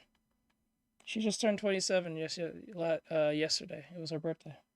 In writing this dialogue. I'm pretty sure she misses you and said hi as well. To really sell the fact that this kid has just never done this before. Because like right away, he's like, oh my god, this is awesome. It's like walking outside with barely any lights on. Dude, it's like I'm the only person out here. This is crazy. Oh my god, look at this homeless guy. The whole time, I'm just thinking, dude, this kid is gonna die. Someone's gonna kill him. Somehow, this dude wins the lottery on life. Because instead of him... 37 days. Ah, okay. Okay. Happy 38-day early birthday. Let's go. Dying, a girl in a cloak ends up spending time with him and then invites him over to her house to sleep with him. Equals talented. You cannot explain talent. I know. I can't explain or even teach my intelligence. I noticed that with certain things. Yeah, Backlive, by the way. I get it. I get it because like when people ask me how I do something, I'm not gonna lie. Like if it's something basic, like how do you draw a head? It's I've been getting that question so much that I have practice to answer it. But like, said, I hope so too that we can stream together one day. When they ask me any questions about something way off I'm doing, said I got good news too. I get stupid. Like I don't know how to like explain. Like right there and then. I know how I can articulate myself, but like it's just like sometimes when I'm just trying to try something new and it works and they ask me how to do it, I'm like, I don't know how to tell you. But what is it that was good news over there? I hope that it's to stream together one day. Yeah, we will. I got an apartment now, so I'm waiting for the keys for the apartment I bought. Let's go. I'm so proud of you, hon. Let's go. Wait, what games do you play? Don't you play Marvel Rivals? I know you play Fortnite. I'm pretty sure you play Marvel Rivals, right? Or Overwatch? Hitori Day said it's too natural to explain is what it is. Yeah. It's hard. It's super hard sometimes, but I can relate to that. What? Bro, he's 14. Let's chill out a little bit. Thankfully, they weren't planning on doing the... you know what? Instead, it's revealed that she's a vampire and she wants to suck his blood. Ah ha ha. And then she does. And so, is he a vampire now? No. But the main character is like, damn, high key, I really like this nighttime stuff and I really liked hanging out with you. So actually, could you turn me into a vampire? And she's like, yeah, I could. But there's like one condition. To become a vampire, you actually have to fall in love with me. This is genuinely the premise of this story. And then we go on to the next couple of chapters where we see individual nights of these two spending time with one another and growing closer. DBD and few other games. I dropped DBD. I can't play that. I can't play Dead by Daylight. I don't know. It just bores me. I don't know what it is. I don't mean to be that guy, but like, I can jump back to Fortnite because Fortnite will never die. I'm at this point where Fortnite will never die. We should just change the name to. We should literally change the name to two names to Fortnite. Call it IP the game for intellectual property the game, or we just literally call it said the new killers and new survivor. Like, we should call Fortnite the new Multiverses. I know Multiverses was taken from, like, Warner, but we should just call it Multiverses. It's literally what that is. That's what Fortnite is. Violet said I got in the new Survivor V. Survivor V? Oh, that's cool. That's awesome. Wait, was there an anime character that was in, DBD? Tori Day said, nah, bro. Fortnite is trash. I know, it's trash, but then again, it's like, it's popular trash. You know what I'm saying? Have Goku and Miku in the same game. I said to myself, Violet said Ghoul, yes. Like, I can, Tokyo Ghoul, it was that one. Yeah, it's like, it's weird. If at the age I'm at now, if I told my, like, 15-year-old self that, 17 said, there was going to be a game of, like, LeBron James shooting at Goku alongside playing next to Ryu from Street Fighter, and then also Five Nights at Freddy's with Family Guy, Bob's Burgers, and several other celebrities I can't run off my head right now, or like shit, like Rick and Morty and, you know, The Rock. Like if I told you these exist with Miku alongside what's that one character? I think Master Chief is in it. Like, if I told you that was the thing, I will laugh. Fallen 717 Cheerful and 717 loves. Skyhouse 17 said if you can't simplify it, then you haven't mastered it. Yeah, it makes sense. If you can't simplify it, you have not mastered it. That makes sense. Hitori Day said even Eminem lol. Oh yeah, Eminem's in the game. My god. Oh my god, Fry's in the game, right? Fry's in the game, Eminem's in the game. Will Smith in the game, unfortunately. Who else? What's that one chick with the Chucky hair? Mike has said Fortnite is just like how you're playing with different action figures, like having Leonardo fighting the Green Ranger. Correct. Skyhouse 17 said that's way worse. That's correct. Nathaniel Davis said wait, FNAF is in Fortnite. Yeah, FNAF is in Fortnite, yes. They have almost every modern popular anime franchise in it. Asks what is Skyhouse talking about? Talent? Nathaniel Davis said holy shit. Wait, are you talking about talent? Skyhouse, or are you talking about Fortnite? Today by using commands like /donation. Oh, that's a cute emote. I just now saw that. Ooh, yes. Aw. I can't play Dead by Daylight, though. I can't. It just upsets me. And I think Scream is supposed to be... I think Jason Voorhees and... Jason Voorhees, I think? Mike has said Michael Daft Myers. Punk and Gorillas are also in the game. Yeah, Daft Punk's in the game? I know Gorillas. Daft Punk's in the game? What? Bro, I'm tired of this. This is... We should not call it Fortnite anymore. It's literally collaboration the game, IP the game, multiverse the game. It's multiversal the game. It's like so many different IPs in one. It's not even Fortnite anymore. It's literally collaboration the game, influencer the game, whatever you call it. Influencer Battle Royale. That's what it is. That's what it is. That's what that is. It has Legos, right? They have Lego, right? They have Legos. Oh my god, dude. Hitori Day said they literally stole Mugen. Oh, do they have Demon Slayer in there, right? They have also Avatar, The Last Airbender. Don't they have Demon Slayer in there by now? I'm certain they have Demon Slayer. I could be wrong. Subway Crab. Wait. Subway Crab's a hype before? I don't know. Hitori Day said whoever played a Mugen knows what I'm talking about. Mugen? Favorite Project Mike Mugen? has said Chun-Li and Ryu was the one thing that almost got me to download Fortnite. Almost. Nathaniel Davis said I just looked it up. Scott doesn't want FNAF in Fortnite. BC protect the brand. I don't disagree, Toe. But aren't they in the game? Yeah, they're in the game, right? Isn't Freddy and them in the game? I'm surprised they have what? I'm pretty sure the next set of characters that's gonna come to Fortnite is probably One Piece because like the live action is coming Nathaniel off. Davis said nah, just fan-made games. Fan-made games? Okay. I was so certain they was in the game unless that was a mod. Can you mod in Fortnite? I'm pretty sure you can, can't you? This manga so far is solely carried by the idea that you're going to appreciate the dynamic between these two. And honestly, I did. So I like this manga. As I was reading through the series, I also had a lot of questions in my mind. So like, if a person has to fall in love with a vampire to become a vampire, and she's a vampire, who did she fall in love with? Skyhouse17 said Fortnite is real life. Player won the book. No, you're right. You're not wrong. They just have to they just gotta pull VR in there, and then it's player one from that point. Once they figure out to implement like VR into Fortnite, it's over. I played DBZ Hyper Fighter in the closest thing to Mugen. Is DBZ Hyper Fighter? Isn't that new mobile game? Is that a mobile game? I'm so certain that's a mobile game. And why aren't they around? I'm very interested about this. I want to know what happens. The story overall seems very, very simple so far, but I think the simplicity allows for the mangaka to make some really stellar chapters. Overall, I really like this one. I'm gonna give it a B. Looking at this title, I didn't really think this story was going to amount to much. So like, there's this dude. So. Did they? No, I don't think they did. Did they? No, I don't think they did. And then there's his cat. Is this like Garfield the manga? No. Oh my god, I was so wrong. It's actually really good. So right away, this manga ended up putting a smile on my face. I genuinely laughed. To turn into a vampire is a never-ending question. Questioning who fell in love with a vampire is a never-ending question. Yeah.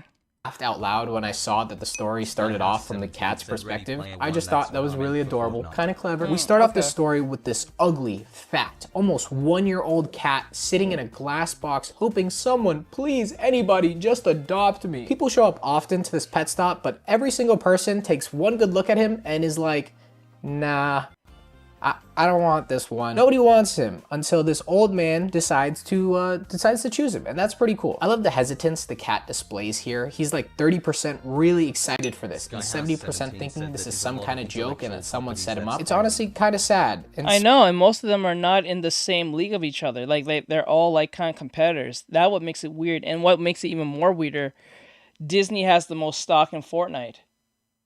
So Disney's just allowing their competitors just to do their thing. It's the weirdest thing. Sweet to see this little guy finally getting chosen. We get a glimpse into the old man's life as well. Like Disney doesn't own like any of the DC characters, but they have Warner, who has like Superman, Batman, Wonder Woman in there. So I think Wonder Woman's in there. I know Batman's in there. I know Superman's in there, but I don't know about Wonder Woman. I'm pretty sure Wonder Woman's in there. see what led him up to this point. Apparently he has a wife and kids, and the wife suggests that when the kids leave the nest, the two of them should go out and get a cat. So that's why he's here, to pick up the family cat. Except when he brings the cat home, nobody's there. The kids, I'm assuming, have at this point grown up and moved out, but where's the wife? I was getting a little startled. I don't blame you. I don't blame you. The only reason why people buy Disney skins is just to see them do the stupid dances. Like, we all know that most people, when Mrs. Incredible was implemented in Fortnite, a lot of people went crazy with that shit. For the most obvious of reasons. Startled by this, and also very intrigued. I only read 5 chapters, but I feel like I can guess the jump. Like, Disney was very much aware what they was doing. Cause come on, you don't think if you put someone like Mrs. Incredible on the screen in Fortnite, people are not gonna goon to the hell out of that? People's goon to Mrs. Incredible once she put on that outfit and then she was looking at herself from behind in the movie. That was the day that a lot of men was turning to boys looking at that woman. Mike Kaz said, "Don't worry, someday we'll see Sora with a gun." One day. Well, he does actually have a gun in Kingdom Hearts 3, but it would be fun to see him pop off the head of like LeBron James. 17 said it's his I seen a commercial. General vibe that this manga is going to go for. I think this is going to be a very human story about an old man who has lived most of his life, you know, had kids, had a wife, and possibly even had to deal with the passing of a loved one. Goofy popping you in the face with a snap. I don't think they'll allow that. I don't think so. I don't think, like, I understand they have stock in it and they have like Disney and Marvel and stuff, but seeing Goofy and Mickey and Donald run around with shotguns in their hands, shooting people in the face, sniping people, I don't think Disney's gonna allow that. But then again, Disney's a weird company. And continuing to move forward in that life despite it all. Or maybe the wife was just at the store and she'll be home soon. I don't really know. I only read 5 chapters, but oh my god, I'm really hooked. I really like this one. I'll give it an A. So, for some reason, I would say that this story felt really refreshing to read. We just get dropped into this fully realized world and are just left trying to figure it out. Our main character, Mau Mau, we get a little bit of a lore drop for them. They were abducted and sold off a couple of months ago to work as this maidservant in a kingdom, and she has just been here ever since. And that's kind of all the information you get. Now the story just begins. She used to be an apothecary. No, you're not wrong. They do.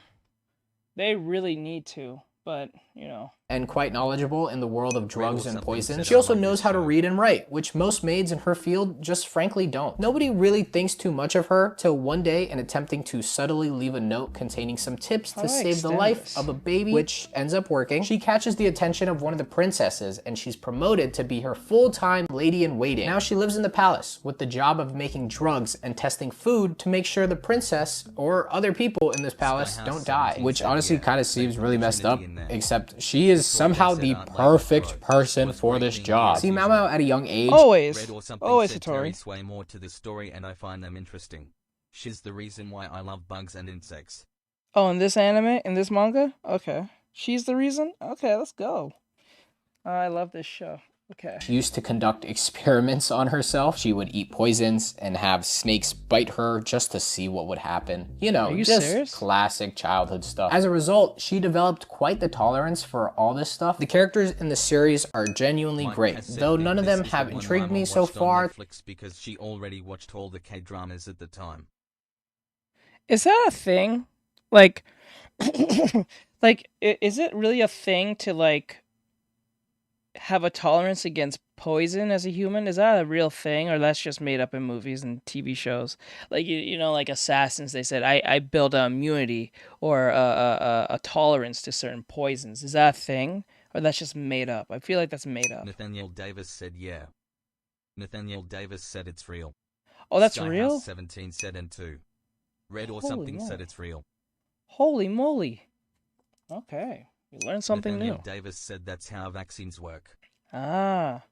To the level that Mau Mau has. Mau Mau is definitely the one carrying the story. And man, what a great story this is. I mean, not much happens in terms of like high intensity stuff. Also, I don't really know what the overarching plot line is.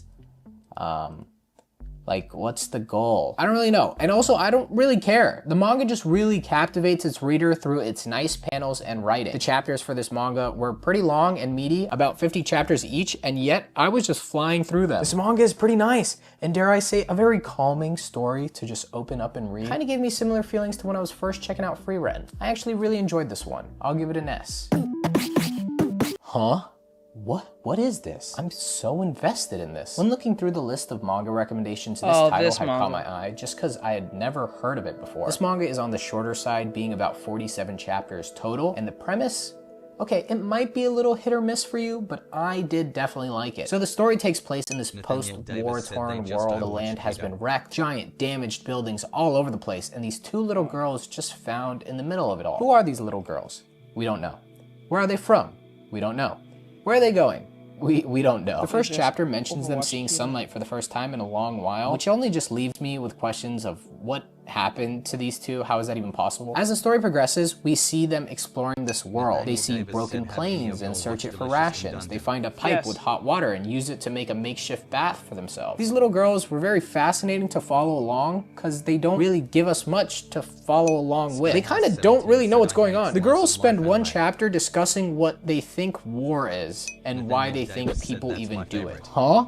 If you're living in this world, a world you are exploring with nobody around, how would you not know what war is? Okay, I'm so confused. Where did these girls come from? This story is giving you everything and nothing at the same time. Was it a disease that wiped out everything? A zombie apocalypse? A nuclear fallout? Seriously, why have they not met any other characters yet? I really like this story, like quite a bit. I'm gonna give it an A. I am really liking this manga. So this teacher's name is Koro Sensei, and man, even though he's gonna blow up the earth in a year, if this classroom full of kids don't manage to kill him, he is such a likable guy. This guy's like supposed to be the villain, right? I'm supposed to be wanting him dead, right? For some reason, I don't. I don't want the next chapter I read to be the one where he does bite the bullet. In the 5 chapters I've read so far, there's been a decent amount of information given to us, so let's go over it. Firstly, this dude seems actually impossible to kill, because he has the ability to maneuver his body in unnatural ways to dodge attacks. Next, he's able to fly and run at Mach 20. For reference, that means he can go to Japan, get some food, and come back in roughly 10 minutes. Okay. That's insane. The kids who are tasked with killing him are a part of this class, Class E, which is where all the kids who low-key suck at school go. They're a classroom full of kids that are heavily looked down upon. They're labeled as the bottom of the barrel. These kids will be awarded $10 billion if they manage to kill their teacher, which is actually so sick. We see some pretty cool and pretty bad assassination attempts in this manga. The whole class whips out weapons and starts unloading it on their teacher, and somehow that didn't work. One of them jumps onto the teacher, sacrificing themselves in an explosion. That somehow didn't work either.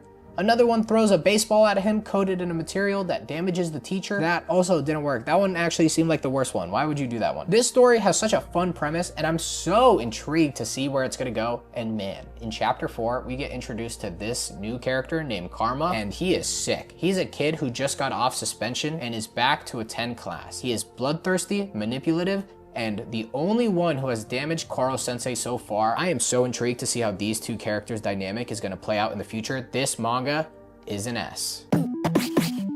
This manga is the perfect blend of excellent writing, action, and a hilarious concept to bring it all together. This is a story about a rooster who's on a quest for revenge after his little sister was killed by demons. The stuff that happens in this story and just the way it all unfolds. The rooster has muscles as feathers. Look at his chest! Bro, look at bro's chest. Yo, yes, look at his chest. He has muscles as feathers.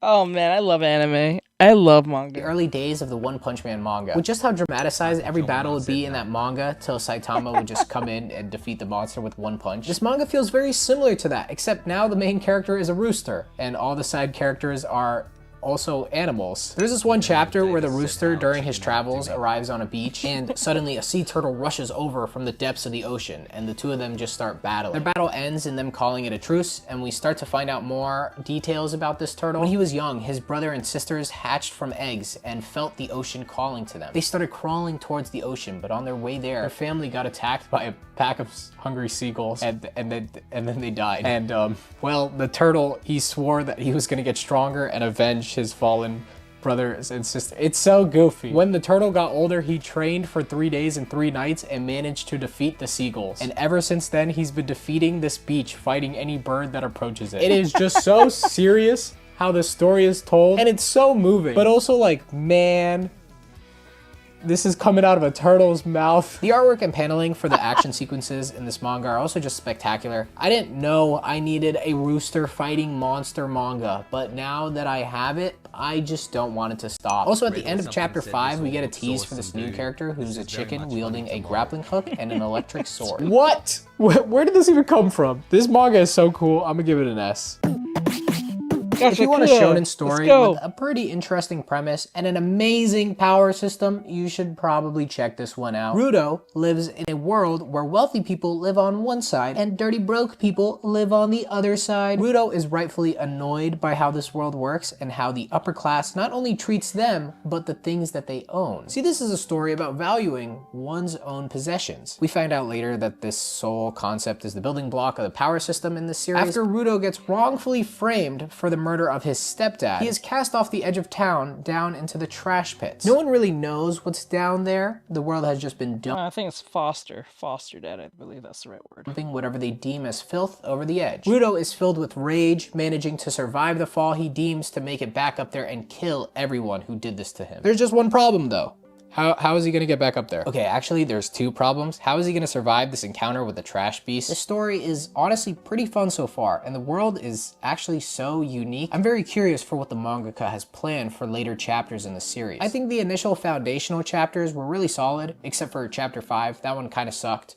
Really bad, but the rest were good. Anyway, I'm gonna give this series a B.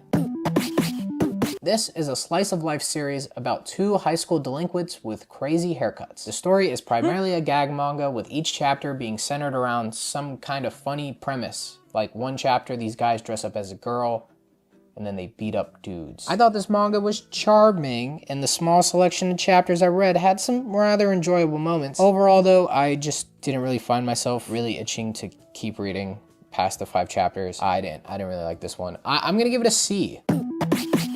Dude, what is it with stories where characters are playing games where if they lose, they actually die? That is just so addicting to consume. I have heard so many comparisons when it comes to the series that I'm gonna share with you, just in case you haven't heard them.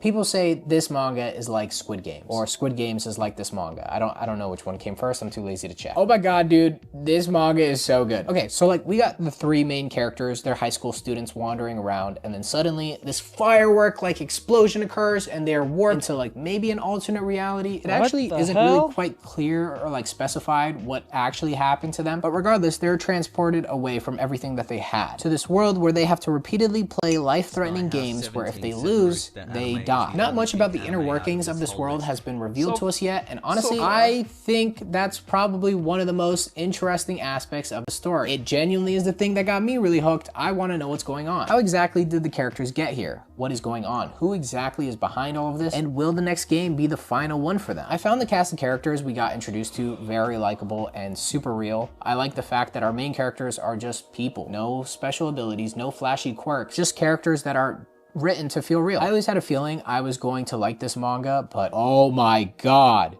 I really like it. More than everything I've read so far in this video, actually. Which leads me to doing this. I'm creating a new tier, an S+ tier. The S+ tier is for manga that I was just thinking, man, screw the video could wait. I'm gonna keep reading past the 5 chapters. This manga is our first one on the S+ tier. Oh, another aspect of the story that I really like is the creativity of the games themselves. At first, they seemed very surface level, but each one of them has this hidden twist or like trick you need to use to outsmart the system to keep surviving. Genuinely, super excited to see what happens next. This manga cooks. I currently have a pretty bad case of Pokemon fever right now. The video I made before this was me watching every single Pokemon movie that has ever been created, and it's probably one of my favorite videos I've ever made. Part of the reason being that I just love Pokemon so much as a franchise, even though the video games have not really been that great lately. I recently collected all 10 of the collector's edition versions of this manga, and I haven't properly sat down and read them all yet. So I figured I'd use this video as a chance to refresh myself with the beginning of this series, and oh my god, it's awesome. Okay, so our story follows Red as he sets off on his quest to become an incredible Pokemon trainer. I heard that Pokemon manga is a lot darker than anything close to the anime. I think even 10 times more darker than the anime. it actually has some stakes or whatever. The story takes place in the Kanto region and follows all the beats you would expect to get from a story like this. Red goes off to choose his starter Pokemon. He's filling up his Pokédex. He finds someone as a rival for his adventure. In this story, the rival is Blue, and he even goes and fights in gym battles. But this story, oh my god, it's so much more than that. It's weird, and honestly, a must-read for anyone that is a Pokemon fan. The story and the characters are just so well written, and the Pokemon have so much personality to them. Okay. My favorite so far is I knew there was like something like that. Red's Pikachu, who just looks so annoyed to even be a part of this whole adventure. It's so silly, and frankly, I just love it. We get a bunch of one-off chapters as well that just do a really good job in fleshing out the world. Like, there's this one where a mama Kangaskhan is just trying to make sure her baby is okay. It was such a sweet chapter to read. I really liked it. Genuinely, just had a lot of fun reading through this manga, and it made my inner child super happy. I'm gonna give this series an A. Okay. High key, feeling pretty mixed on this one. So this is a romance story about two characters who go to different schools, which doesn't seem like that interesting of a plot line, and it's not. Okay, here's the thing though. The two schools, they don't like each other. They're just really mean to each other. And it's a big no-no to be talking, let alone being seen around people of the other school. Which Why? like... That's stupid. Yeah, it kind of still doesn't make me care about the series. I understand the underlying message that the series is trying to tell. That being, don't discriminate someone due to factors outside of who they actually are as a person. You know, before you look down on someone, how about you actually take the time to get to know them? I get it. I get what they're going for. It's a nice message, but oh my god, this manga is just trying so hard to convey it, and it's kind of frustrating. Every chapter, I feel like as a reader, I'm being talked down to. Constantly, the story is telling me what I'm supposed to be thinking and the lessons I'm supposed to be learning, rather than just trusting the fact that I will understand it. It also just doesn't help with the fact that the main character is the most pick-me individual I have ever seen, constantly bashing himself, blaming every little inconvenience that would happen in the story on himself, which results in the main female protagonist being like, dude, don't say that stuff about yourself, because I think you're really cool. I honestly thought this was really annoying. I'm not saying that an unconfident character is a bad thing. Some of my favorite characters in mangas are the ones who don't really think they're capable of more, but later on in the story, they're inspired by the ones around them, and as a result, they start feeling better about themselves. But oh my god, this dude is really obnoxious. I don't like him. If this story gets better from here on out, then that's pretty cool. But for now, I'm gonna give it a C.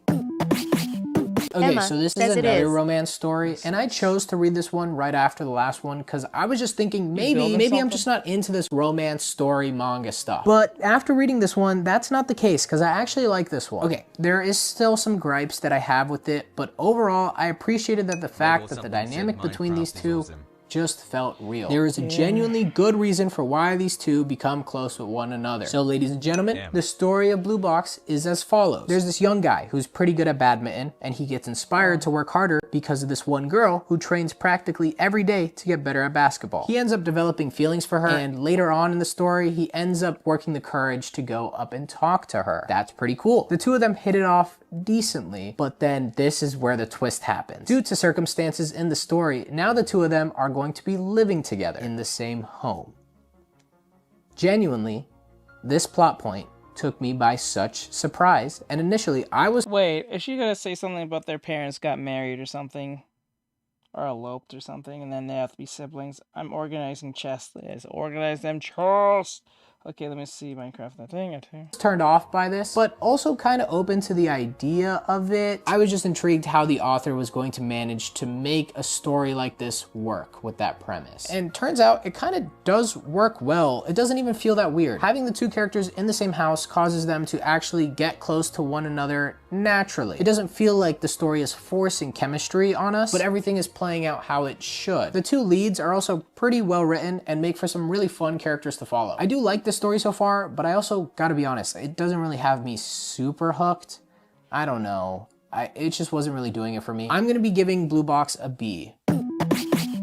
My Hero Academia was the first manga I had ever read. I caught up with the series in 10th grade and was a weekly reader for it for about a year until I felt like the series kind of got stale and I ended up dropping it. Vigilantes was always something I knew about, but never really cared to check out. I just figured that spin-offs of any type of story would always be a couple of notches down in terms of quality. And at this point, I was— Actually, I have not watched Vigilantes yet. I just put it off because I think it's going to make spoilers. I'm pretty sure there's not a lot of spoilers given it's a spin-off. but I'm not really up to date right now with My Hero. I don't think so. So was not really thinking the best of My Hero Academia, so Vigilantes, I didn't really think it was going to be good either. And well, after checking out the first 5 chapters, it's actually not that bad. So this is a story set in the past before Deku ever met All Might and got his powers. Koichi is a kid with a pretty lackluster quirk called Slide and Glide. This allows for Koichi to slide on the surfaces of things with speeds about as fast as a motorbike. Using quirks in this world without a hero license is illegal, but Koichi does it anyways, and as a result, he is something of a vigilante. The streets call him Mr. Nice Guy. He does all the classic hero stuff like picking up garbage, helping people with directions, holding people's phones to take photos of them, till one day he gets into a bit of a conflict, which results in him meeting and teaming up with these 2 vigilantes as well, and from there on, the 3 of them form this like mini group where they work together to take down bad guys and figure out who is behind the quirk-enhancing drug Trigger. If you're a fan of the My Hero Academia story, I really think this is worth checking out. It has some pretty fun moments and a lot of characters. Thank you. I'm doing some animation studies. From the main series are just showing up constantly, and it's kind of cool. I'm gonna give this series a B. This recommendation comes from another YouTuber, the Manga Sloth. To Your Eternity is a manga series I actually already own, but I never really sat down to properly check it out. So here we go. The manga is really unique in its setup, and I think that's one of the most interesting parts about it. Our main character that we follow is this orb, like a ball of energy that has been cast onto the earth to learn, grow, and evolve. Not much is really shared with us at the beginning of this manga, and honestly, I don't really know if we're gonna get more information on where this thing even came from. The orb arrives onto Earth and transforms into a rock, to which it spends a lot of its time just sitting there. Eventually, the orb learns to develop moss on itself to avoid the cold temperatures of the snowy biome it's found itself in, and then it continues to just sit there again. That is until one day a dying wolf comes by and the orb sees this and transforms into that wolf. This is when the orb starts learning what it means to be hungry and what it means to feel pain. The orb runs into this young boy who mistakenly thinks that the orb is his wolf that has been missing for 2 months. The orb, under the young boy's care, now starts to develop a bond with him. He learns the concept of having a home and sleeping and eating. This is a story of adaptation, and the orb is a being that just can't die. And if it does, it just regenerates and keeps moving forward. Though the orb is the main driving intrigue of the manga, it's the world and the characters surrounding the orb that really makes this manga special. The first chapter alone is just spectacular, and I don't really want to say too much more just in case you have not checked it out, because I really think it's just awesome in how it sets everything up. I heavily found myself really enjoying the story, and as the chapters progressed, the story was going in a couple of directions I thought was really interesting. I'm curious where the story is going to go after everything I read, because it looks like time is going to keep moving forward, and the people the orb grows close to is going to grow, change, and die. But the orb still exists. I figure out how to just watching it all unfold. How will it deal with that? I'm going to give it an S. Okay, this manga is really random, and I freaking love it. First of all, isn't it crazy that we've gone through so many of these mangas, and we haven't had a single isekai recommended to us? Isekai, for anyone wondering, is the idea of our main character dying and being reincarnated as, like, another person in usually another world. The world of anime and manga have taken this concept and run wild with it, turning characters into spiders, or slimes, or vending machines. Well, today, our main character, Genji, riding a motorcycle, almost crashes into a girl, barely saving her life by swerving out of the way. The 2 of them manage to actually survive this encounter, and what do you know? It's love at first sight. The 2 characters later on agree to go on this date to their local aquarium, and it's really adorable. But Faith had other plans, because Ginju gets in another motorcycle accident and dies. This is when he meets this angelic being who says Ginju's death was premature and not supposed to happen. So he gives him a couple of options. He can either choose to stay dead or be reincarnated as an animal, live out its entire lifespan, and after that animal dies, can he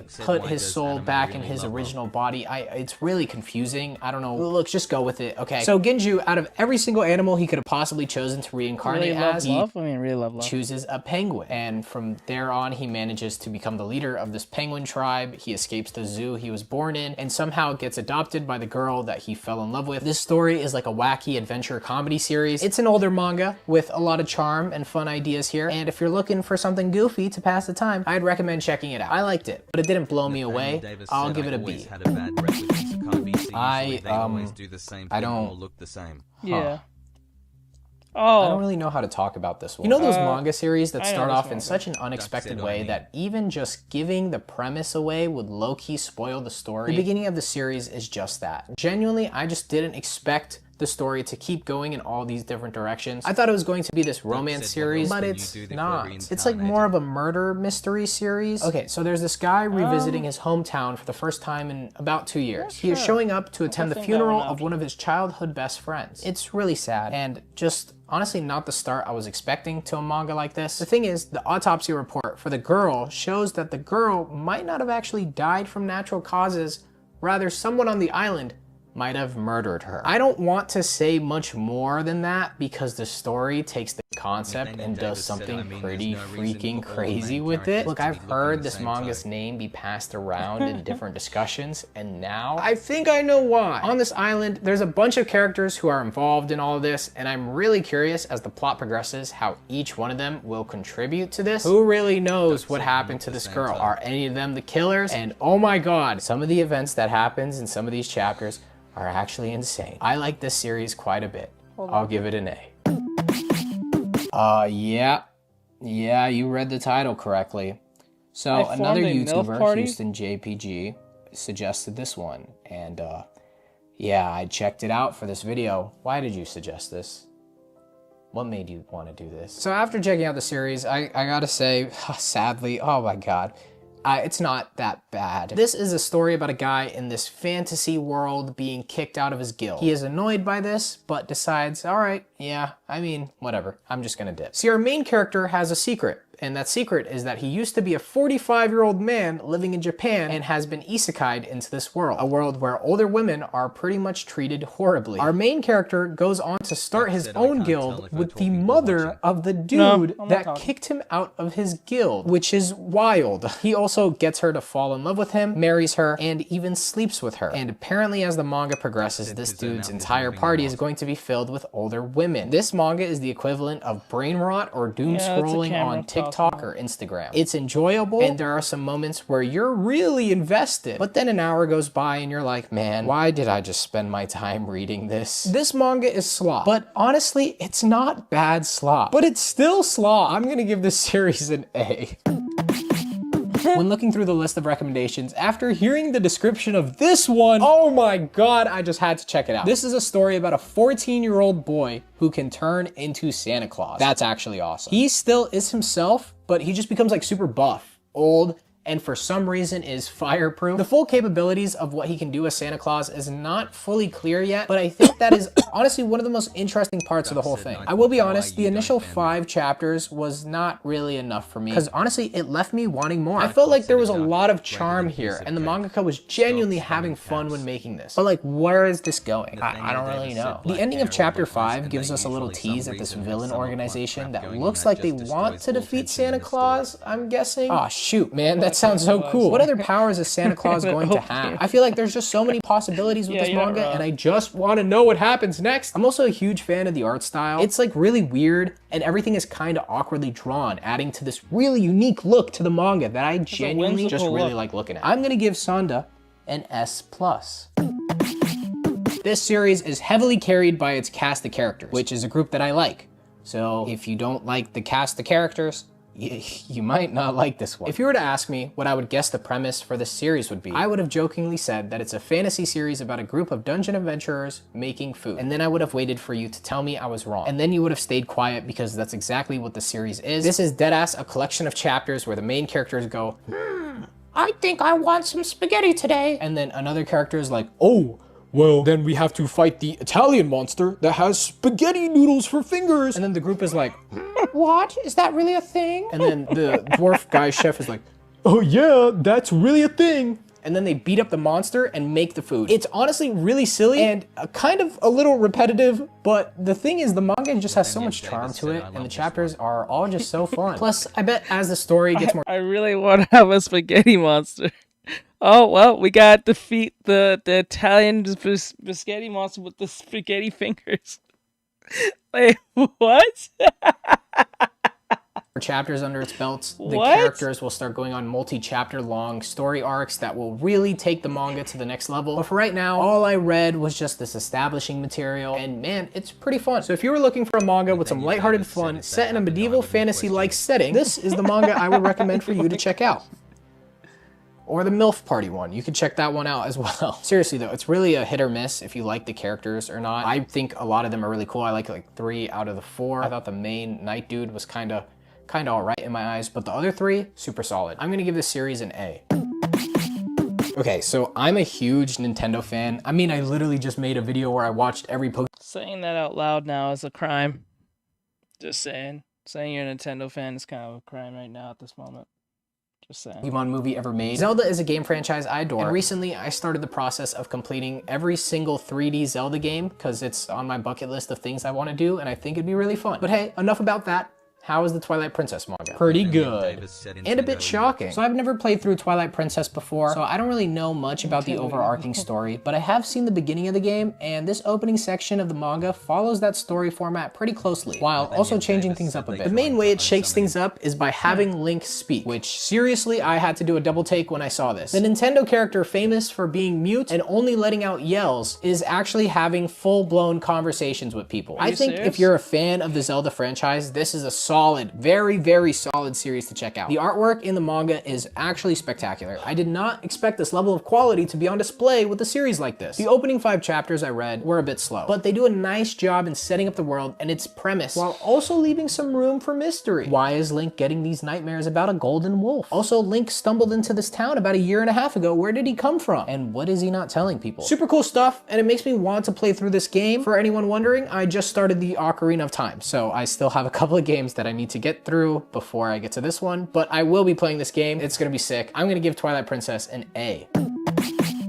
If you were to search up a list of popular romance series to check out, Fruit Basket is bound to be on this list. The series is quite popular and has been a name I've heard tossed around for years. I'll be real, I don't really know why it's called Fruit Basket. I feel like it actually has nothing to do with the main plot, but whatever. A girl named Honda is living in a she's living in a tent. It's in pretty much the middle of nowhere. After meeting and becoming friends with these 2 guys who find out about her predicament, she's offered to stay at their home, which I'm realizing now as I'm saying it out loud is a really weird setup, but it didn't really seem that bizarre in the manga. These guys have a secret, and a pretty weird one. Their family tree has been cursed with the spirit animals of the 12 calendar zodiacs plus the cat zodiac. Whenever the members of this family grow weak or are hugged by members of the opposite gender, they transform into these animals. Now, I know what you're probably thinking, because I was thinking it too. When they transform into these animals, they probably get some kind of cool ability, right? Like they shoot fireballs or, I don't know, fly. But no. Genuinely, that's it. They just turn into animals. Yeah, so. At first, I was like really confused by the concept, but the more I kept reading, the more I found it kind of fun. Like notably because the characters' personalities are heavily affected by the animals that they turn into. The cat character is very distant and fierce. It is old. 2006 old, 2007 old, 2008 old.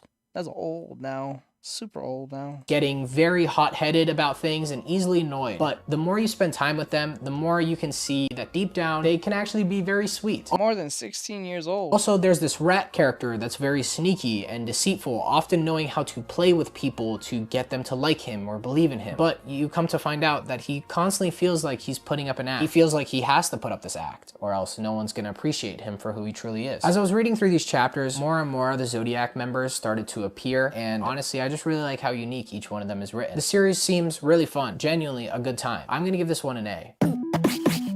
This story reminds me a lot of the John Wick movies, but it's like kind of the reverse of what happens in those movies. Where John Wick was a retired hitman forced to come back into the life, Fable is a hitman told to disappear from the world of killing. And oh my god, this series is such a banger! Something about the first chapter had my eyes glued to these pages, and I genuinely just couldn't put this manga down. Our main character, who People call Fable is a very relaxed and cautious character. He can and will kill you if need be. He is a prodigy at his craft and does not get affected by the game. Seeing moments where he is outsmarting the ones around him or forcing situations to go in his favor is just so fun to follow along. The writing is genuinely the greatest part of this whole thing. The manga manages to combine a perfect blend of taking itself seriously, but also slowing down and allowing for some really funny moments to emerge. Like there's this one scene where two gentlemen ask Fable how, hypothetically speaking, would he go about killing the two of them. Fable says that he'd take out the first guy and reach for his gun in his armpit and take out the other. The two of them are startled by the fact that Fable was able to identify that there's a gun on him. They proceed to ask him, okay, well, how would you manage to kill the 10 guys waiting to ambush the room in case something like that were to happen? Fable's like, that's pretty easy. I would just take the second gun you guys have stashed on your person as well. Oh my god, that was so cool. Oh, it's just sick. Actually sick stuff. The two gentlemen are very impressed by Fable's skills, and just as he's about to leave, Fable tells one of them that they have a nose hair sticking out, and then in the next scene, we see the guy working on trying to pluck it out. It's like so funny. This didn't need to be in the manga, but it's there, and I really liked it, and it made me smile, and I just like when mangakas add stuff like this. I could not put this manga down. I finished the first 5 chapters, and I kept going and going, and kept reading and reading and reading and reading and reading. This was genuinely a blast to read, and honestly, it might be my favorite series I read out of everything so far. I give this series an S+. So is there any manga you're interested in checking out? Thank you to everybody who filled out the form. I literally couldn't have made this video without you. If you're interested in filling out the form but missed out, don't worry, I'm gonna put the link down below, and depending on how this video does, I might make a part 2 and you could be in it. Also, if you haven't checked out Manga Mart, I seriously recommend you doing so. They're actually such a cool site. Thank you for all the support on the channel, guys, and thank you to my channel members for sticking by me and supporting me. I'm gonna be posting a behind the scenes video kind of going in depth about the making of this video. So if you're into the whole how do I make content side of YouTube, you can become a channel member and go check that out. Anyways, thank you for watching the video. Hit subscribe, trying to hit 100,000 subscribers, and go watch some of my other videos. Bye, guys. I'm gonna go. All right, that was Tens. I don't feel like watching another manga thing. I kind of watch something insane. I want to watch something funny. Something crazy funny that no one expected to be good. Let's see here.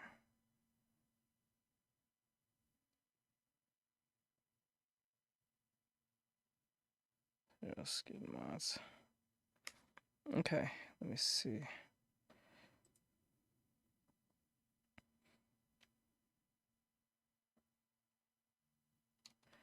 Okay. Nathaniel Davis asks Dragon Ball abridged.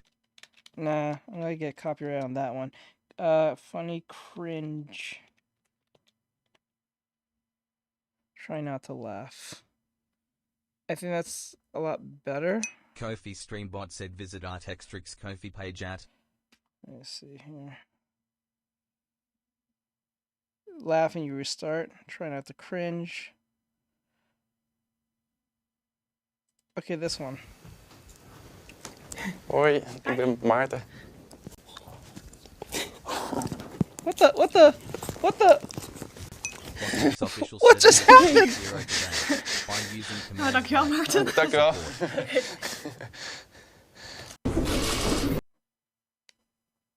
Guys, chat, what happened? It instantly happened. Can someone tell me what just happened? Jolly Incha 35 said Lamau. Oh my god, wait, hold on. You guys will see what I saw. What the hell? It just kind of happened. Hold up. That was crazy. What the hell? Skyhouse17 said I'd. Jolly Inch at 35 said rolling on the floor laughing emoji, rolling on the floor She's laughing laughing emoji, rolling on the floor laughing emoji, rolling on the floor laughing emoji, rolling on the floor laughing emoji, rolling on the floor laughing emoji, rolling on the floor laughing emoji, rolling on the floor laughing emoji. Okay, here we go. Hoi, ik ben Maarten. What the hell? What the hell? What the hell? Oh, dankjewel, Maarten. Dankjewel. What was that? Bro, he walked in and just secured the bag and don't even know why he did it. looked like his mom. Bro looked like he just kissed up his mom. Or his school teacher. What the hell was that? I think I am definitely more confident this time because I've already had that first kiss out of the way. I think my strategy is just go for the kiss. Maybe I'll be able to like slip tongue, and then from there things take off, and who knows, maybe she's my first girlfriend. Oh no, this wretched video. Oh man, this still haunts me to this day. Watching this is gonna upset me. It's gonna make me laugh. Here we go, guys. Here we go, fellas. Let's go. Hi. Hello. Hey. How's it going? Good, how are you? Good. What's your name? Emily. I'm Josh. Hi. I'm scared. Can I kiss you? Sure. 35 said rolling on the floor laughing emoji. Every time I see this, I think he's actually gonna go for a kiss. And it felt like he just gave her a side kiss on the cheek. Jolly Incher says I am howling. Jolly Incher 35 said I'm howling, rolling on the floor, laughing emoji, rolling on the floor, laughing emoji, rolling on the floor, laughing emoji, rolling on the floor, laughing emoji. I wonder what her face looks like. When he walked away, look wild. This is crazy work. What just happened? Is that all?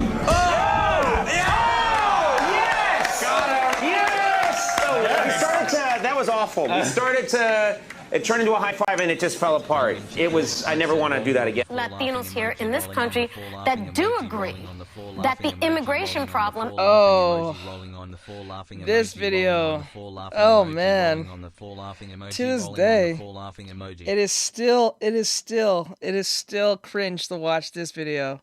So, if for those who don't know what's gonna happen, this is The View, them cluckling chickens on that show with Whoopi Goldberg and the rest of them hens, all talk about absolutely nothing. There are a bunch of old ladies, uncle ladies who just keep talking for the sake of talking.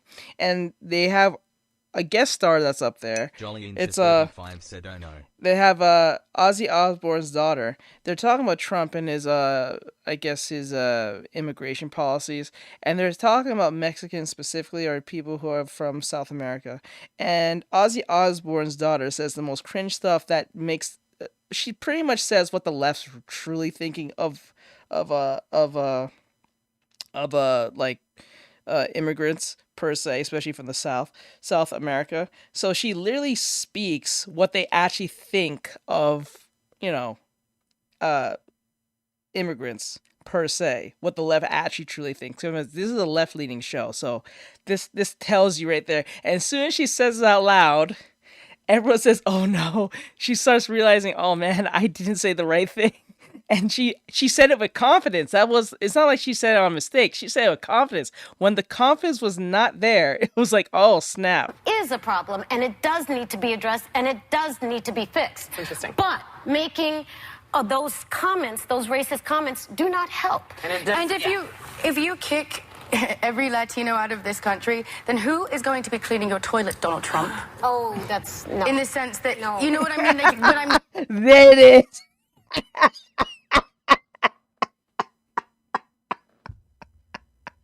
This will always be an infamy.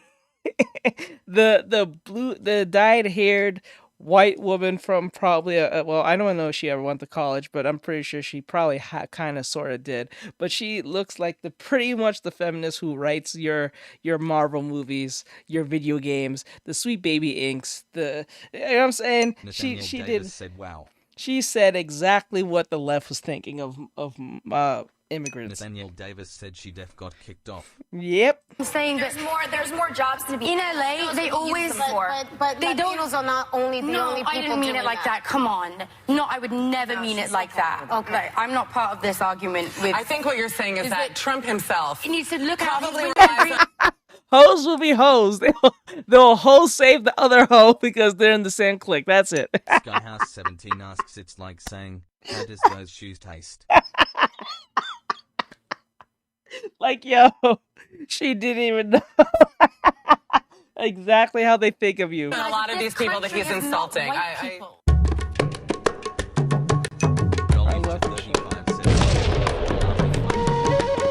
What the? Michael Cera? Hi.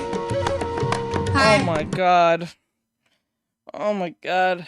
What is this? Is that Michael Cera?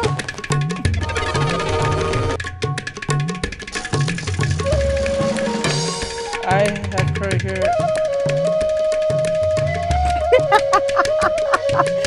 This screams early 2006. Tibbs, what is your deck name? It flies, you dies. So far, I'm only halfway there. It depends on who the you is referring to.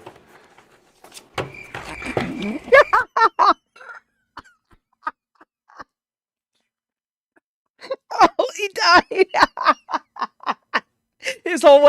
His soul went to hell after that one. When he said that.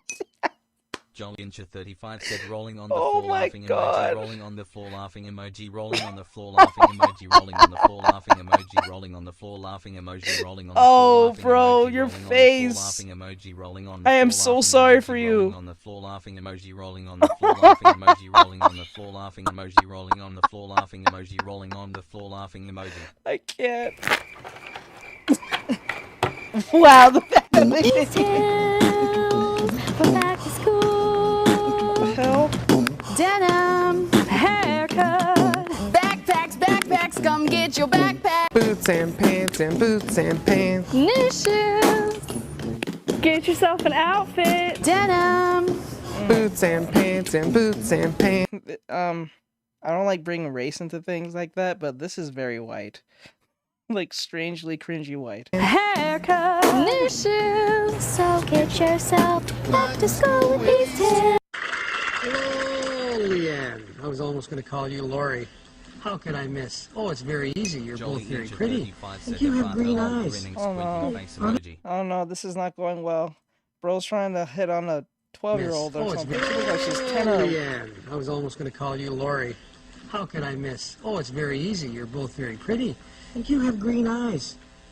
Are they? They're not blue. Now, don't tell me that. Look at me a little closer. Skyhouse 17. Oh no, no, no, no, no, no, no, no, no, no, bro, no. What are we doing? What are we doing, bro? No. Oh my God, what the? See, I fooled you. I fooled you.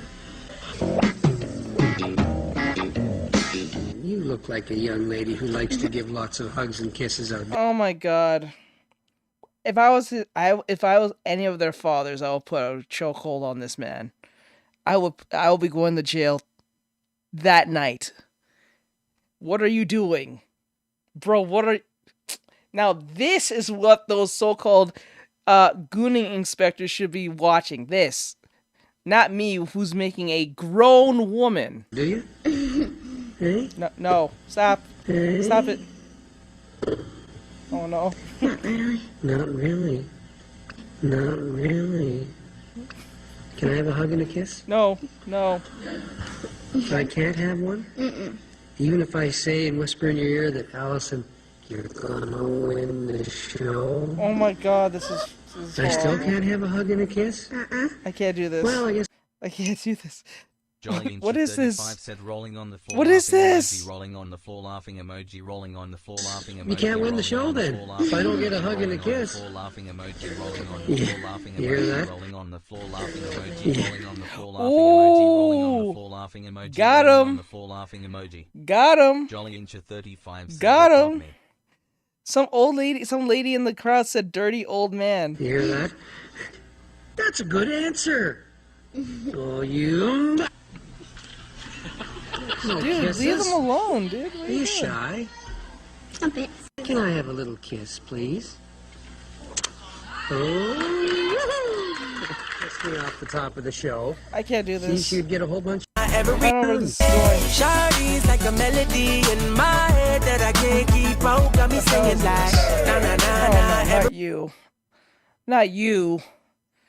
You look like an overdeveloped giraffe. 17 said nauseated face emoji, nauseated Bro. face emoji, nauseated Bro looks like a face emoji, underdeveloped face giraffe, bro. Like my eyeballs, like a replay. So really what we're doing is John would like me to ask you whether he could make out with you. Oh, that's a bit different to a kiss. Why?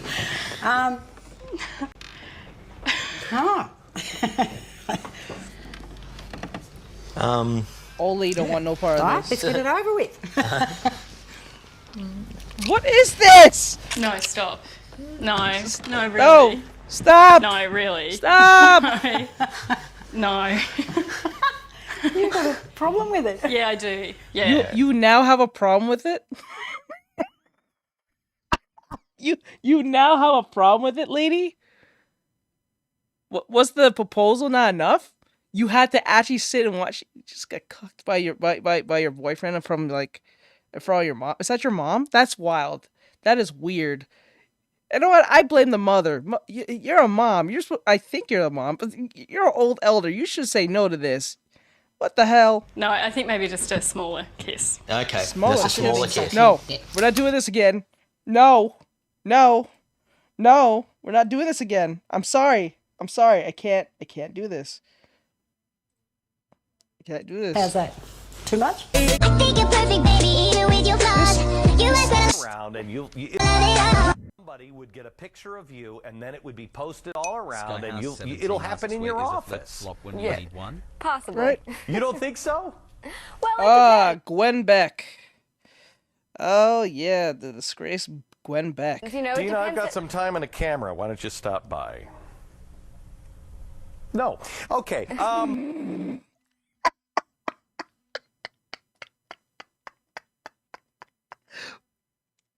National television, everyone. National television. National television. He did that on national television. Do you think that with American Idol, this is really... High five, people! Next up, former flame Saskia Moore. Okay, all right. Maybe we should get a bit closer together. No more of this. Shut up. We're not doing this. You're not gonna make me watch this. Be gone, you weirdo. Performative white guy. Okay, he being very performative male.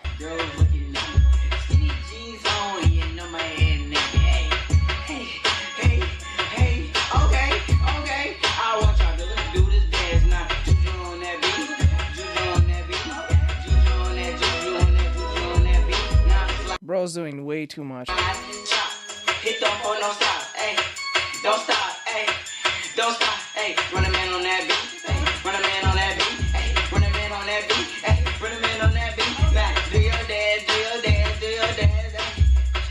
You ugly, you your daddy's son, hey.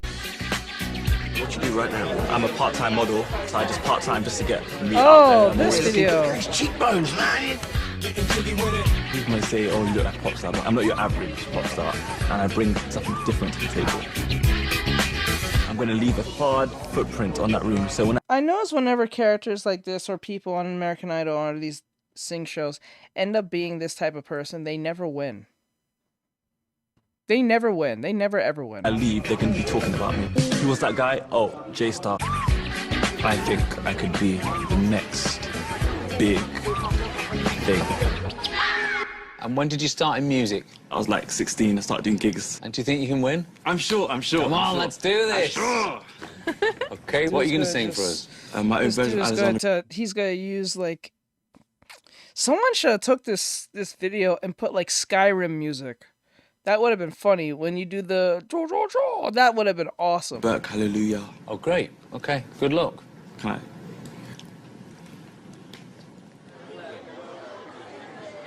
Got a good voice. So is he the package? Very powerful. Interesting. Why are you lying?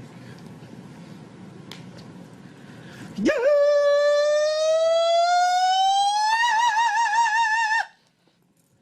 Major Lay, the baffled kid, composing. Hallelujah. Hallelujah. I see this before, it hurts though. Hallelujah. Hallelujah. Hallelujah. Ooh. She tied you to a kitchen chair. She broke a foam and she cut your hair. I'm from. It's not so one. You see the light. It's so cold. It's so broken. Hallelujah. Yeah. Hallelujah. Oh my god. Oh yeah. That's the song? Are you serious? Because we're going to have a lot of jobs from building infrastructure to coding, creating new apps. I don't know who created Pokemon Go, but I'm trying to figure out how we get them to have Pokemon go to the polls. Jesus fucking. You just gotta close your eyes, sit to yourself, take it all in, and just let it ooze out of you in a slow batch. Just, ooh, bro, like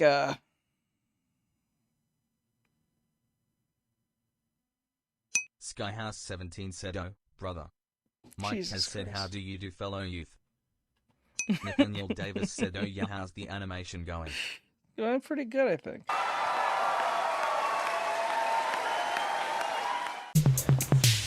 Next up, Noah Ehrlich. Not yet! Bitch! We're not doing this. What? Who is this dude? No, not you. That's the Prime Minister. That dude is vulgar.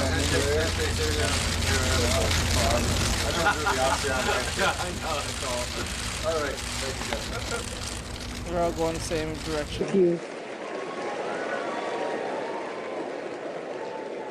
Good evening, ladies. How are you feeling today? Are you all right? Yes. No, you are all left.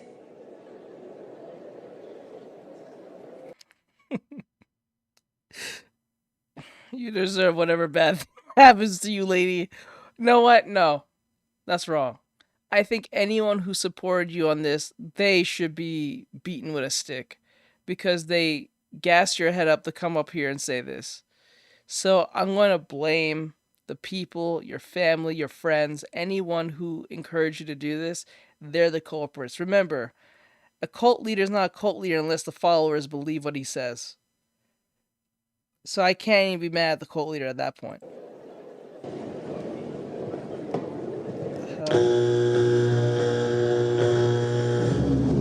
Oh my good lord. That's a cold kid.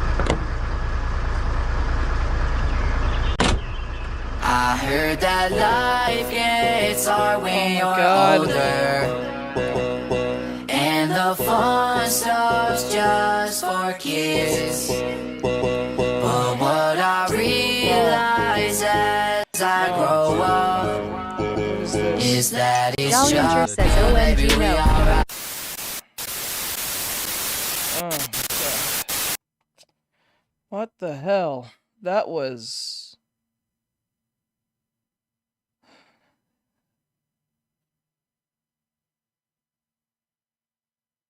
10 things that rage bait me. That sounds funny. What's good, YouTube? It's your boy Cheeky back at it again with another banger. And ladies and gentlemen, today, whenever I was driving on the road, which I never do because every time I drive on the road, I accidentally run into a family of 5 and kill the whole family inside. But today was one of those rare instances where I was driving and I saw the ugliest ram I think I've ever seen in my entire life. And that got me thinking about other things that I just absolutely hate. So I thought I'd make a tier list because it's obvious that everyone cares about my opinion. That's my fucking location. Which you're gonna see in just a moment with this sick ass transition that's definitely not gonna be gay at all. Me and Flex looking in the index for buff net niggas just for some cringy AF. No, we're not doing this. We're not doing this. I feel like this is gonna go down a path where I'm not gonna come back from. I am not doing this. No, back off! Back off, you. Cringy Reddit videos. Let's see this. Hi, Susie. Lisa, over here. Wherever Hi, you are. this way. Yes, ma'am. Okay, so I think I'm your best student. I met you probably about a decade ago. How do I look? Well, you know, I met you virtually. I found out about you as a young college student who had a lot of credit card debt and was living paycheck to paycheck. And I bought your book and I studied you. I got a pen, a pad, and I listened to everything you said. Now, I'm 39 years old. I was a single mother at the time. And the one thing you told me that stuck in my head was, pay yourself first. Yes. And I said, okay, how am I gonna pay myself first when I have all these bills and at the end of the month, I'm negative. So I decided, you know what? These bills will always be here. The cable bill will be here. The phone bill will be here. Oh no, she's gonna say some outline, out of pocket, insane, only it makes sense to her type nonsense that once she says out loud, everyone's gonna be like scratching their head and probably gonna be in shame. She's gonna say some insane something. I bet you. Take the money and I'm gonna pay myself first. In that time, what I did was I took all the credit card debt. But wait, stop, because I'm running out of time. Ask me your question. I'm sorry, the question? Yeah, do you have a question or you just have a statement? Well, no, there is a question at the end of it. But I want to tell you that the question is formulated around debt because I still have a debt situation. All right, tell me it. So I realized that if you pay all your debt, you really can't get rid of it. The way you get rid of it is actually look at the woman in the fourth corner. Look at the woman at the bottom for you guys. What you guys watch from YouTube? Let me see. The woman on the bottom left corner. You see she's confused, right? She's confused with the ponytail. She's confused. She's like, wait, what? What is she trying to say? What the? Stop paying it. So what I did, let me tell you the trick. I know what she did. No, I'll explain it to them. But so what you is your explain question? it to them because I explained it to my friends, and that's actually how I got out of debt very fast. But you ruined your FICO score. No, I didn't. It bounced down for a little bit and bounced right back up because I had money. So now, and I stopped buying things. I stopped purchasing things. I lived below my means. What is your question?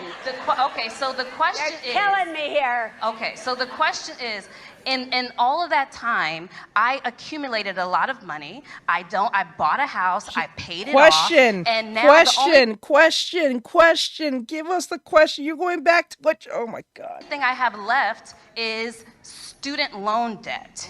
That now I have all this money, and I'm looking at my bank accounts thinking, I don't want to pay that. And so how I got out of my mortgage... She's explaining her situation. Stop. I want you to stop. No, stop. Please stop. Oh my God.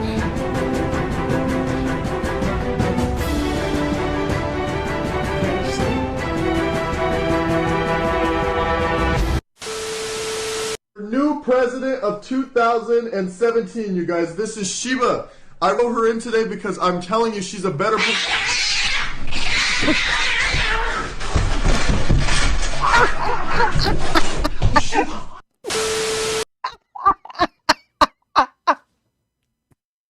Nathaniel Davis said, nah, she's not.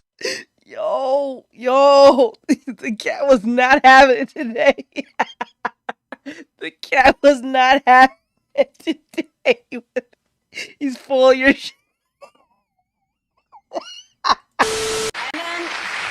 The other thing is that people are saying that that you're pregnant. There's rumors. Don't discuss that. All right. Well, you don't have to. No, answer. that's okay. No, honestly, you how don't do have to I- how answer do me. I- Let's just toast with champagne and decide. But they've been saying that since we. Oh, that's a you're a horrible person, Ellen. She doesn't want to talk about her pregnancy, but you bring up champagne knowing that she can't drink that. What's wrong? What, you wild. It's just fattening. So, You can't have champagne? That's not champagne, because you can't. No, it have is. Is it really? Yeah. You want to taste it? I can't believe you did this to me, Ellen. What? No. Are you trying I'm to not just- going to ask you if you're pregnant This or is not. I'm peer just going to pressure. say. Do you see what Ellen is doing? This is peer pressure. No. Let's toast to you not being pregnant. If you're not pregnant, then we should. Oh, my goodness. This is wrong. I can't believe her. Why would we toast to that? How about to the future? Yeah. You can and really- for both of our futures, who knows what they hold? Who knows? All right, go ahead. Okay, Yeah. cheers. Yeah, cheers. It's too early for me. I only drink it after 3. How are they laughing? She's being an ass. She can't drink that. She doesn't want to talk about her pregnancy for whatever reason. Maybe she wants to keep that private. But Ellen's being an ass by bringing up champagne. You think she can drink that? Yeah. She's not gonna drink it. She's not gonna drink it. You're pregnant. You're pregnant. You are pregnant. Who are you? A YouTuber. A YouTuber. Yep. Okay. What YouTube? Philip Solo TV. Philip Solo TV. Okay. Well. Philip Solo TV. Yep. If you're going to be here, you're going to need two things. You're going to need to register. Yep. And I'm going to need you to turn that off first. Okay. Bye. Well, I'm still outside in public. This is still the property of the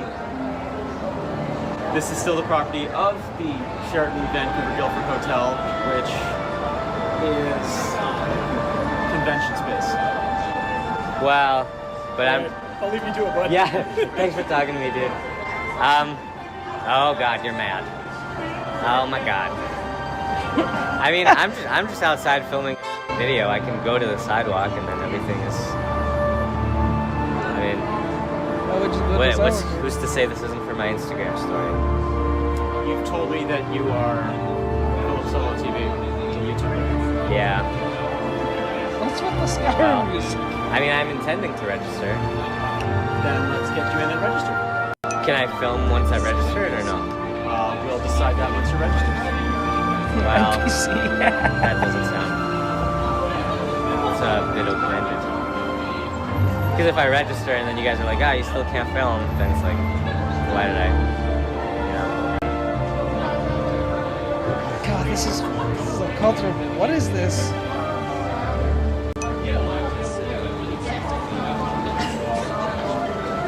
None of them. Let's go stand here.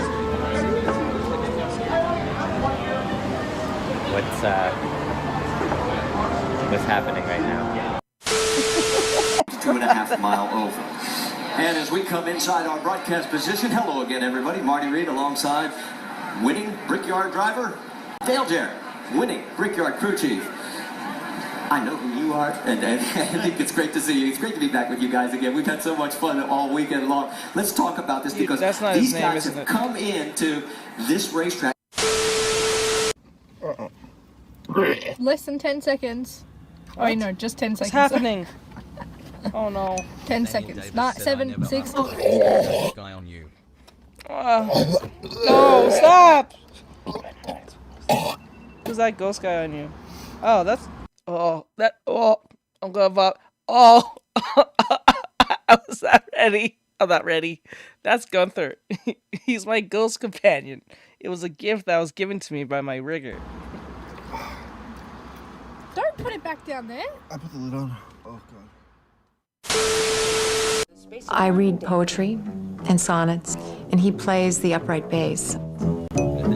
Yamakipiebo, Sedere Fakebo, Indog Latin, me quoth, UJ, Sophis, hooray!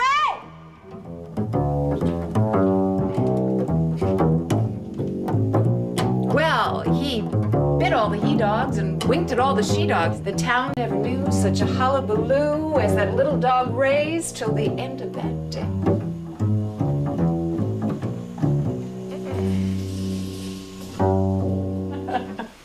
We just have a good rhythm together, you know. He sort of feels me out, I feel him out, and we go for it.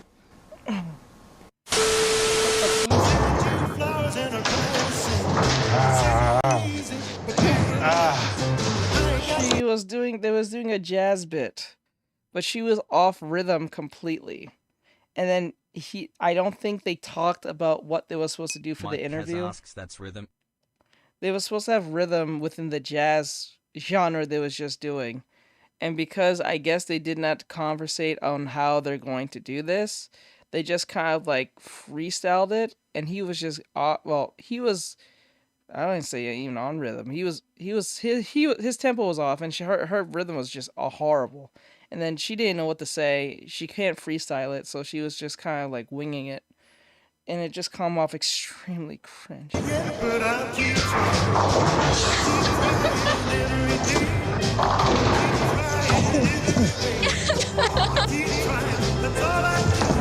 Oh.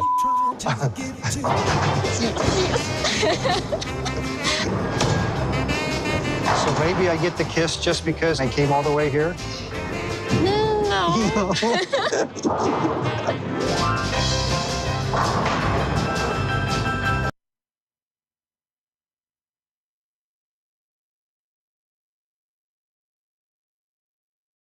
Just to be clear, I didn't do that. Come and get it. Come and get it.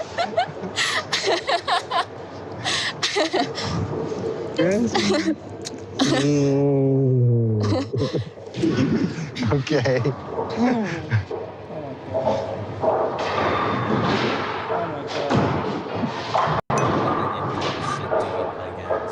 Did you think I was going to get a strike? Немного. Немного нервничала.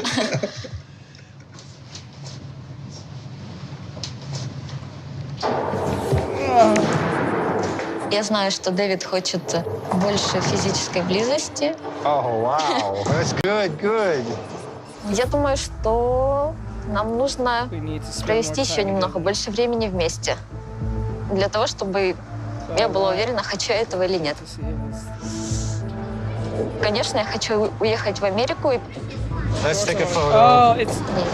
It's that has said you don't need to know Russian to understand she was uncomfortable. Yeah, you're right. But like they're doing that 30-day fiance thing where she's like from a different country or something or so. Ну, время покажет.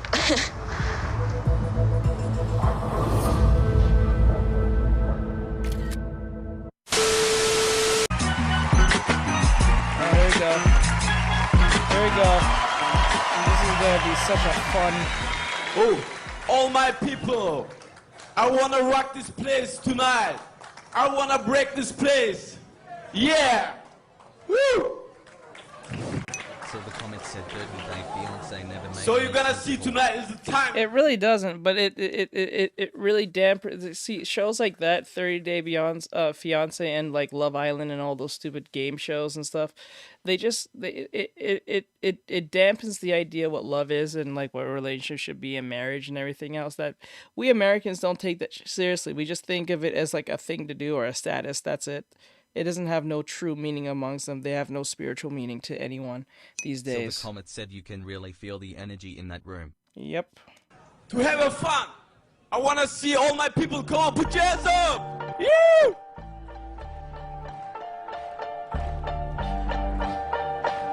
I'm sorry.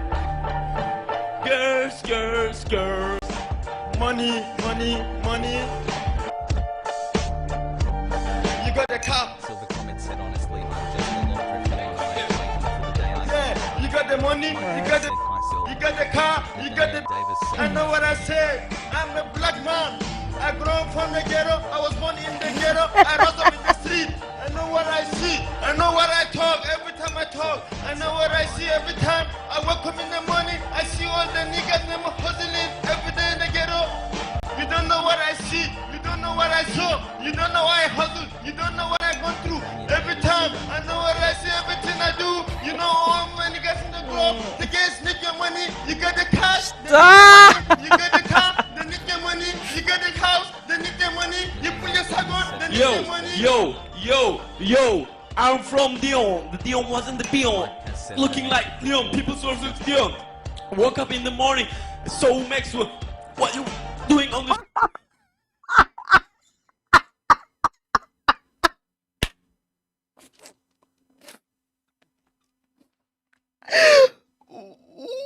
Skyhouse 17 asks, did he just swallow? Silver Comet said, stop please. Bro's on his tippy toes. Bro's on the tippies. He's on his piggly wigglies. What the hell has happened? I feel bad for anyone who bought a ticket there. What is happening? Bro! Mike has said, why ain't these dancers in Fortnite? Silver Comet said, I will pay him to stop.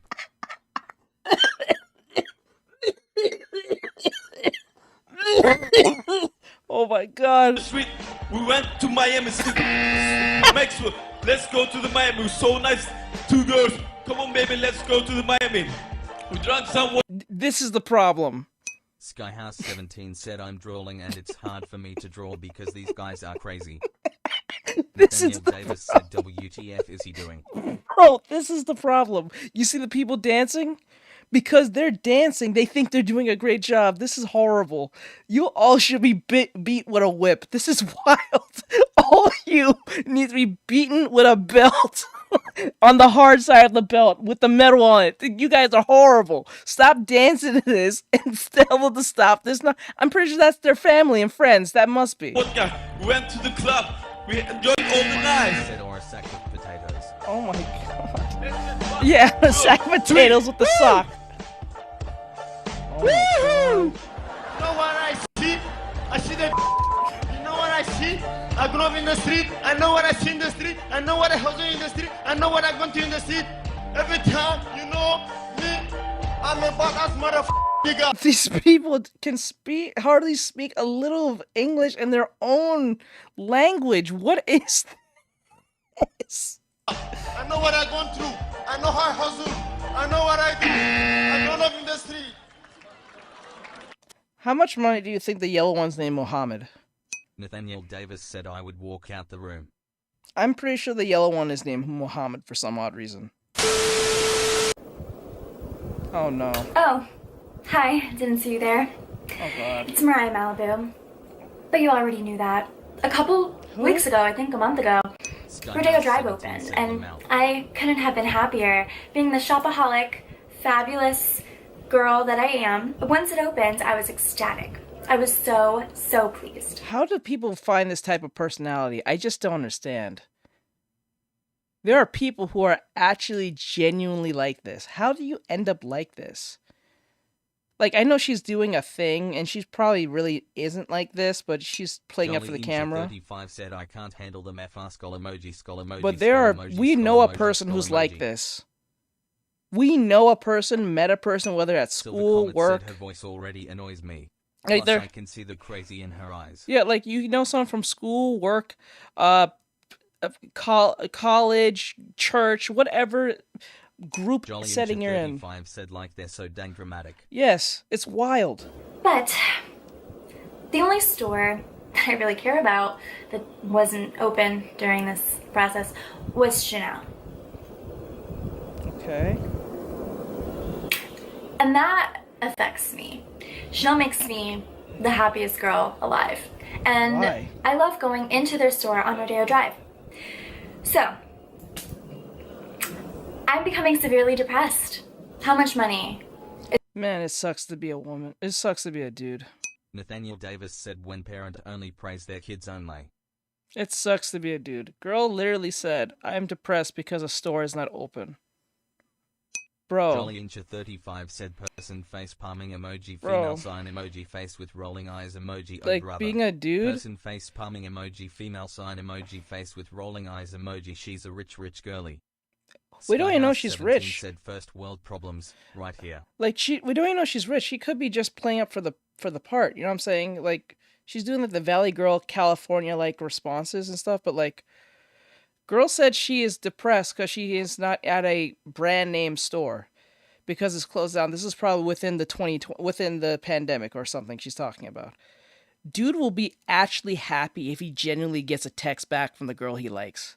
He'll be ecstatic. Or, you know what I'm saying? Like, and then the conversation doesn't die within like the first hour or like 5 minutes. Like, Jesus, especially off like a Tinder or some type of dating app. Like, Jesus Christ. Oh my God. Is it going to take for you to open up your store for me?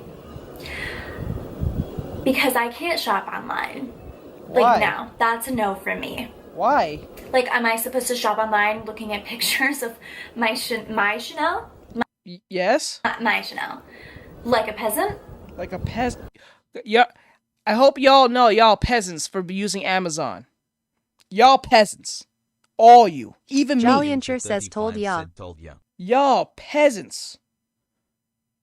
Y'all are peasants for using Amazon. Holy fuck. This bitch. Like, that may be okay for, like, some of you guys, but, like, for me, I can't shop like that. Why? Oh my God, I can't do this. Like, I'm having panic attacks on the regular because I can't go into my favorite store. Shopping is my therapy. When I'm smiling because I'm fabulous and I'm always amazing and I look great, but, like, I'm dying inside. God, it must be great to just exist. Nathaniel Davis said this is obviously rage bait. It must be. It has to be. 35 said person face palming emoji, female sign emoji, person face palming emoji, female sign emoji, person face palming emoji, female sign emoji, Chanel? person face Hello? palming emoji, female Are you sign there? emoji, person face palming It's me. emoji, female sign emoji, Brian person face Malibu. palming emoji, female sign I can't do this emoji, anymore, you person guys. face palming emoji, female I sign need emoji, to go person into the face store. palming emoji, I'm not like female a sign regular, emoji, like, hey, person let's face go and palming shop emoji, online. female Like, sign no. emoji, person face I don't want palming to shop emoji, female sign online. emoji, person That's for face the palming regular emoji, female peasants sign in the emoji, world. person face So, palming emoji, hi female Chanel, sign emoji. marketing people of Jolly Chanel. Incher 35 said person face palming No, emoji, no, female no more sign spamming emoji. that, please. Stop spamming that, please. Oh my God. PR people of Chanel, whoever's working from Chanel that's watching this video right now, hello. We can work a deal out. Maybe we can like have a couple employees just open the door. Ah, she's sucking off Chanel so she can get influencer money. Got it. Doors. Okay, hear me out. Open the doors for me. I literally do anything to be in that store. Like, and your employees will be gaining commission, so if they're not getting paid right now, they can be making some good money because I'm a good shopper. Like, you know me, The more that I can't have something, the more that I want it. Skyhouse 17 said, bro. Do you want me to wear Chanel only for the rest of my life? What, $10,000 to open the doors for me to come in? Like, how much money is it going to be for you to, you know, open? For me, like, it'll just be a little private thing. We don't have to get anyone else involved. It'll be super safe. Bro, she recorded and uploaded this. This is forever on the internet. She recorded and uploaded this sucking off Chanel. I'm pretty sure Chanel didn't even respond to this in the slightest. She has this up on the internet, and I'm pretty sure she probably did take it down, but because it was so cringe, people re-uploaded it up, so it's forever up there now. Jolly Incher 35 said she must love attention. She's trying to get that Chanel influencer money, and this is not how you do it. Wear face masks. It's honestly ruining my life, and it's ruining my vibe. Like, I cannot be happy unless I have that.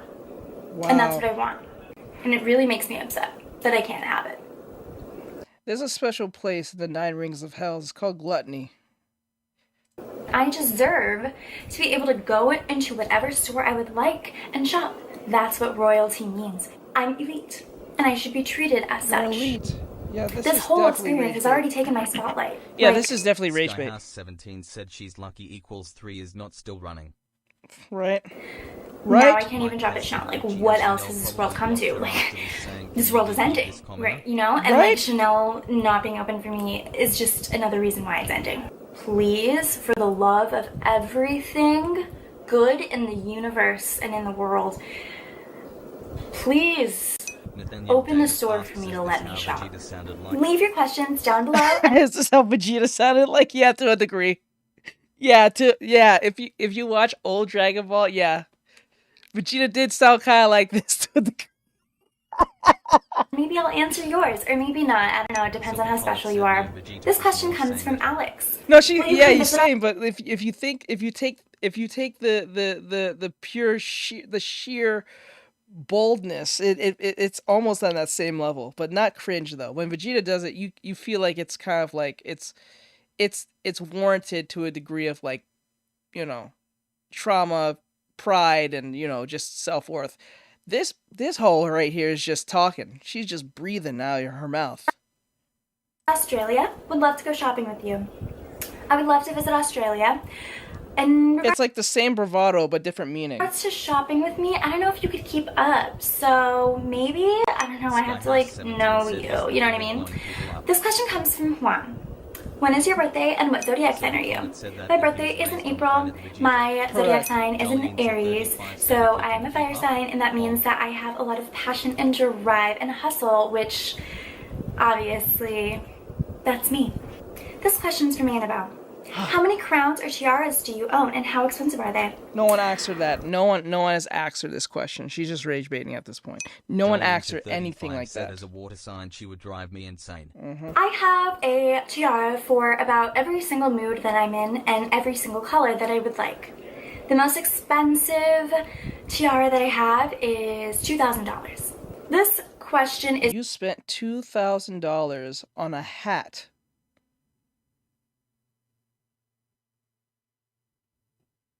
Jolly Incha 35 said skull emoji. You spent $2,000 on a hat. I hope this is a satire. 17 said, huh?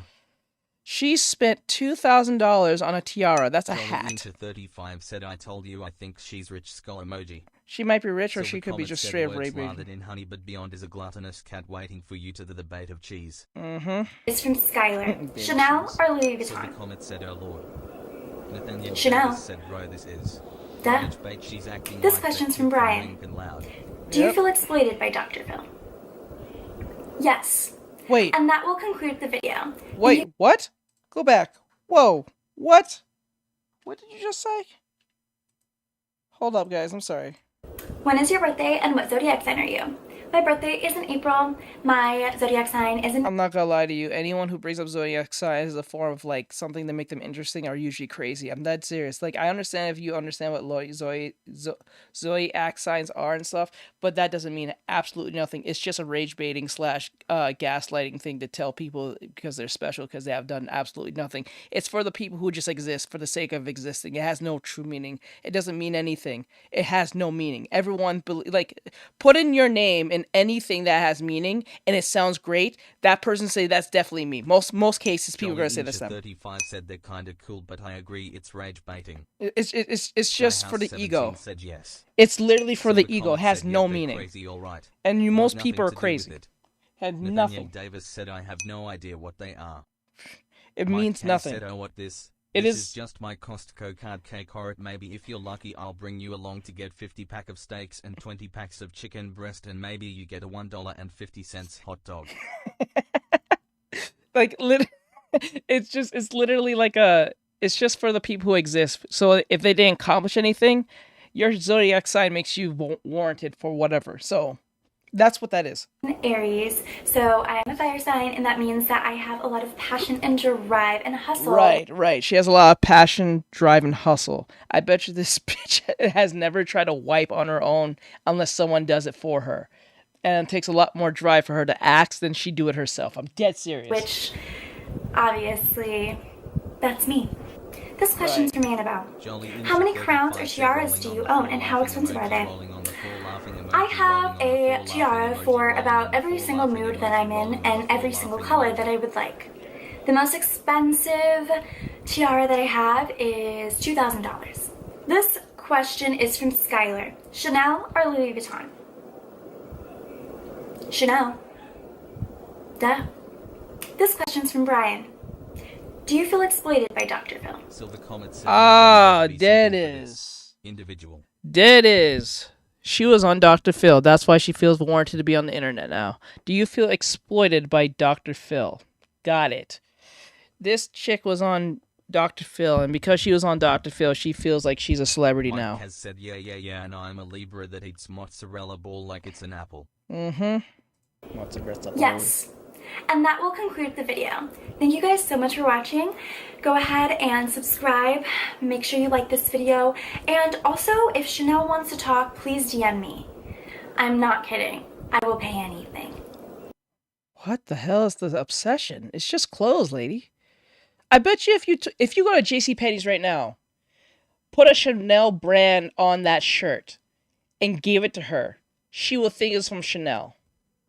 Silver Comet said, no wonder this one looks somewhat familiar. Mm-hmm. Thank you. See you guys next time. Bye.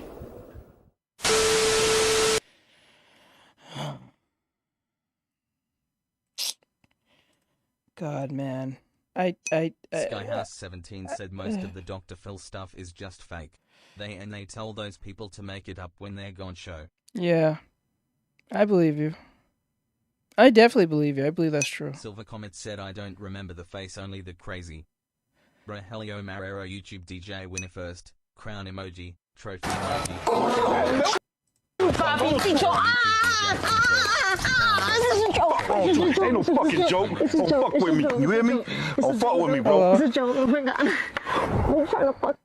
Bettis made an accusation. This video is main character syndrome cringe compilation part 3. Can you please stop winking at me, sir? I'm not winking. I have a twitch. Weirdo. Rogelio Marrero YouTube DJ winner first. I do have a twitch. Trophy emoji.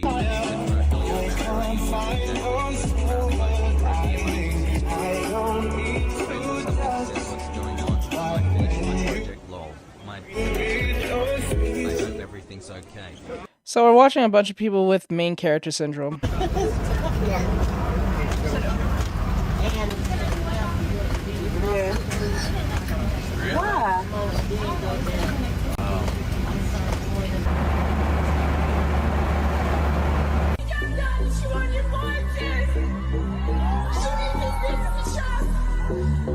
No, dude.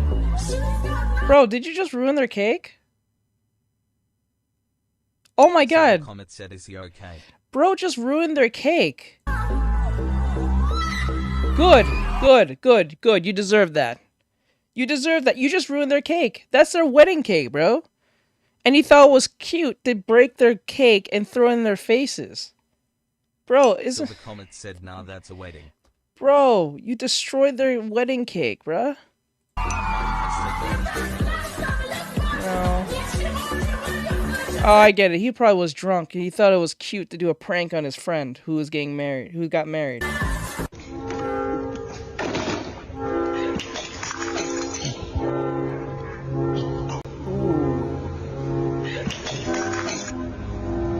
You just gotta stay there? Silver Comet said, wait, am I muted? Strawberry. No, you're not muted. You're fine.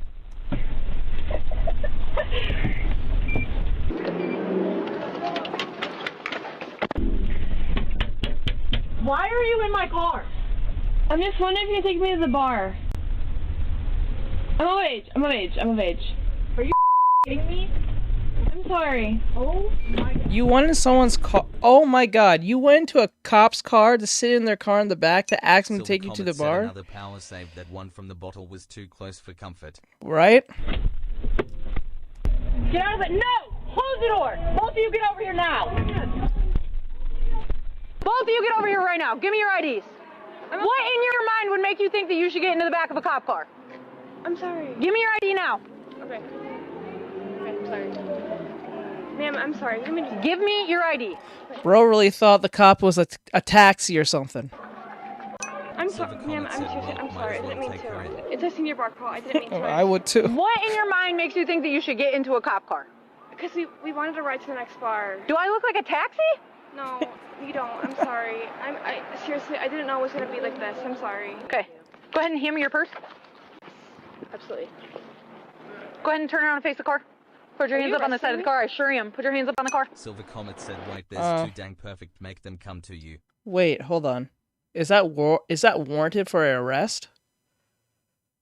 Is that warranted of arrest? Well, she's on camera, so I guess it's not like she's making it up just to do it. She's on camera. She has her cop camera on. Said, "Why the heck would she do that though? That's just stupid." It is very stupid. It's like, I don't know. She's young and stupid. You know, they're stupid. Very stupid. This is probably good. I don't know if she's millennial or... She looks between either late millennial or early Gen Z.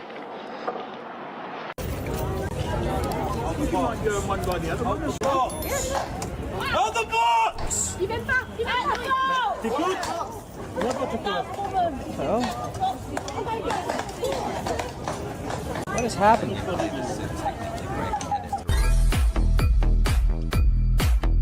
Oh my god. Are you serious? Thank you, boss. Appreciate that. Thank you very much. Oh well. Can I have more lobster or not? You can have more lobster once you've completed these, sir. I have to eat all this first. To be clear, the rules are that I have to finish a plate before I go back to the buffet. For the lobsters, yes. We have a sign right over there. It says one per plate. Yes. It doesn't say you have to eat the plate before you come back, though. You are a horrible... Why do y'all do this? Why do y'all... This is why our freedoms and our... things, we can't have nice things, because people like him push the boundaries of the rules, and then when they push the boundaries of the rules, they make things harder. Ruins a good thing for everyone. Yes. What are you doing, dude? You didn't even finish the first plate, much less even touch it. You're putting more on the table? What are you doing? Silver Comet said, "Every day I see individuals like this, I lose even more faith in humanity." Yes, this is stupid, dude. Like, you're just being an ass. What are you doing? What was that? I wasn't even talking to you. Who are you? Who are you? I wasn't talking to you. Sir, will you just please? And then they have the audacity to have an attitude with virtually everyone, as if they're on the this moral high ground. I just fucked my art project. That's so crazy. What happened? I'm sorry, bro. What did you do? You know who be taking all y'all money has a problem with me taking some lobster, all you can eat? Stop playing with me. So I'm here at the Palms in Vegas trying to put y'all on to the good spots. You know what I'm saying? And the TikTok a performative male. They keep doing this.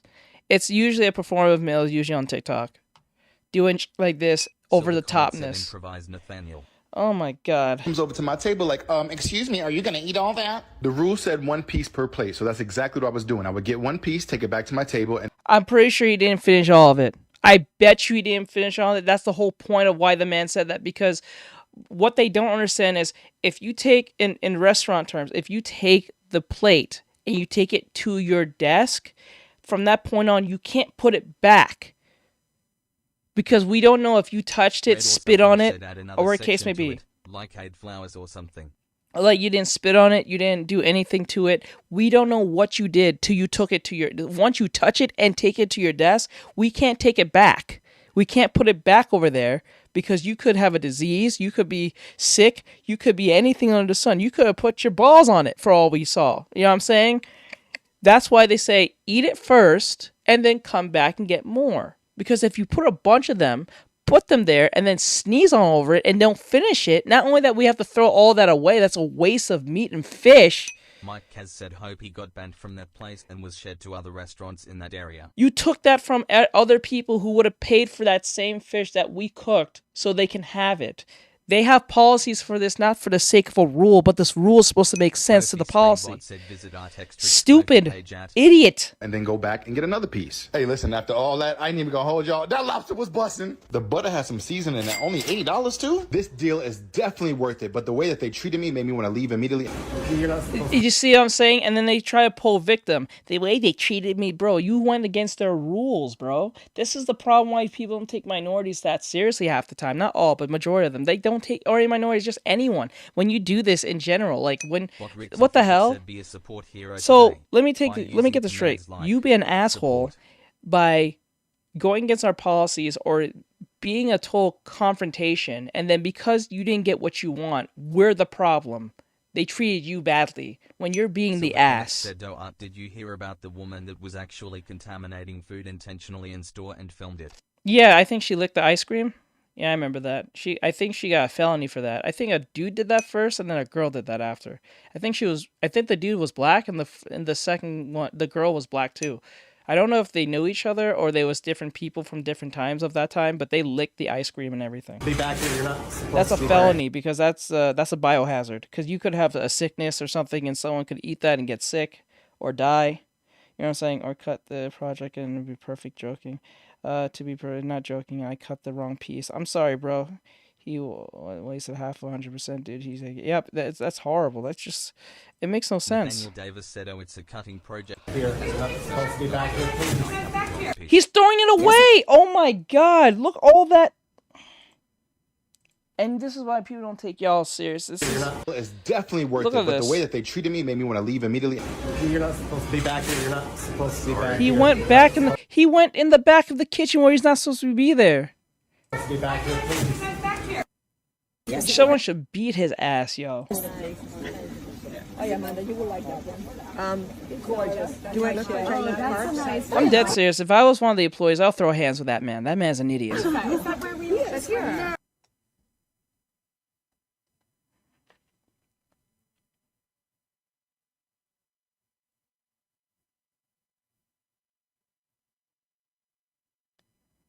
Red or something said there was someone in the background telling him to get out to dude. Yep, he was in the kitchen. He was not supposed to be there. He went back to the kitchen to be more of a problem to throw away their trash, so they can see him throw it away, so they can feel bad. Skyhouse17 said, I said it's more individuals than in the majority. Yeah, it's more, Mike has said that's a way to give him a free win in a lawsuit. Right? You're not wrong. It would be.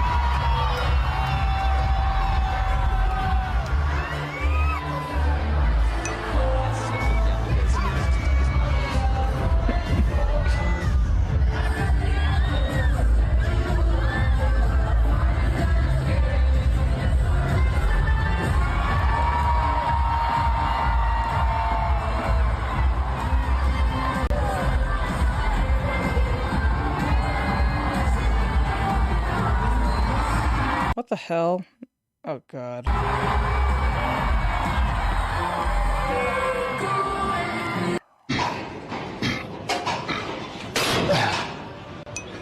Move, bro. Move. Just move.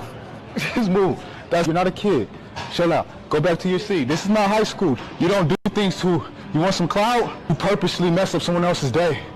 That's not being a good person, bro. It's not. They complain about the cameras, and they want us to do the right thing, but then they don't want to do the right thing. Don't get in someone else's way. I didn't see your camera.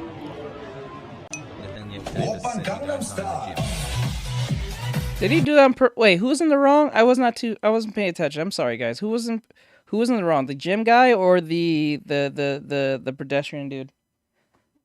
Did he do it on purpose or did he not do it on purpose? I was not paying attention. I'm so sorry. I was like trying to get this Lego right. I'm sorry. I'm not sure who was in the wrong. Okay. Oh my god, they're doing this again? I thought they banned this in Japan where you can't play loud music in the train.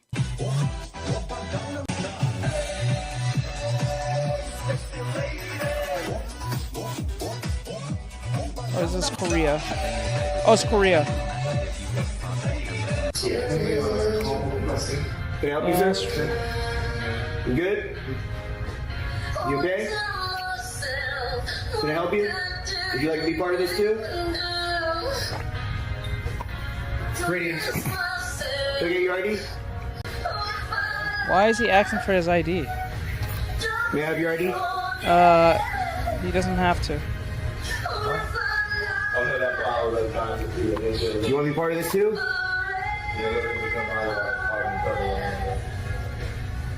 As long as he doesn't say anything, he can't. He's not. As long as he doesn't say anything, he's not actually obligated to say anything. Now, let me just be clear. you should know your rights and stuff, but I'm not one of those people who knows their rights and try to use it against the police just to be an asshole. But if you're in a situation where you really don't know what's going on, just don't say anything. You don't have to respond. As long as you're not responding, you're fine. He's not interfering with the arrest, just filming. Yeah, he's just filming. He's not in the wrong. So whatever the police does after that, the police will be in the wrong. As long as you stay quiet and don't interfere, you're good. See, he can't do anything. He knows he can't do anything. Move so you're not in my space. While you're conducting an investigation. You're impeding my investigation because I gotta focus on you and him at the same time. So either give me your ID or you can move. Nope. Sir, it's not that question. It's not up for discussion. It's either ID or move. I'm telling you, if this cop puts his hands on this man, not only that this cop's gonna lose his job and he'll be on suspension, he's gonna get some money. She's not even standing. Nathaniel Davis said he's. Yeah. He's sitting on the. He's sitting. I think they're in a restaurant. Looks like. I think they're in a restaurant. But yeah. Once that cop touches this man, it's over. He's gonna get money like almost instantly. This man's gonna be on that. Cop's gonna be on paid leave, or he's gonna be on suspension with no leave, depending. Mike has said slides out a business card of a lawyer. And then soon, all of a sudden, this dude's gonna get some money. It's a lawful command. No, it's not. It's a lawful command. Move. No, it's not. Yes, it is. Or you.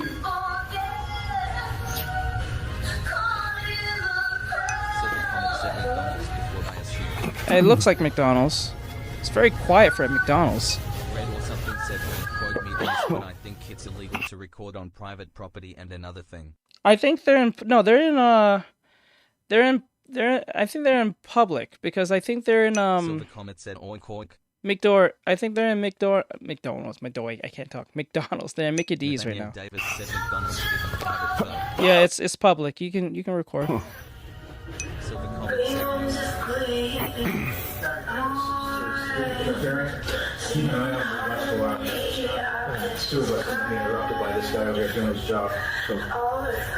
They can't do anything. They know they can't do anything because if they really had a real problem, they would have pulled them out almost instantly. Nathaniel Davis said that's public. It's not illegal. Yeah. So when you gonna tell her the way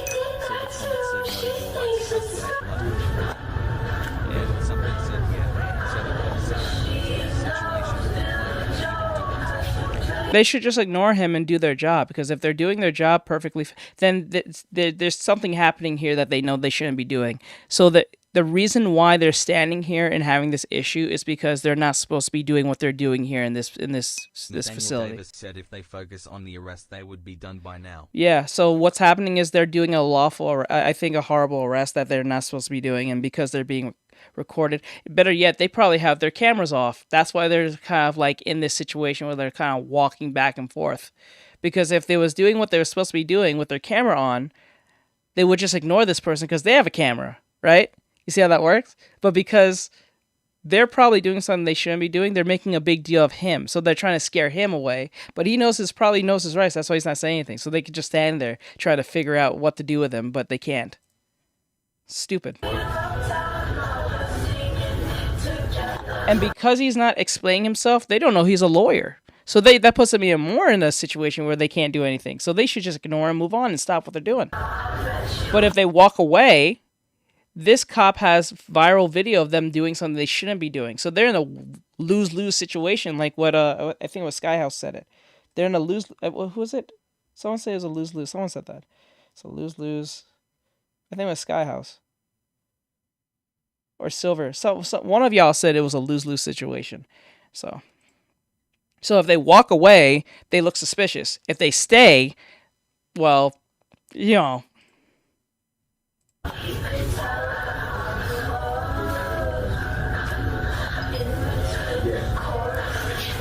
Make sure my camera gets a good picture of you too. Good job. You guys are amazing. Things to follow. Yeah, he did this. That was wild. I don't know how he got up there in the first place. The Miles Morales dude, he went up there, the NPC Miles Morales. He somehow got into the store in Home Depot, climbed up to the very top of one of the the crates that holds the stuff, and he's just doing stuff up there. It's like I don't know what the hell. I can't believe I'm Spider-Man. Right back at you. Right back at you. Harder, bro. Yep. Those small, me. What's funny is like, I know he does that thing where he kind of like runs away and jumps back onto the camera for the galaxy, but if you're up there, how are you gonna do that? Those smell amazing. Enough of those, I might have a bouquet. Are those flowers to me? I probably should think so. You're starting to get on my nerves. You sure you want me to use that right now? That sounds pretty dangerous. I love you too. But thanks for sharing the life. More roses for Spider-Man. These are for you. I should probably give those. I'm not gonna lie. Comment said Stanley, if you're watching this guy, I can understand if you're fuming. Right? But like now he's working with Kai. I see him now with Kai now. He's not doing this anymore. Well, he's still doing it, but he's not doing it. He does it at Kai's place. So like, I guess the payoff paid off to a degree, but like, I don't know. You were supposed to teach me everything, you know. Enough of those, might have a bouquet. I can't believe you got me flowers. These are for you. Those. He's still up there. Those small, amazing. Thanks for the rose.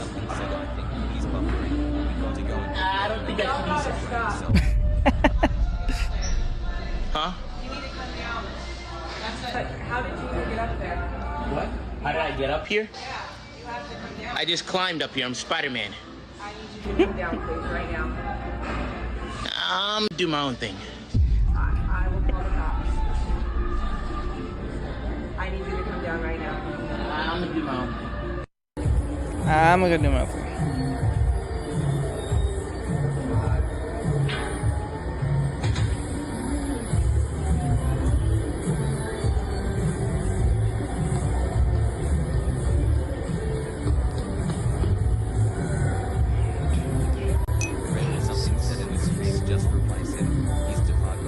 Yep. You know, he has a very recognizable voice. I would have just did voice acting. He should just do voice acting.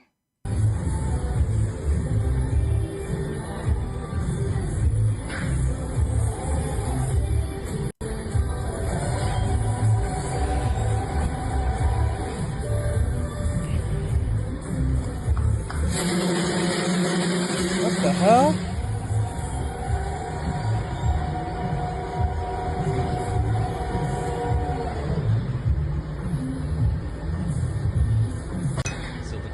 Some people ignore the calling they could have honestly. Yep. Oh, it's over. Main character syndrome. The main character syndrome cringe videos are not that like engaging. So I'll say something more like, hold on. Hi, Susie, Lisa. Pause this. Let me see. It's TikTok cringe. I would put the TikTok cringe stuff up, but like, let's see, what's this one?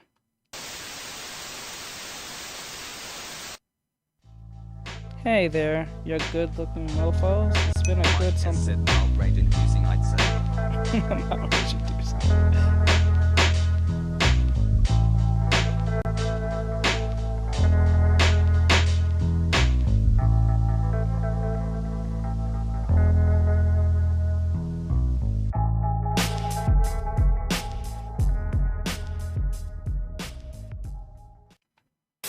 Are you playing on your phone again? Yep, I'm posting pictures of me and Lou at our dance class. Well, here's one of Lou and me doing laps on the rooftop track. Check this one out. It's me and Lou in the electric car going to the opera. Boy, that guy was good. He sure was. Hey, let's put these phones away. Let's start rolling. Hey, wait a second. Let's take one more selfie. You're never too old for an adventure. Get out of your house. Bro, cut him so bad in the picture. Nathaniel Davis said I'm hard stressing. And into a shag community. I'm sorry, bro. 888-450-SHAG. Wait. Take me down, you got a lovely face. Coming to your place. Now you gotta bring me out. Scream so loud, get fucking late. You want me to stay? The children. Think of the children. Hey, you're crazy bitch, but you fuck so good I'm on top of it when I dream. Doing you all night, scratches all down my back, you know right on time. You're crazy bitch. Why does this feel like a skit from SNL? But you fuck so good I'm on top of it when I dream. Doing you all night, scratches all down my back, and give it right on. Oh my god. Girl in uniform. Oh, me likey. Oh, look at that. Got blue hair. Oh, so nice on her. Oh yeah, there we go. Ooh, you can treat me anytime, girl. Anytime. Oh, blowing me a kiss. Hell yeah. Oh my fucking. Silver Comet said all you're missing is Jeffy. Right? Big shit. Lollipop. What the hell? What in God's name is happening? What the hell? Lemonade stands everywhere. Cracker Jack pens, curly hair. There you are. Happy landing on a chocolate bar.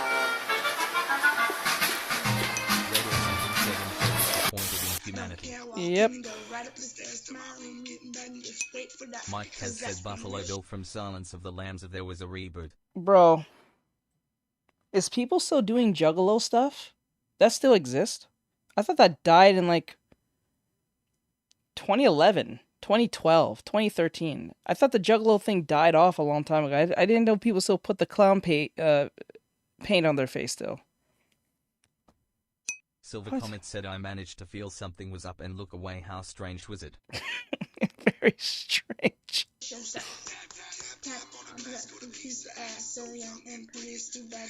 Silver Comet said did.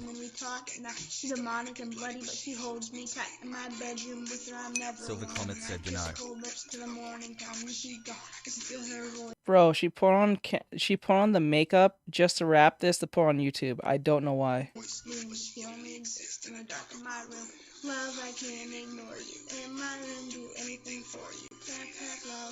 She's gonna regret this in the next 5 to 10 years. In my room, you and I. Love, I can't ignore you. In my room, do anything for you. Tap, tap, love. In my room, you and I. The reality is, it's not going to get better in all of the ways we need it to get better without a constitutional reform. So there are things we can and should do right away. That can deal with Wait, is that... Skyhouse17 said people still mess with that heavily. Wow, that's crazy. Mike has said the fact that no one checks what they post. You know what? You're right. They don't check what they post. You're right. Is that a Legod? Sorry, Charmaine Legod? Sorry, African American money. I'm always happy to take black money contributions in my campaign.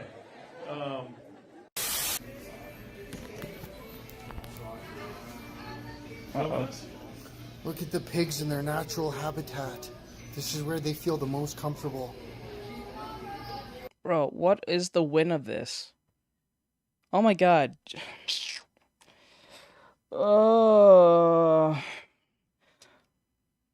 You're stupid. Why would you go up to them and say that to them? What is the win in this? I'm just gonna pretend like I'm not even here and that I don't see them. Hopefully they won't see me if I don't move. Stupid. You're probably unemployed. Working. It's definitely working. They don't see me here anymore. Can I? Oh, do you guys see me now? Can I get your name and badge number? No, but you can leave us alone. I'm not going to leave you alone. Actually, he's obligated to get your badge number regardless of what's going on. Your government, and I have the right to film you and ask you who you are. No, you don't, because right now you're actually harassing Davis said I'm not harassing you. You're government. I have the right to film you. That you're harassing me. Okay, what's your name? I go. This is a shout out to my ex. I'm here in love with some other chick. Yeah, they hurt me, I'll admit. Forget that, but I'm over it. That's fine. I think that's fine. So if a guy pays for my tab, I think I'm getting your attention. What the hell? Something said Pringles man. What the hell? Bro, what is wrong with you? You're getting your attention, you're acting all giddy? This gotta be real. This can't be real. Said, okay, let him pass, he can have a personality.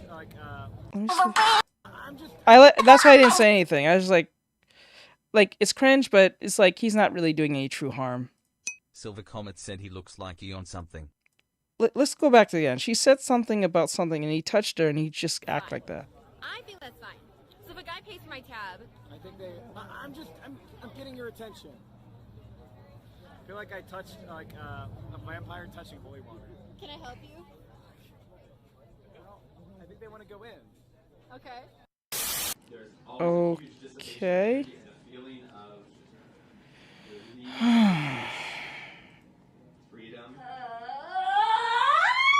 Expression of emotion may happen when Nathaniel Davis said WTF. What is happening? the muscles begins to dissipate.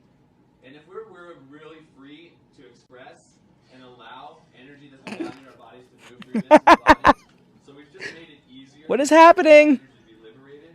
And if you just suspend the story, suspend the I'm scared. the body will start Hug me, I'm scared. In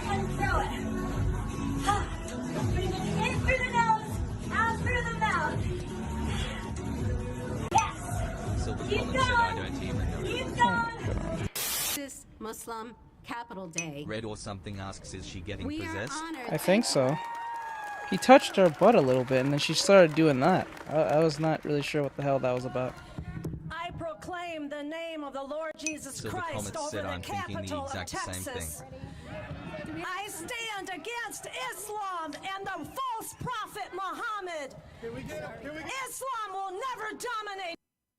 I'm gonna pause it right there real quick because I don't want TikTok getting mad at me. Like, Silver Comet said she's definitely housing something now and I don't like it. yep. The United States Mike and by has the said her grace of imagination God, took it will over from not that dominate massage. Texas. Yo. I like that. I bet you she won't get arrested. I bet you she didn't get arrested.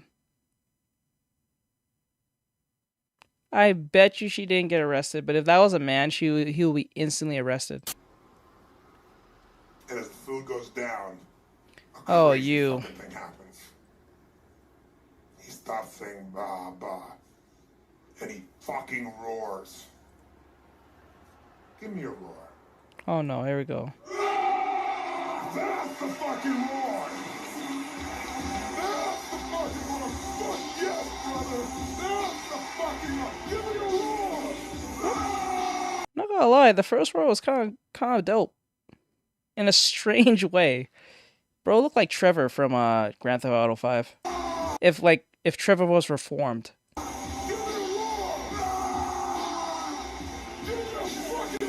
has asked with Tony Robbins.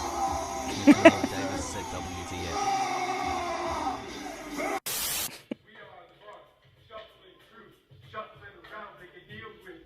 My name is Bart. No, not Phil. They call me Ryan, king of the hill. My name is me, the king's right-hand man. I'll get you in here as fast as I can. My name is Steve. I'll put you in a Ford. Get you cruising like a shiny new reward. Middle-aged men. By the way, middle-aged men. Look at them. Nathaniel Davis said how the progress. Red or something said this is so unbelievably cringe. Oh my god.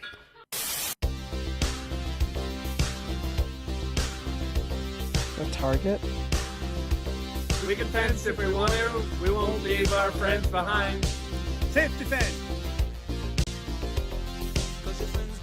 Why do they do this? This is so cringe. Mike has said though it's a local car dealership commercial. Mm-hmm. If your friends don't fence, and if they don't fence, then they're no friends of mine.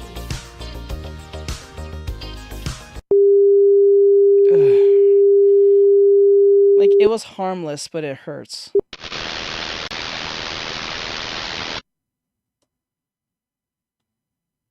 Oh, it's over. I was about to say.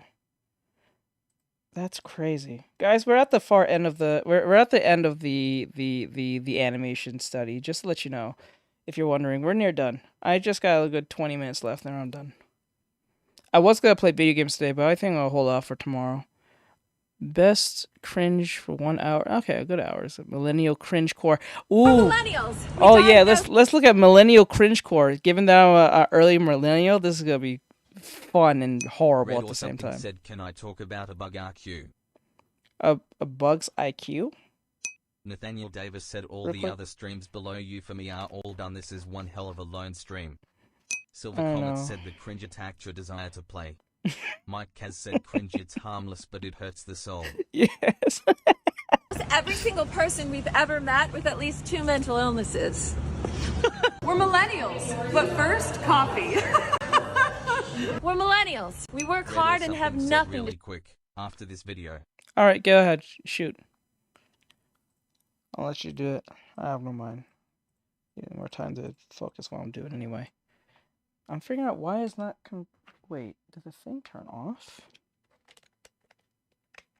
Oh, that's why the battery died. That's why it was acting so strange. I was like, why is it? Let's see here. There it is. I was wondering why I was doing that. It needs batteries. In a second.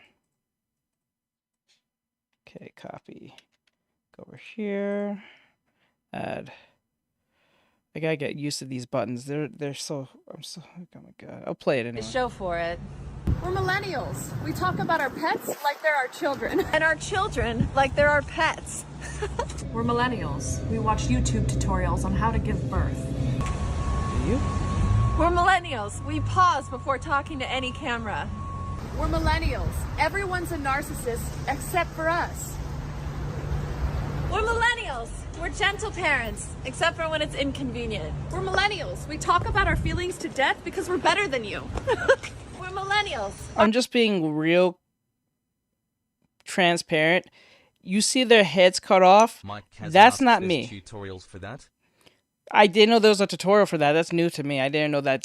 Red or That's something new. said Terry's this spider that only eats plants and it's named after the spider in the Jungle Book and the creator of it. It's very cool and it also has only a 3-year difference. I find that really, really cool. I like the fact that you're so passionate about spiders. It's kind of cool. It'll be kind of weird if you told me that your favorite superhero is not Spider-Man. That'd be weird to me. But that's actually really cool, Red. Awesome.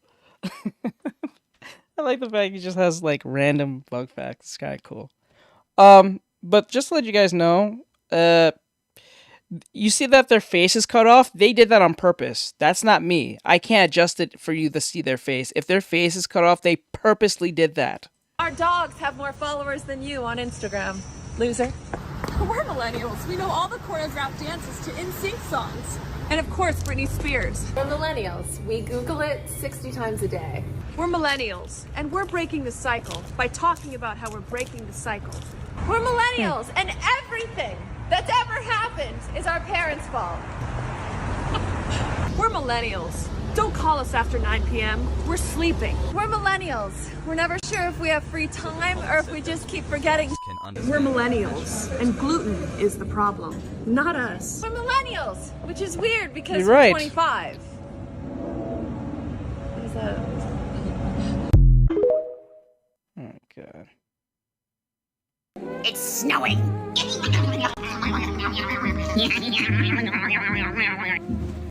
the comment said I doubt they sleep well. Yeah, you're right.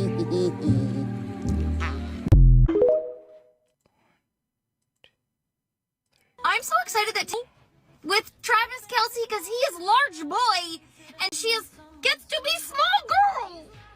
He can just scoop her up. She's not gonna be the monster. She gets to be small girl.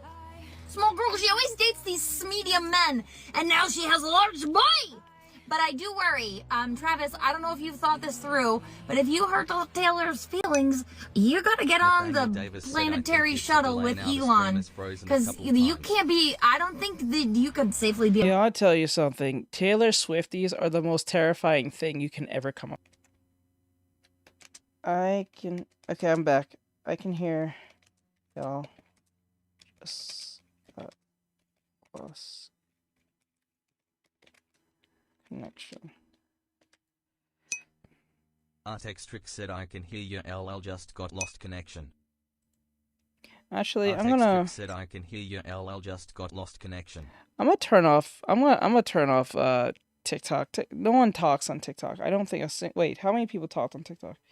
Not a single person talked on TikTok except probably Ari. So I'm gonna turn off TikTok. That's probably what's making things a little slow. /donation. Bye bye TikTok. You can go burn in hell. All right. Sorry for those who was watching on TikTok. Come over on YouTube. Come over on YouTube. Wait, is Bri the only one over there? I don't know. Bri, come over here on YouTube. Oh. There we go. I can actually talk how I feel. When my friends and I roll in, it's just goods. You guys can hear it, right? It turns into me and my friend Janelle wandering the aisles crying, just like maybe one day we'll afford a house so we can buy this large skeleton wine rack. Fuck it, let's get this cheese server shaped like a Ouija board. We can cry over ghost cheese. That's not funny. Mike has said yeah. That was See, not all these funny. people say you want to be different so bad, you want to be different so bad. No. I would much rather fit in and be liked. But there's something wrong with me psychologically. Nathaniel Davis said I got As a 28-year-old toddler that spills everything. You notice that there's a bunch of women. I don't know if the editor, the person who made the who put this video together, focused just on women, because it didn't say women specifically. But I'm seeing a bunch of women. I haven't seen men yet, but mostly the horrible, cringe, millennial humor is coming from the women so far, as I see it. I can't use glass, right? Because that gives you stitches. You're talking stainless steel. Oh my fucking god. This, it's not my toes we're worried about, it's other people's faces. Because things around me at like waist level seem to just fly away from me like shit. And I'm like, ah! And then someone's like, why'd you throw that at me? And I'm like, me? I had nothing to do with that. So that's why I need plastic. It's more for other people's head. If you hand me, someone says, why'd you throw that glass in my face? When you have to explain this type of thing to be funny, Mike then has it's said not wine funny. Glass emoji, hot beverage emoji. This is not funny. Like, you didn't give me plastic.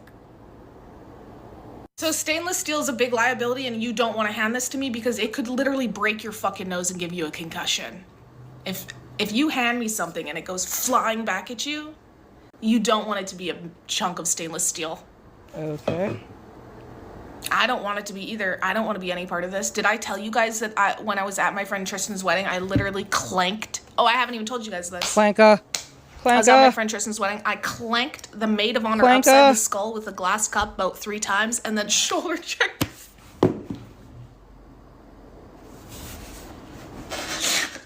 We're dancing.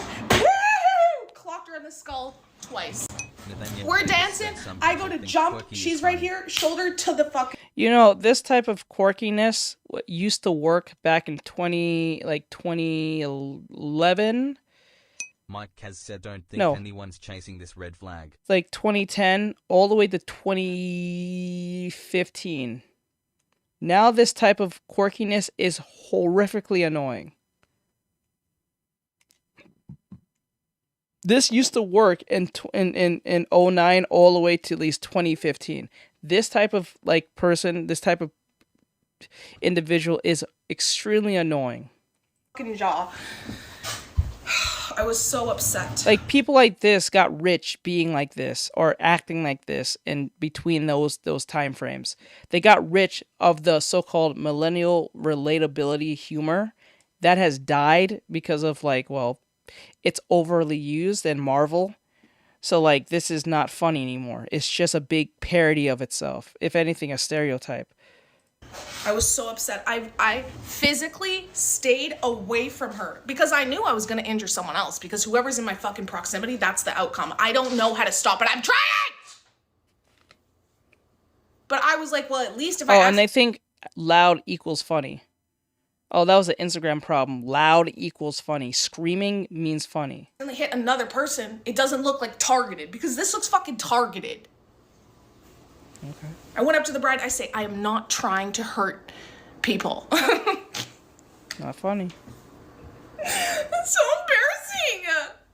I hate it.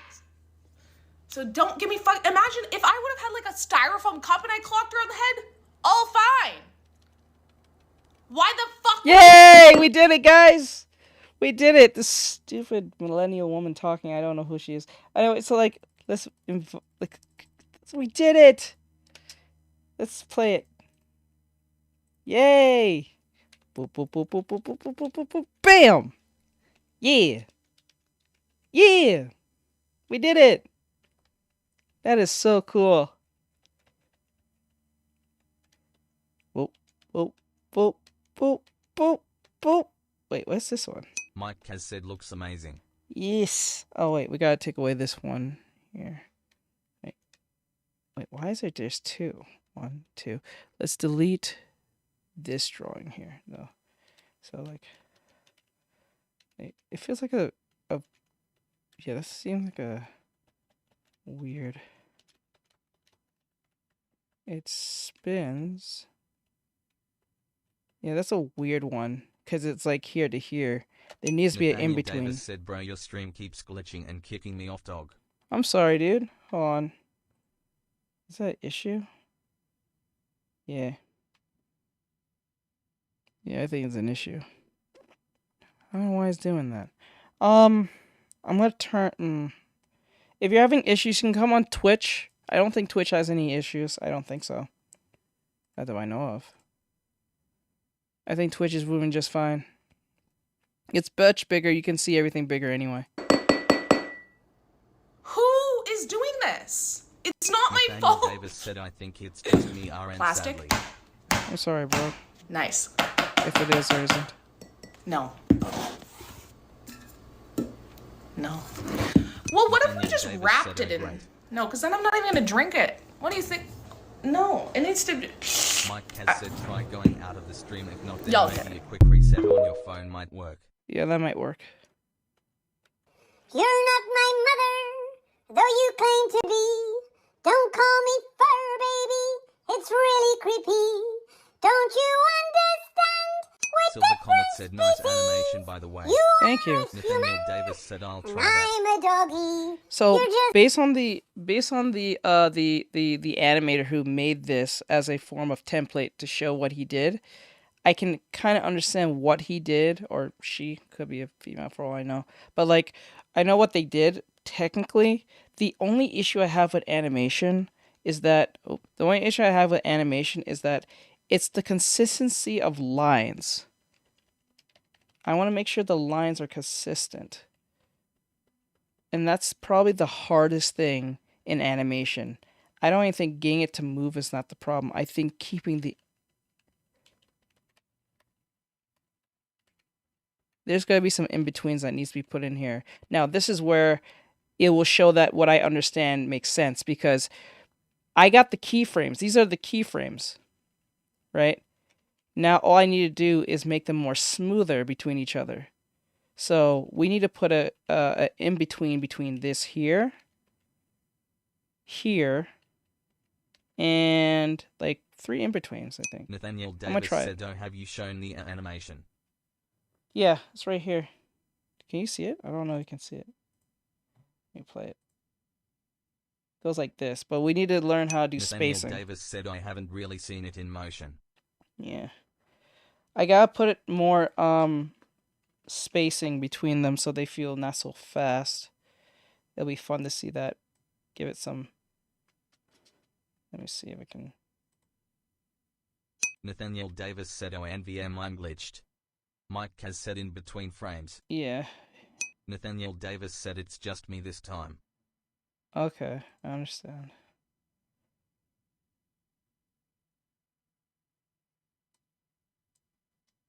Let me see how that looks. Ooh, okay. See, we put some space between them. Space. Now, it goes too fast, obviously. So we should put some space, some normal space like this. So let's see how that looks. Okay. It's a little fast here. So, like, I think where the parts where it's supposed to be fast... Nathaniel Davis said, "I'm imagining how hard it would be to animate hair." Oh man, it's gonna be hard, but it's gonna be fun at the same time. Once I see, the thing is, if I can master this, I can master virtually any drawing. If I can master animation, I can probably do a manga. If you can do animation, you can do a manga. Because it's just still frames at that point. You know what I'm saying? With animation, you have to think frame by frame. How does it feel? How like what's the weight of your character? How do they walk? How do they talk? You have to make sure that the anatomy is in check. You have to make sure that the weight is in check. The drag, the overshoot, the squash and stretch, the timing, everything. So like if I can master this on a basic level, think you have to change the playback speed instead of adding still or space frames. I may have to. Let me see if I have it. If it lets me adjust that. Let me see. So dum dum dum dum dum dum dum dum dum. Do you know what I found? You can't see it. Let me show you what it looks like. Do you know what this is? Ooh. There are two types It's of millennials. pumpkin spice cream cheese for my crispy bread. I'm gonna eat my crispy bread right now. So we were thinking on the way home, Danny and I, what could we put with this pumpkin spice cream cheese? And mind you, I am not a big pumpkin spice person. I don't really like pumpkin spice drinks, etc., but I do like some things, baked goods, those things. Why We is her could put face the cut keto off? whipped cream on top of this that I have? I was thinking apple slices, but that's a little weird. But if they Yes, the pumpkin spice, the white woman's ultimate kryptonite. were cooked apple slices, You maybe. can put a bunch of like pumpkin spice under a box, and you have clusters of white women coming out of the trenches, sniffing it out, trying to get some. Fight for it. Also maybe some granola, but I'm keeping it plain Jane Polyons. because I think this is just gonna taste like icing. Let's see.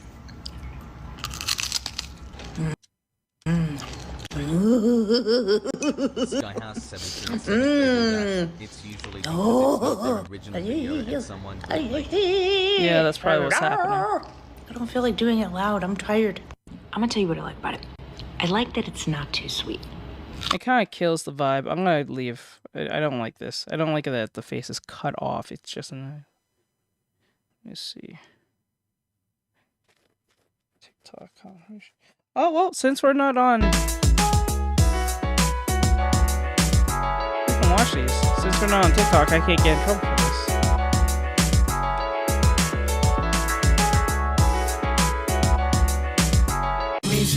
Cooks me pancakes and Alka-Seltzer when my tummy aches. Oh, here we go. The My Hero Academia fandom. Let's go. If that ain't love, then I don't know what love is.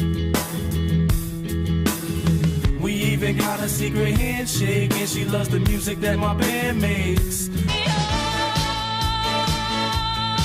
I kind of noticed something with this may not be all. I'm not saying all, but a good portion of like anime fandoms. I noticed that when they're doing like a skit, I noticed that when it's females doing like skits of anime anything, their main focus is on the men than as of the women. Fans made me not want to get into it. I understand. I noticed that the Silver Comet said seriously they need another level of help. I've noticed that most of the females tend to focus more on the males and dress like them and the relationships than the relationship between the actual women. Which is very weird. Don't anyone find that weird that most of the females focus on the males most cases? And I'm not talking about in a oh he's attractive type of way, like they want to dress like them, do like skits around their relationship with each other and try to make it very zesty. For some odd reason, the obsession is making these boys who are canonically straight to do zesty things with each other, which I never really understood because I'm like, Silver Comet said agreed. I've noticed that as well. And then what's weird about this is say if I'm wrong on this. This is a weird thing I noticed with specifically women. No matter if it's like anime, manga, comic books, whatever. I notice when they focus on males. Specifically on males. Daniel Davis said, gonna be honest, the women in anime aren't really as well written as the men in the shows. True, but then again, those same women who are pretty much Tumblr fanfics. Kind of like the South Park episode of Craig and Clyde. Yeah. Yeah. Because I kind of noticed with the women who focus on the men most of the time, I noticed that even though they're a bunch of Tumblr fanfic individuals, they don't try to make the women do zesty stuff with each other. You notice that? And then if you ask these same women, they'll be attracted to the character that they like, but they'll write them in zesty situations, which is the strangest thing. But if you ask those same women, they will not have relations with a canonically zesty man in a game and in a show. Don't you find that weird? I find that very weird. Like, you wouldn't sleep with the zesty dude, but you make the dude that you like into a zesty dude. In the anime. Doesn't make a lot of sense.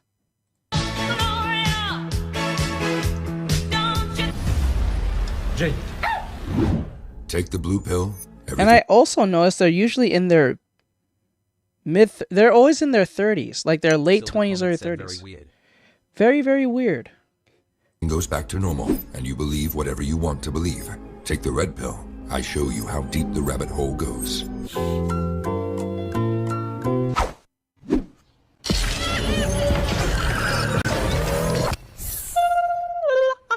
There's a lizard on the back. God, this is so performative, it's not even funny. Boys tripping!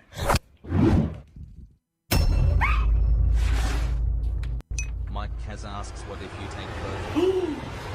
I always wonder that too, but I think if you just take both, you just die. Alright guys, the Cruise Bros gonna make 100 videos for you guys starting tomorrow! Oh! Party all night in the neon lights till you can let it go.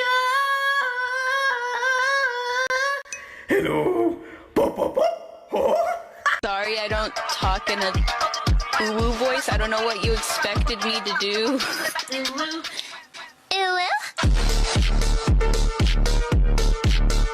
Oh my fucking god. Oh my god.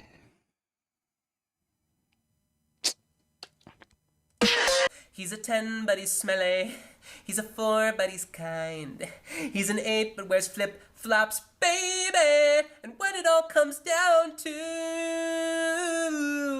is that even if you're a 999, boy, according to those TikTokers, if you love Tom Brady, you're a 5, which is just totally unfair.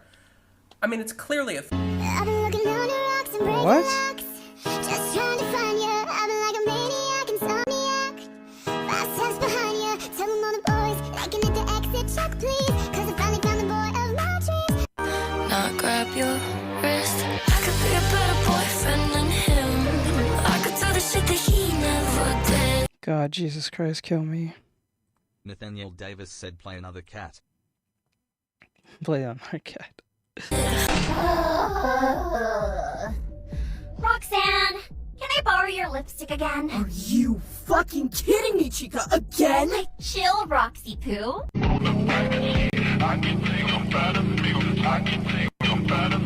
Cartoon.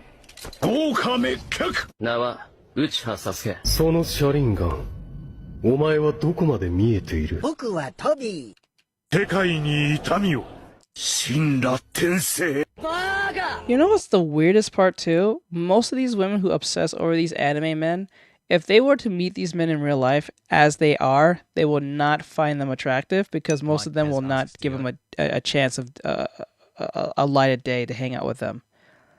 Like, think about that to yourself. Every girl who thinks some anime dude is attractive, most of the time the girl who's saying that he's attractive is not even attractive themselves. And then what happens is, like, if they were to meet that dude in real life, like if that anime character was real, that anime character will not give them the slight of day to even talk to them, much less find them annoying. I'm dead serious. Or vice versa, if they still like them, they're not gonna like them because the way they are. Said, you know, there are many things one can do in a day, yet they choose to do this. Right?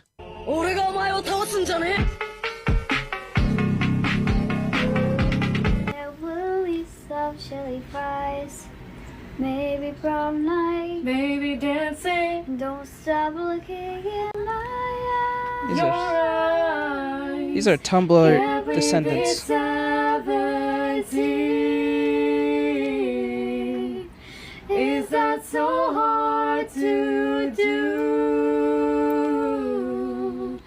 If you could let me in, Oh my god, this is horrible. Red or something asks I found it.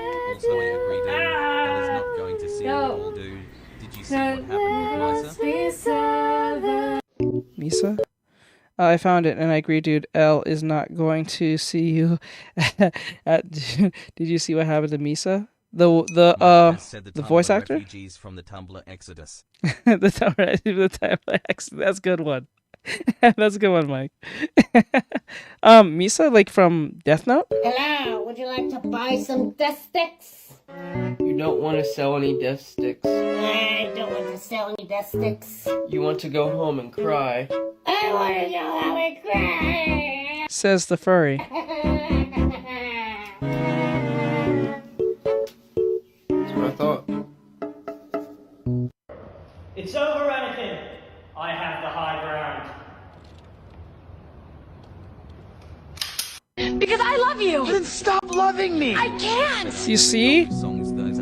You see? Well, that's the problem. We don't work. I know. We agree.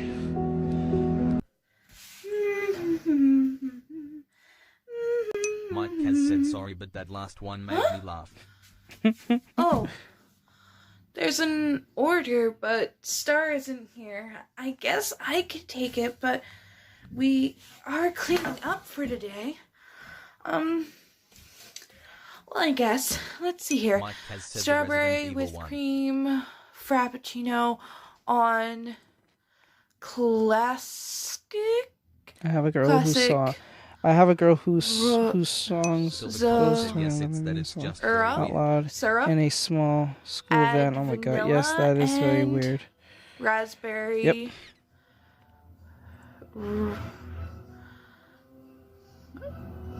Red or Syrup. something said yeah.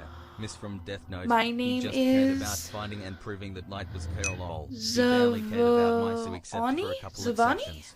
You're Is that- probably is not that going it? to be the I hope I got Savannah. it for you. Nathaniel Davis said sang sorry grammar. Is she having a hard Red or time something reading? Said sorry. Oh, sang. Okay. All right. I have a girl who sang those old 2011 YouTube meme songs out loud in a small school van. Oh god, that must have been horrible. That must have been really annoying. Yeah, Miss from Death Note. Okay, Misa from Death Note. He just cared about finding and providing that light was Kira. He barely cared about Misa except for a couple exceptions. You're probably not going to be the exception. Yep. Yeah, you're not right. You're not. Yeah. See, that's the thing. And most of them will not like the men. Like when they obsess over Gojo and Toji, most of the time these men will not fuck with you in the slightest. I'll just. And majority of the women are never in fit shape, or they're not even like a 5. They're like literally 3s and 2s. You up in the So back the comment and said I have been hearing that we'll get people that don't drink know how out to to read you. for some reason. I guess. Yes, there's been a real issue with that, where young people don't know how to read. They're having a hard time reading.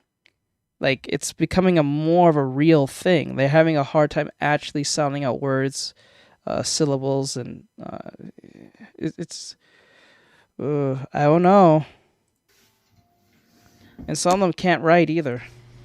Happy October 1st, y'all. And given that we live in the era where the AI can virtually do that for you, that's not going to help either.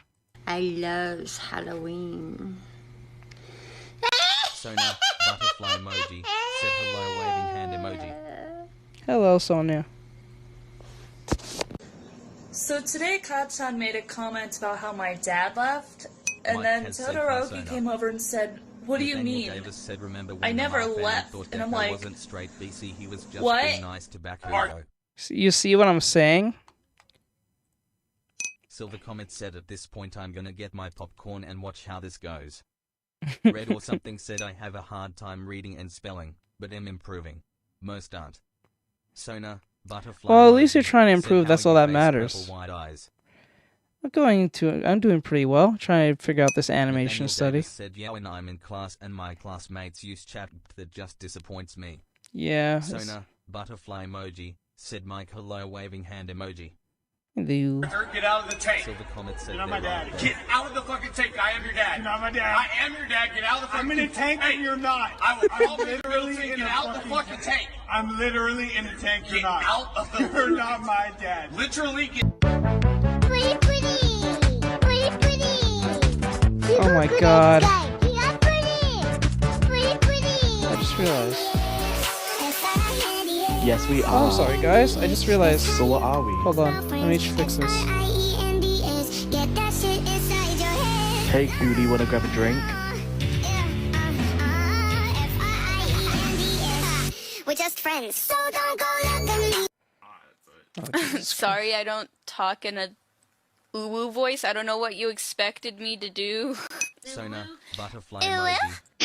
I got a thing for bitches. I don't really hang with bitches. But if you see me with them 9 times out of 10, I'm Putty guy? I don't think so. Don't bully her. She is worth loving and worth getting everything. So shut your mouth and run me like a river. Shut your mouth, baby, stand and deliver. I wish that I could be like the cool kids, 'cause all the cool kids, they seem to fit in. I wish that I could be like the cool kids, like the cool kids.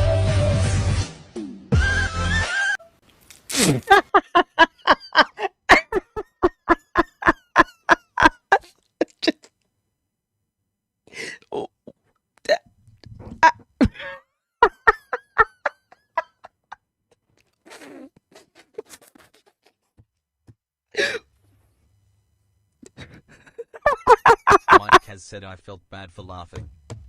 I don't. What the? Bro. Oh my god. Really? Really? Really?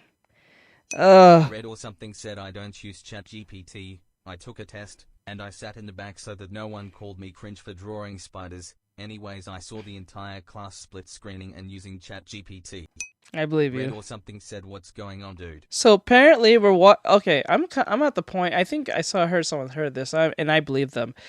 Piercings is the tramp stamps of Gen Z and Gen Alpha. Piercings. I'm talking about the nose rings and the mouth rings. It is the tramp stamp for like Gen Z and Gen Alpha. I'm dead serious. This is sad. Look at this. Look at this. Nathaniel Davis asks, why would they call you cringe for drawing spiders? Who the fuck? Streambot said, Honestly, I don't find that cringe. page at. Nathaniel Davis said, weird. I don't find that cringe if you draw spiders. That's actually quite impressive if you can draw a spider. Needs a social life. I have the voices in my head to keep me company. About the Zerk sign of sacrifice tattoo? Come to think, those pesky doctors tried to silence them. Hello there. You want a caramel mochaccino with a pink cake pop for Skylar. Nice to meet you. Enjoy the area. Free spanking. Oh no. Oh no. Oh no. Bro. Oh my god. I'm so glad I'm no fucking furry. No offense to furries, because I know some of you may be a furry or identify as such, but I know that you know what I'm talking about when I say I'm not glad I'm a furry. Furries know what I'm talking about when I say I'm glad I'm not furries. People don't like spiders and hate bugs. I really like spiders, honestly, and people think that if I draw spiders then I'm looking for attention or something. That's Fucking weird. got bullied for it. +4. That's weird. Mike has said, quick, someone call a vet. Red or Right. something said the sound of my voice. Like, I don't think you drawing spiders is weird. That's such a thing that people don't do. That should be like something new. You know what I'm saying? Like, if you're drawing furry, anime, you know what I'm saying? Or just even real Silver Comet things. said, no, don't want none of that. So.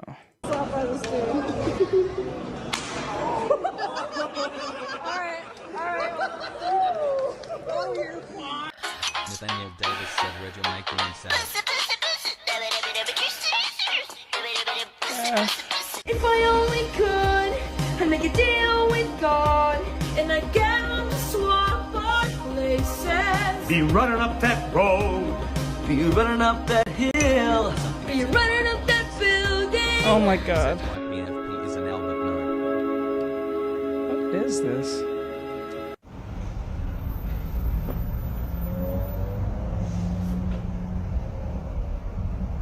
What are you doing? What are you doing? What the hell was that?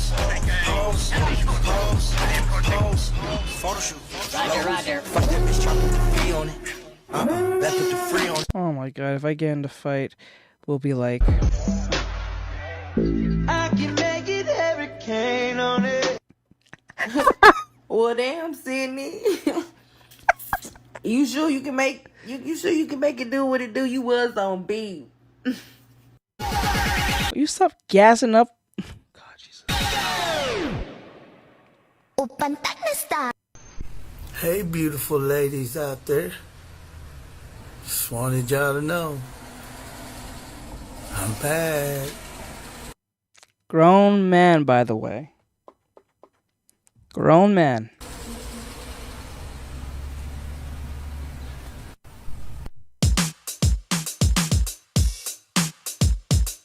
My god, that was why did that hurt so much?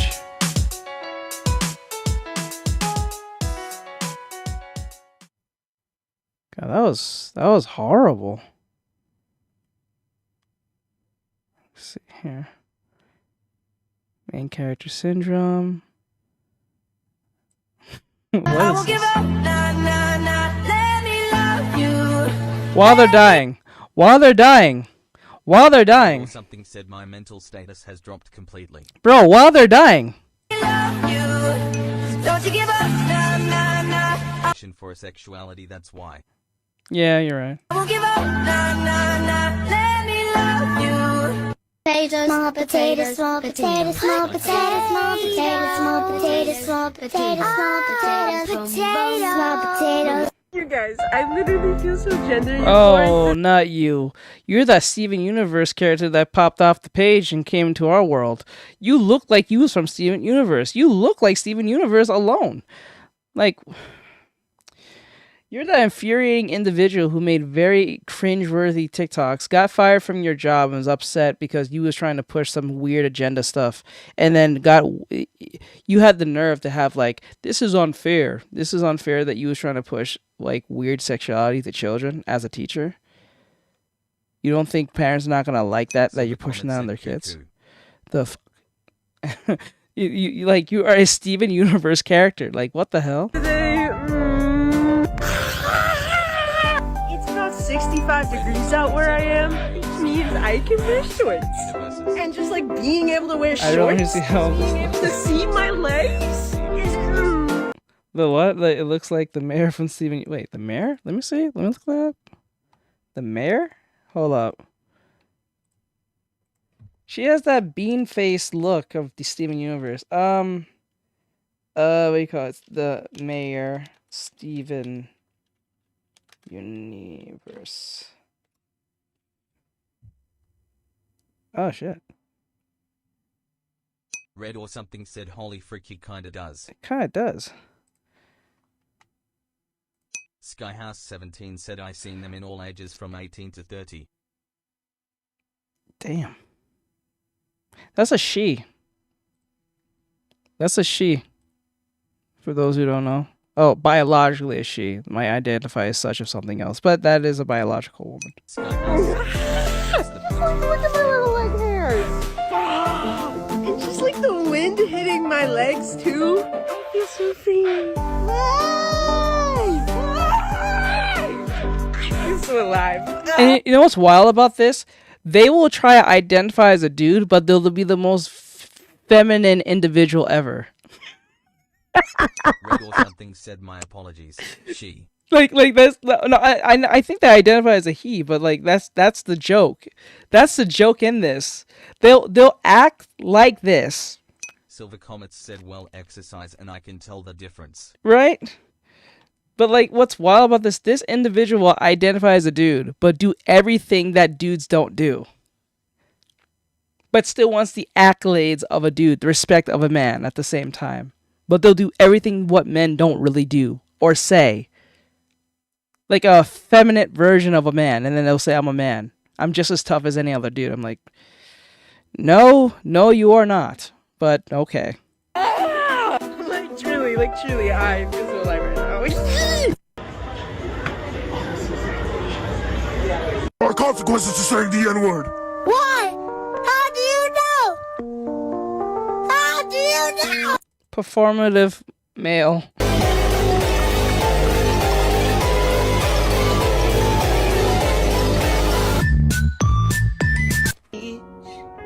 You're so cool, yahoo! And with my star, we're gonna rule.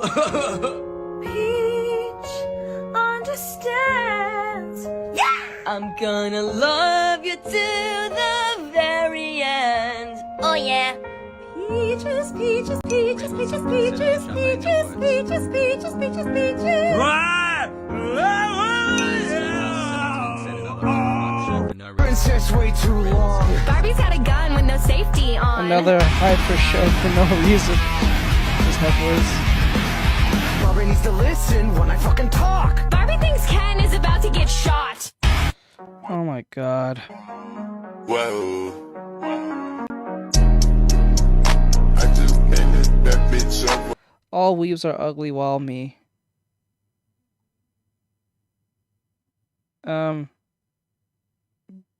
You're no more attractive, dude. You're just bleeding.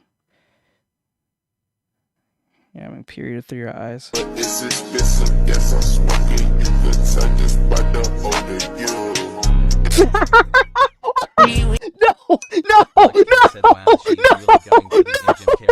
No, bro, that's Cell. It's that black guy. I forgot his name. It's that black guy in the kitty outfit. No, he's dressed like Cell. No, no. Silver Comet said no one in their right mind would shake their neck like that. No, they wouldn't. Now we're us. That boy sus.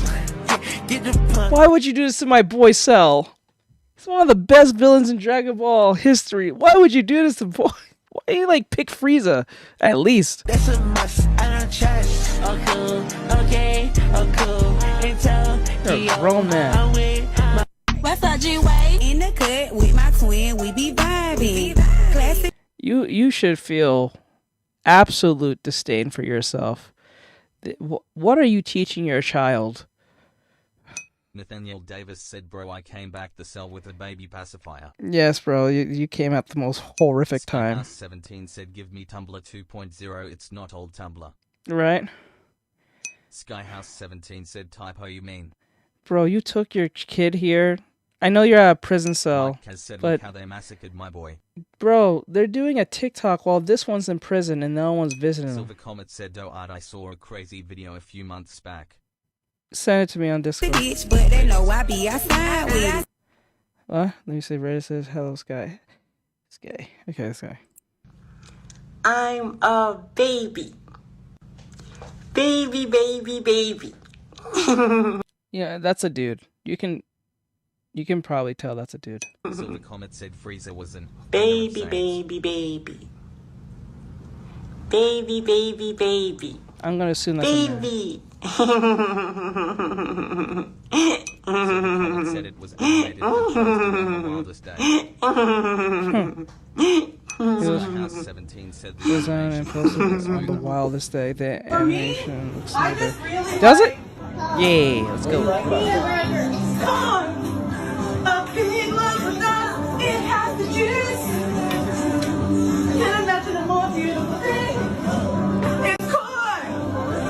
She's really using the corn song from YouTube that went viral with Shmoyo as a thing for her students. This is horrible. Tell you all about it. I think. I mean, look at this thing. When I tried it with butter, everything changed.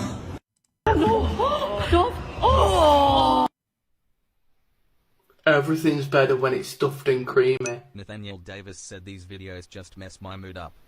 You always make me smile, beautiful.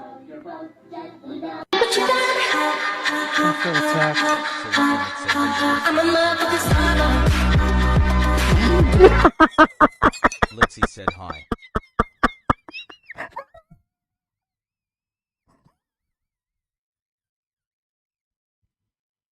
They released it international in June. Daniel Davis said, "Oh God, man." Bro, what are you doing? Just, oh my god.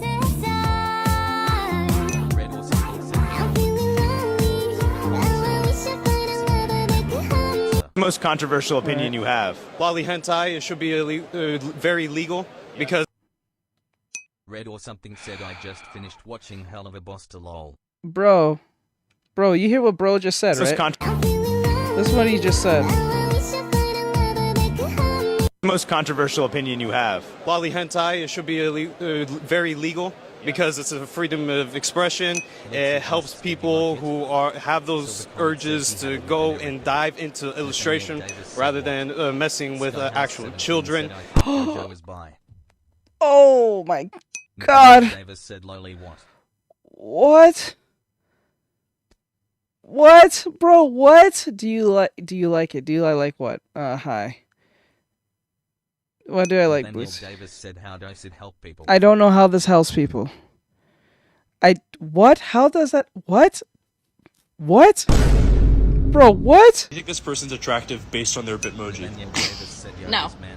No? No. Straight up. Alright, do you want to see what this person looks like right now? Sure.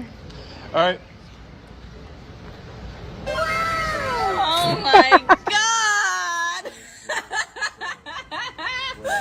You didn't think my Bitmoji was... No, I thought you looked like comic book guy from The Simpsons. Silver Comet said, "There is no defense from that." Nope, there's none. I can't help you with that one, bro. I've noticed this. I kind of noticed that this type of content keeps popping up on Instagram more often. This Pixar-like animation movements. Taking to the guy who said he watched Hell Over Boss 3.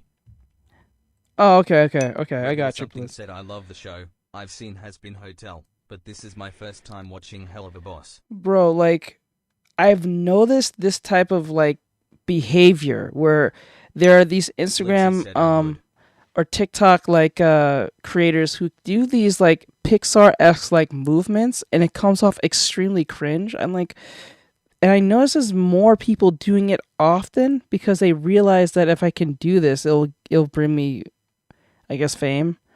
Because this is weird. Like, I always saw like one person do it. Now I see a plethora of people doing this.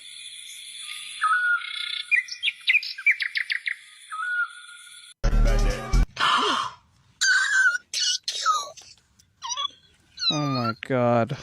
It should changed. He's not as cute as the original one when you sent it through the camera though. But it's the... I'm not gonna like what's gonna happen.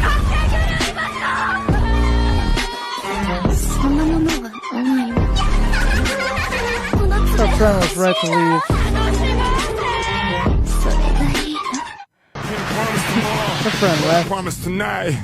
Excuse me, and I might drink a little more than I should tonight. And I might take you home with me if I could tonight. Baby. You don't know what you did. Eat to me. Your body like it.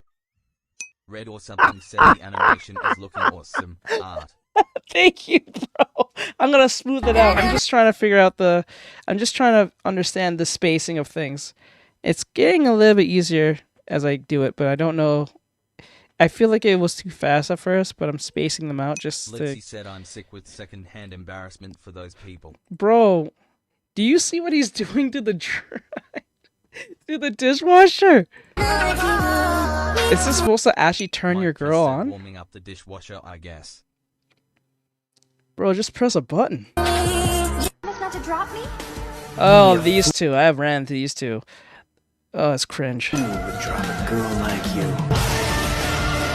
Add an effect when the sword hits the ground.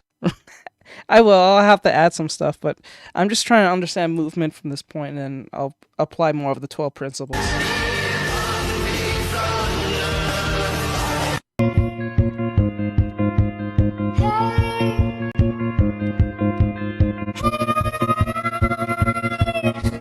I think I need to. I gotta go back. Just followed. I have to go back and learn how to read the the time chart thing. You guys might know what I'm talking about. It's that thing on the side. 17 said, well, it can't be that because it was around also whenever transfers were, it's never changed its meaning. What are you talking about? Let me see. Well, it can't be because transfers change its meaning. Let me see. Wait, what is Skyhouse referring to? What are you referring to, Skyhouse? Oh, what the? He says just follow. Okay, thanks for the follow.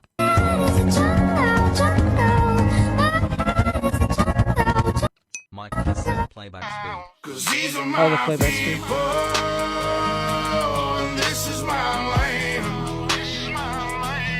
This is what we pray for. And this is God's plan.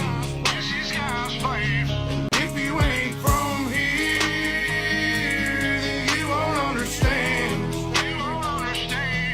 This is my country. Oh, wait, I'm adding. This is who I am. So welcome to my house.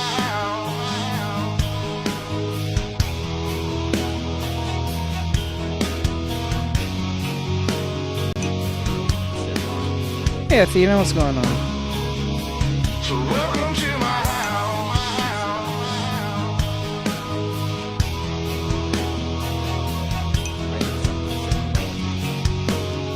Hey, Athena, what's going on?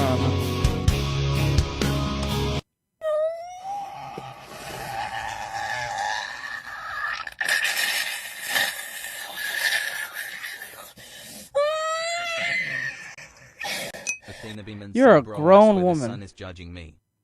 You're a grown woman. Where they live. Skyhouse 17 said what? Bro just doxed himself pretty much. What are you animating? Cause I'm new here. I'm trying to animate. Something said showing. I'm learning how to do this animation based on spacing and all that stuff. It's not cute. I took some advice from a animator, so I'm trying to apply what he said, and I'm trying to learn it.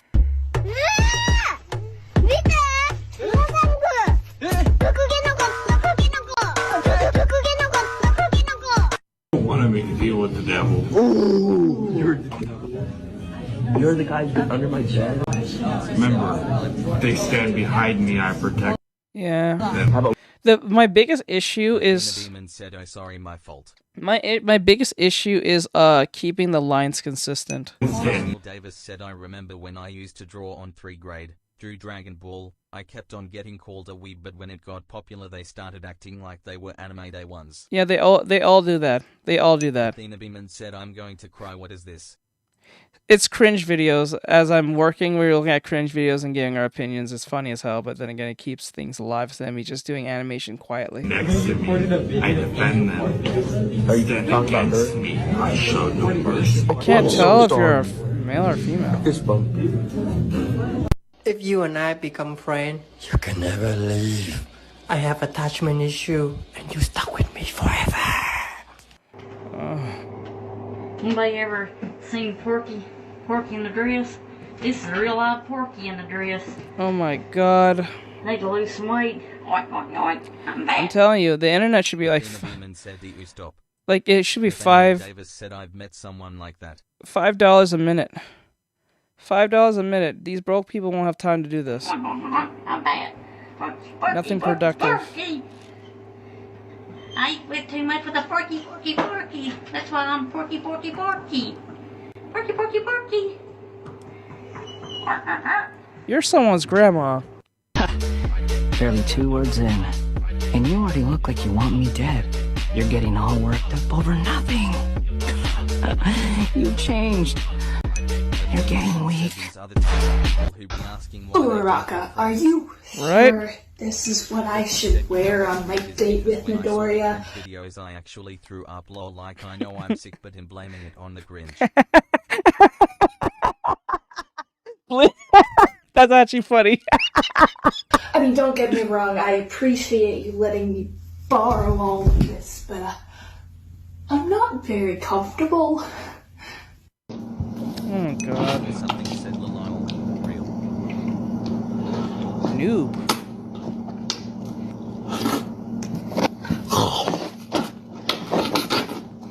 Bro, you recorded yourself doing this.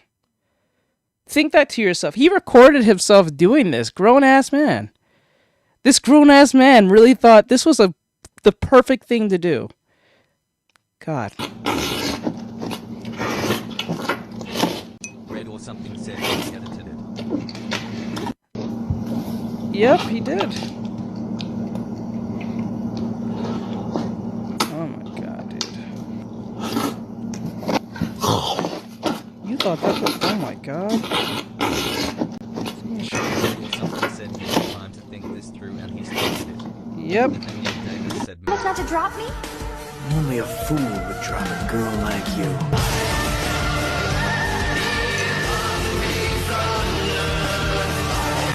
You're one of those heroes, aren't you? To come watch this WTF am I doing with my life? I blame it on this grown-ass man. I blame myself. I'm sorry, guys. I subjected you to such nonsense, but I'm so sorry. To the hospital. I'm sorry, dudes. I'm so sorry. I'm sorry, guys. I'm sorry. Not anymore. Wait, what was that? Let me see. Let me see. You're one of those heroes, aren't you?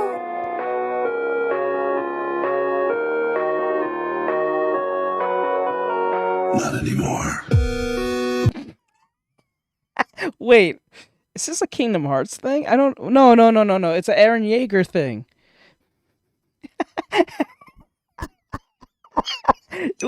Should Mip and said, okay, how about a parachute? Bro looks so depressed. Oh my god, a parachute.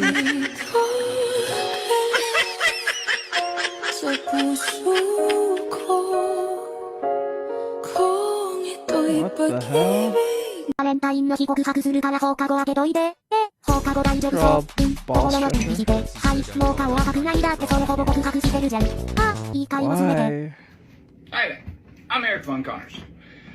Your everyday normal dude. Well, some of the time.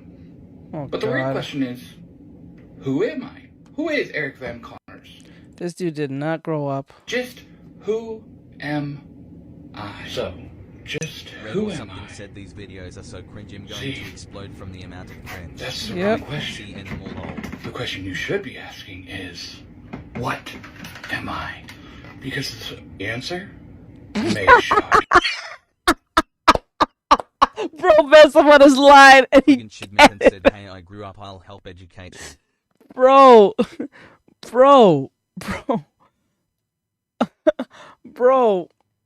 Bro messed up on his line and he edited it. Shidmip and said I got the CBT wiki page right here. That is crazy. Whoa. Litzy asks, lol, yeah, I agree, Red, can I just call you Red? Fuck you. What's that? Bro, there was a hair there. Bro, there's a hair there! Oh my god!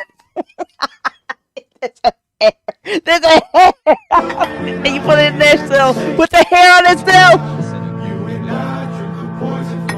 Yeah, what the hell? Oh, what the... Bro, what the hell? What was that? Red or something asks, yeah, I don't mind. Can I call you Blitz? See, that's the wrong question. The question you should be asking is, what am I? Because the answer may shock you. Bro, edit that part. I can't.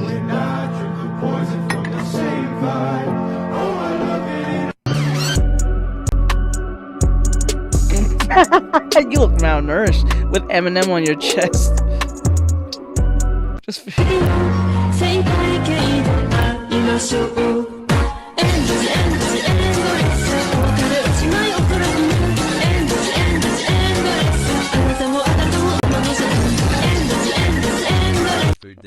showed. Oh my god. Oh, when this video is over, I'm gonna end the stream. This is actually hurting me. A week of gaming. Oh, This you're chicken noodle that dude. You're that dude who don't clean up his house because you just... soup has formed into a solid mass. Gonna have to take that down before my parents see it. Unfortunately, I will be beat for those stained lines. My rats are looking really cute today. Taking down some of these plates like the Alfredo. I'm gonna and I throw don't up. know what this is called. Maybe like jambalaya or gumbo. Anyway, it's already looking a lot better. We've gotten a lot of the bulk out of the way. This coffee was not looking too appetizing, so I went ahead and took it down. What is this? Found some leftover Denny's. I think the syrup spilled. I don't know how that happened. This coffee looked fuzzy. That's a no drinker. Anyway, guys, I'm still selling this chair, by the way. I am serious about this. DM for serious offers, please. It sits good. It's comfy. We got this McDonald's bag filled up with stuff, and I'll be taking it down. Now we've got 2 bags that are all finished and full. So, oh my god, I gotta thanks for watching, and I'll see you guys in the next one. Later. Red or something said psychological damage your entire sanity. Yeah. I'm beginning to feel like a rap god. I'm beginning to feel like a rap god. All my people from the back nod, who thinks that I was last slap box. You say rap like a robot, call me rapper. Me rap like a computer beast, jack my jeans. I got a laptop in my back pocket.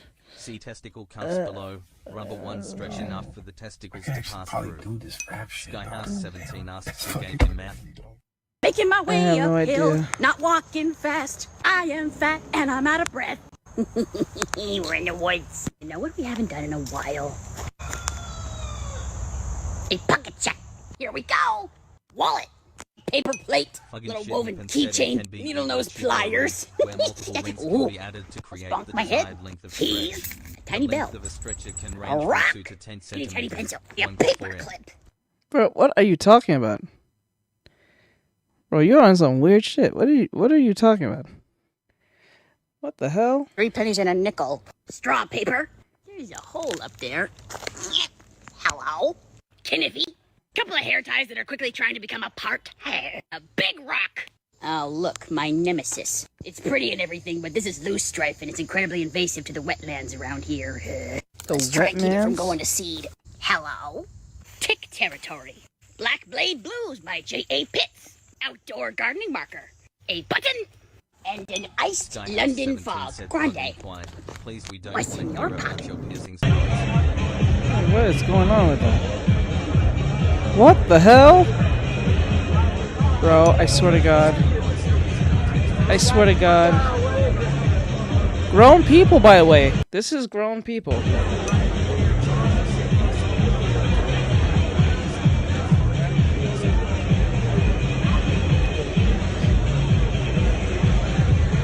And these are the types who don't want to go to war when your country needs them the most. I get a guava white tea lemonade with light ice and a tall iced coffee with just 1 pump of pumpkin spice. Can I also get an extra cup of nothing but ice? Hope you have an awesome day and thanks for being so nice. I bet you he didn't take a list of any of that. He has to probably ask you, can you please say that again? Oh my god.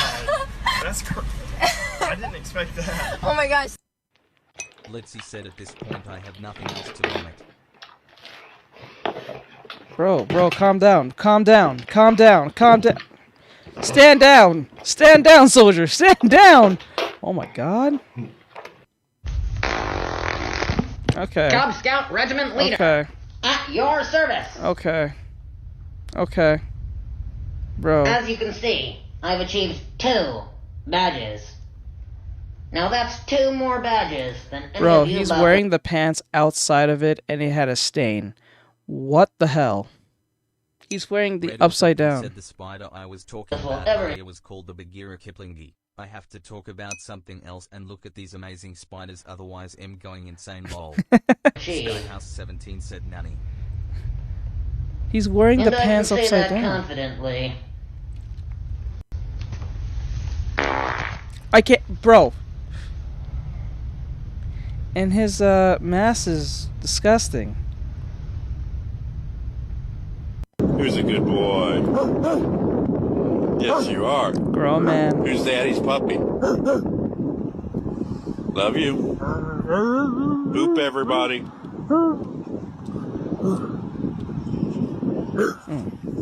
There you go. Is it still recording? I think right there. It's just because I'm so tired, but my Blitz plushie just moved. I'm beginning to I think you're feel just like tired. a rap guy. You're gonna do that twice. I'm beginning to feel like We're back at this again? God. Bro, we're back at this again. All my people from the back. No, bro. No. That's fucking crazy, dog. Are you? He's proud of himself. Yo, I can actually probably do this rap shit, dog. Damn, that's fucking crazy, dog. Oh my god. Are you a sheep? No. You're a dragon. Be a dragon. About to catch another fight. The apple bottom make him wanna bite. I just wanna have a good night. That is not funny. I just wanna have a good night. You spilled it all over yourself. You just spilled your water. Is that Elliot Young? Oh my god, he's so cute. I'm gonna cry. My bad. Take it away. Artextric. Give this to me. No, not Carbon Rider.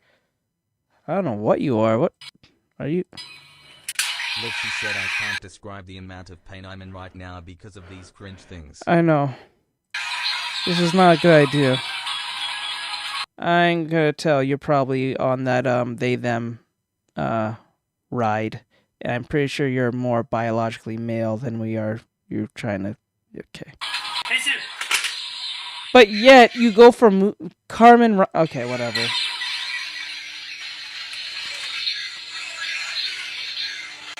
Starhouse17 said we're on the break from the videos we've been watching. We've been getting contact height from the visualization of the choices. Foolishness. Common Rider 02. Izu. I'm sorry, guys. I have 4. This is the last video. I'm just like Silly, angry, sad, and alpha. oh my god. That is me after eating Taco Bell. And that is me when I take a shit in another person's face. Bro sounds so proud of himself saying such things. Look at him. Look at him. I'm kidding.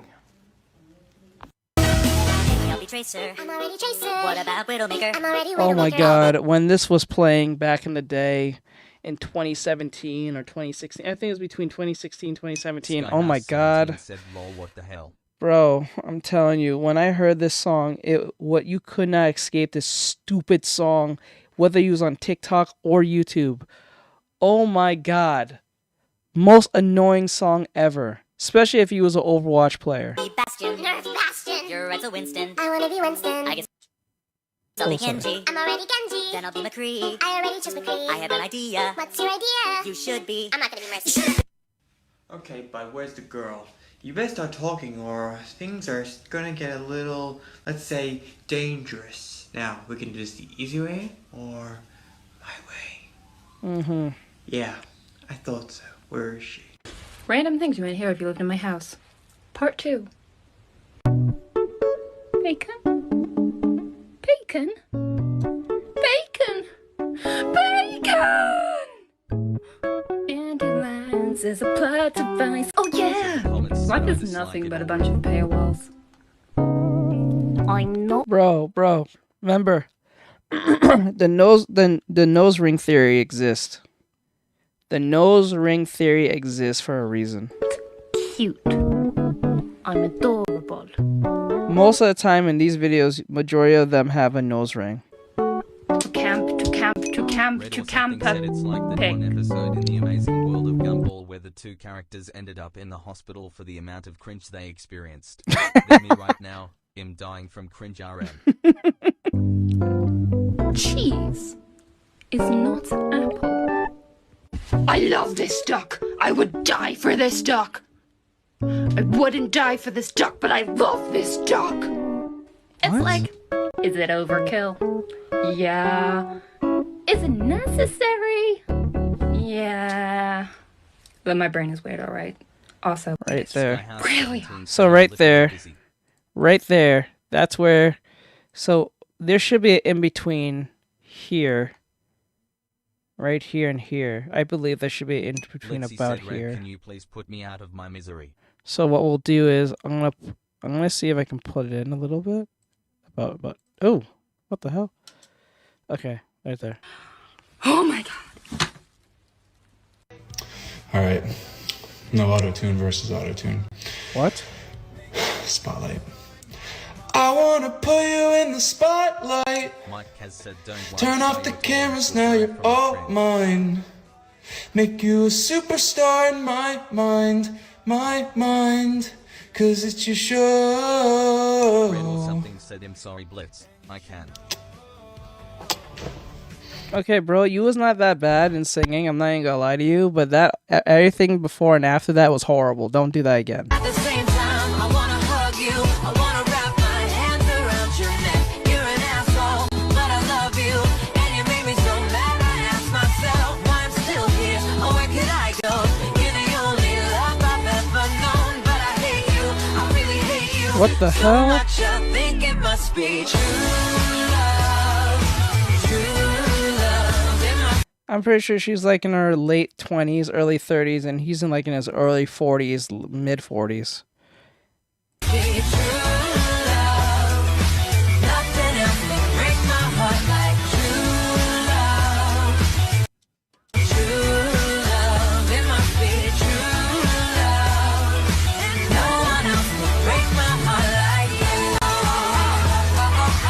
Out. The majority of these individuals need Hey. help. Very much so. Sophia,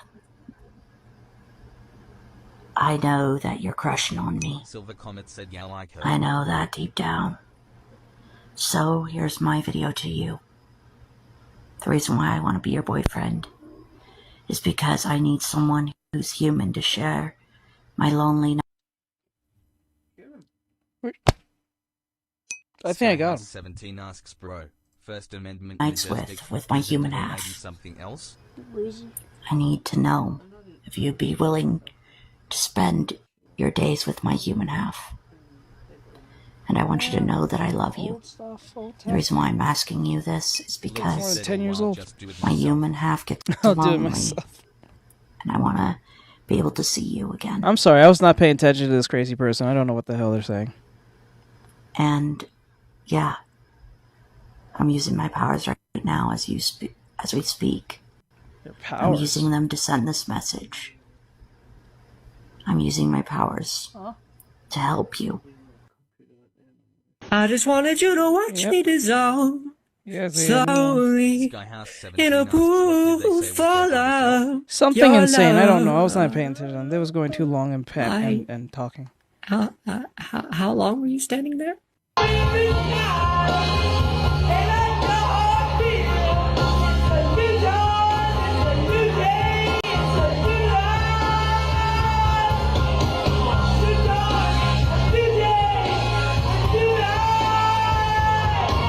I think right there. Okay, so Blitzy said, "Oh God." when the character tends to bend down here, I think what's gonna happen, we need to put a little bit more space here, so it has a little more weight. So like right there would be a good spot. So the swing. So Skyhouse17 said, "My kid's not having the internet after all this." yes, you protect your kids from this nonsense. I'm dead serious. I would keep my kids away from the internet as much as possible. You'll be better off. So like you put them like this. Yeah, I think that right there. Blitzy said, "All right, I'm going to go by." All right, later, Blitz.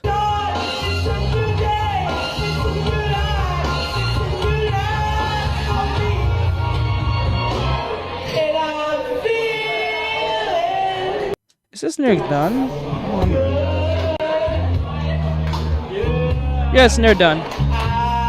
It's only 3 minutes left, and then we're done.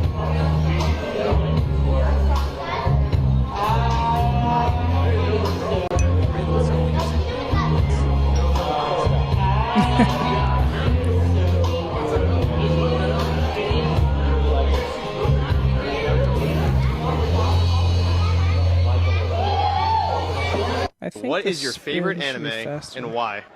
Have you heard of an anime called My Little Sister Can't Be This Cute? What is it? Where does the sword go after they tuck it? Do you know that anime? Sorry, what? I don't know if you heard the question. What is your favorite anime and why? So there's this anime called Orimo, and I think it's funny because it's kind of an anime that I feel bad about watching, and that makes me ironically feel good about watching it. Not very like, I know it's not super specific, but if you watch it, I think you'll get what I mean. Wait, what?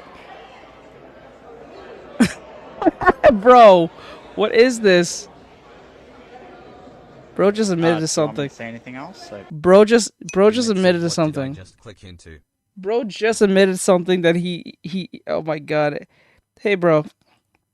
Bro admitted to something. He said about an anime. He acts like, okay, go back. I know it's watching. What is your? Do you know that anime? What? I don't know if you heard the question. What is your favorite anime and why? So there's this anime called Orimo, and I think it's funny because it's kind of an anime that I feel bad about watching, and that makes me ironically feel good about watching it. Not very like, I know it's not super specific, but if you watch it, I think you'll get what I mean. Or emo. Oh. It's an anime about those step. I think are they actual. It's that anime with the orange hair girl and her brother, and they end up falling in love with each other. I forgot if they're actually related or not. I think it's an incestuous anime. It was one of those popular anime that had that Sora Online art style. High schooler something was discovered that his estranged, seamlessly perfect sister is a secret otaku, obsessed with a moe anime and younger sister themed. Yeah, it's It's that anime. It's that incestuous anime with that black haired dude and the art. I'll just show you the picture. Damn. Hold on. I know he just admitted that he's weird. I'm gonna show you in a second. I was like, what is bro talking about? He just admitted to something. I'm gonna show you guys real quick. Hold on. Image. There it is.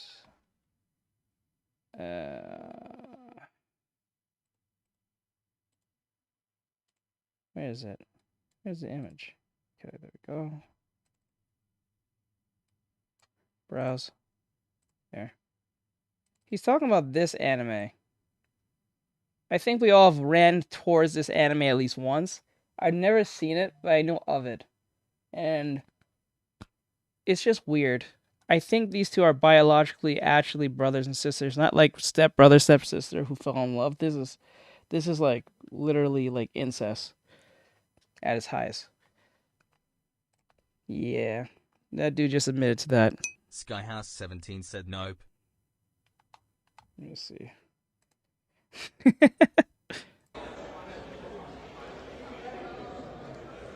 you want me to say anything else? Red or something said I've seen it once and it was through a YouTube short once. You said like my favorite anime, right? They're both brother and sister, I believe. I think biologically brother and sister make kind of like get married or something like that. Thank you. Appreciate that. Yeah. Bro, I just admitted to something. What the hell? Yes, master. I am your slave. The internet is not meant like the internet is a weird place. I tell you something. You're mindless. This is a grown man. Obedient slave. You know what? No, that'll be offensive towards YouTube. This is a they them. I Let's put it have that way. no will. I have no mind. I am your slave, master. This dude recorded this and put it on the I internet. need to obey my master. I must obey. I am so scared. My master. I am so damn scared. I have no Red or will. something said if it were to be a bug, I would hate I it. have no mind. Red or something I said am would your not like it. mindless, obedient slave. Command me, master. I am your slave. I can't do this. Said, but I would like some small I aspects must of it. obey you, master. You know, hearing this reminds me of something. I think majority of us can probably relate what I'm talking about.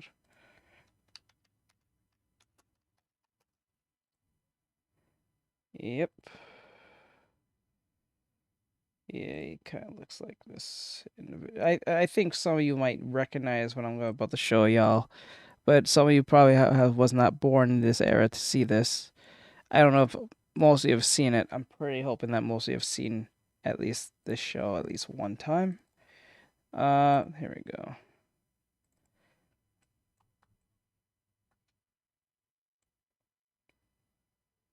Yep. Yep. That's what that reminds me of. Not even kidding. The way he even says it, too. I am your slave. Skyhouse 17 I am your courage, slave, master. Yep. Command me, master. I am your slave. I have no mind. I have no will. Red or something. I am your slave. Cringe videos. Cringe videos, bro. It has finally come to an end. Thank God. I don't think we should do okay. I don't mind watching. I'm a gummy bear. Yes, I'm a gummy bear. I'm a yummy body pudding jelly Red or bear. something said him laughing I'm so a hard gummy my head. bear. 'Cause I'm a jelly bear. I'm a yummy body bear. Oh yeah. When you and your dad go out to eat hot wings. What the hell? I thought that was over. Oh my God. And the wings are too hot to handle. It's too hot, I need water. Skyhouse 17 said, I hope they got all the money from these videos because, man. I don't think so. Oh, you're that girl. I know who you are. You're that girl who was singing something. She was singing some song, and a bunch of people accused her for being racist because she had like a, what was it? She had what was it? She had a do-rag on her head, but it was really just her hair, and she lost it trying to prove it to the comment section. It was wild. It was funny. It was like, why would you have to prove that? Met asks, what about Soulja Boy's Skyhouse? My girl don't want me cause I'm my dirty laundry. Let's go. My girl don't want me cause I'm my dirty laundry. I wish my bank account was as big as these motherfucking man boobs I got. Like honestly, these are some big titties I have, and I wish I had money. I wish I was rich. I don't care. I'm gonna suck as much cock as I need to, just to get my iPod Touch 5 back. I am doing this for my iPod. Skyhouse 17 I'll tell you asks, something. have you not seen the meme? Do you know He's how? like, what? You know how he's like, huh? What? Like, yeah, Soulja Boy does that. Like, what's wild is like, majority of these people you will find on Twitter or Blue Sky. Skyhouse 17 said, hi. My name's Azuka Midoriya. We were told to answer some questions for a survey for UA. And we were told to only give like one specific answer for this one. I just realized that YouTube gave me a new video. I'm gonna finish it after this video right here with this Midoriya nonsense. I would say if I have to choose, it'll probably be math. But honestly, I want to preface that by saying only courses I really care about are the ones that help me become a better hero. You're a grown man. You're a grown man. Grown man. So, normal schoolwork is kind of boring. Even if I get the best grades. Ball torture. Alright, I'm going to end it from there. Alright, guys, I'm going to let you guys go. I'm sorry that I had to make you guys suffer through this. I really didn't have this planned out, but it just kind of happened. And I think you guys low-key like it because it's funny as hell, and it is very annoying to watch these Red people. or something said I calculated stats for the entire day for the characters I did for you, Mike, and Val because I was bored. Aw. Now I have to deal with this. I'm going to have a stroke lol. I'm sorry. Skyhouse17 said watch them have a 1,414 500. I hear you. Alright guys, I'm gonna let you guys go. We're done for tonight. Tomorrow, we'll do more, I'll see. We'll do a little more animation and then we'll play video games. We gotta finish Silk Song. So tomorrow we're gonna do animation. Red or something and said, some can I Silk tell Song. you them really quick? Yeah, sure, drop it real quick. I'll give you some time so you don't have to wait. Like I said, that black bitch can go fuck himself. No, we need to hear about the shoes. Oh yeah. My shoes are not for sale, neither are the Nikes. And go fuck yourself, black bitch. Whoa. Skyhouse17 said Whoa. sleep well, friend. Whoa. Sleep well, friend. Thanks, Skyhouse. Alright, I'm just waiting on someone. I'm just waiting on Red to tell me what he needs to say. No. Limet said I haven't. Whoa. He came in with that one. Came in hot. When you're sitting on your own and you can smell your own breath and you're, is that me? I've been talking to people today, I can smell my breath.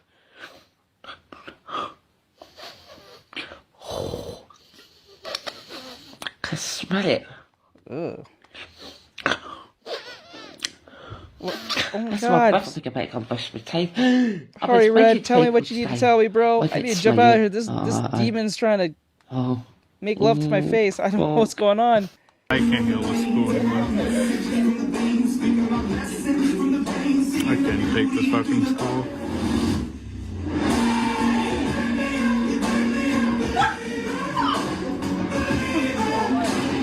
Red or something said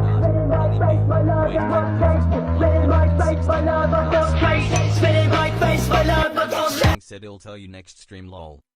Alright, bro. Said Andy Milanakis. Andy Milanet. Wow, isn't he like 50 now? Yeah, he's like 50 years old, right? He has like a disease that doesn't like let him age like normally or something. Or something like Red that. or something said I'm sorry. No, it's alright. It's perfectly fine. Alright, guys. I'm out. Have a great night. Mike Keep has safe. said don't Keep know. practicing. And all that great stuff, guys. I appreciate you guys coming in, saying hi, give your funny comments and stuff. Athena Beeman said hi. It seemed like you Limet guys really asks, "So enjoy. you guys like longer subscribers than I? Mike and Red? Athena Beeman said bye. Sorry, Athena Athena. Beeman We're said jumping frown. out. Sorry, hon. Alright, we out. Limet Have a said great night, adios. guys. Keep safe. I'm out. See you guys tomorrow.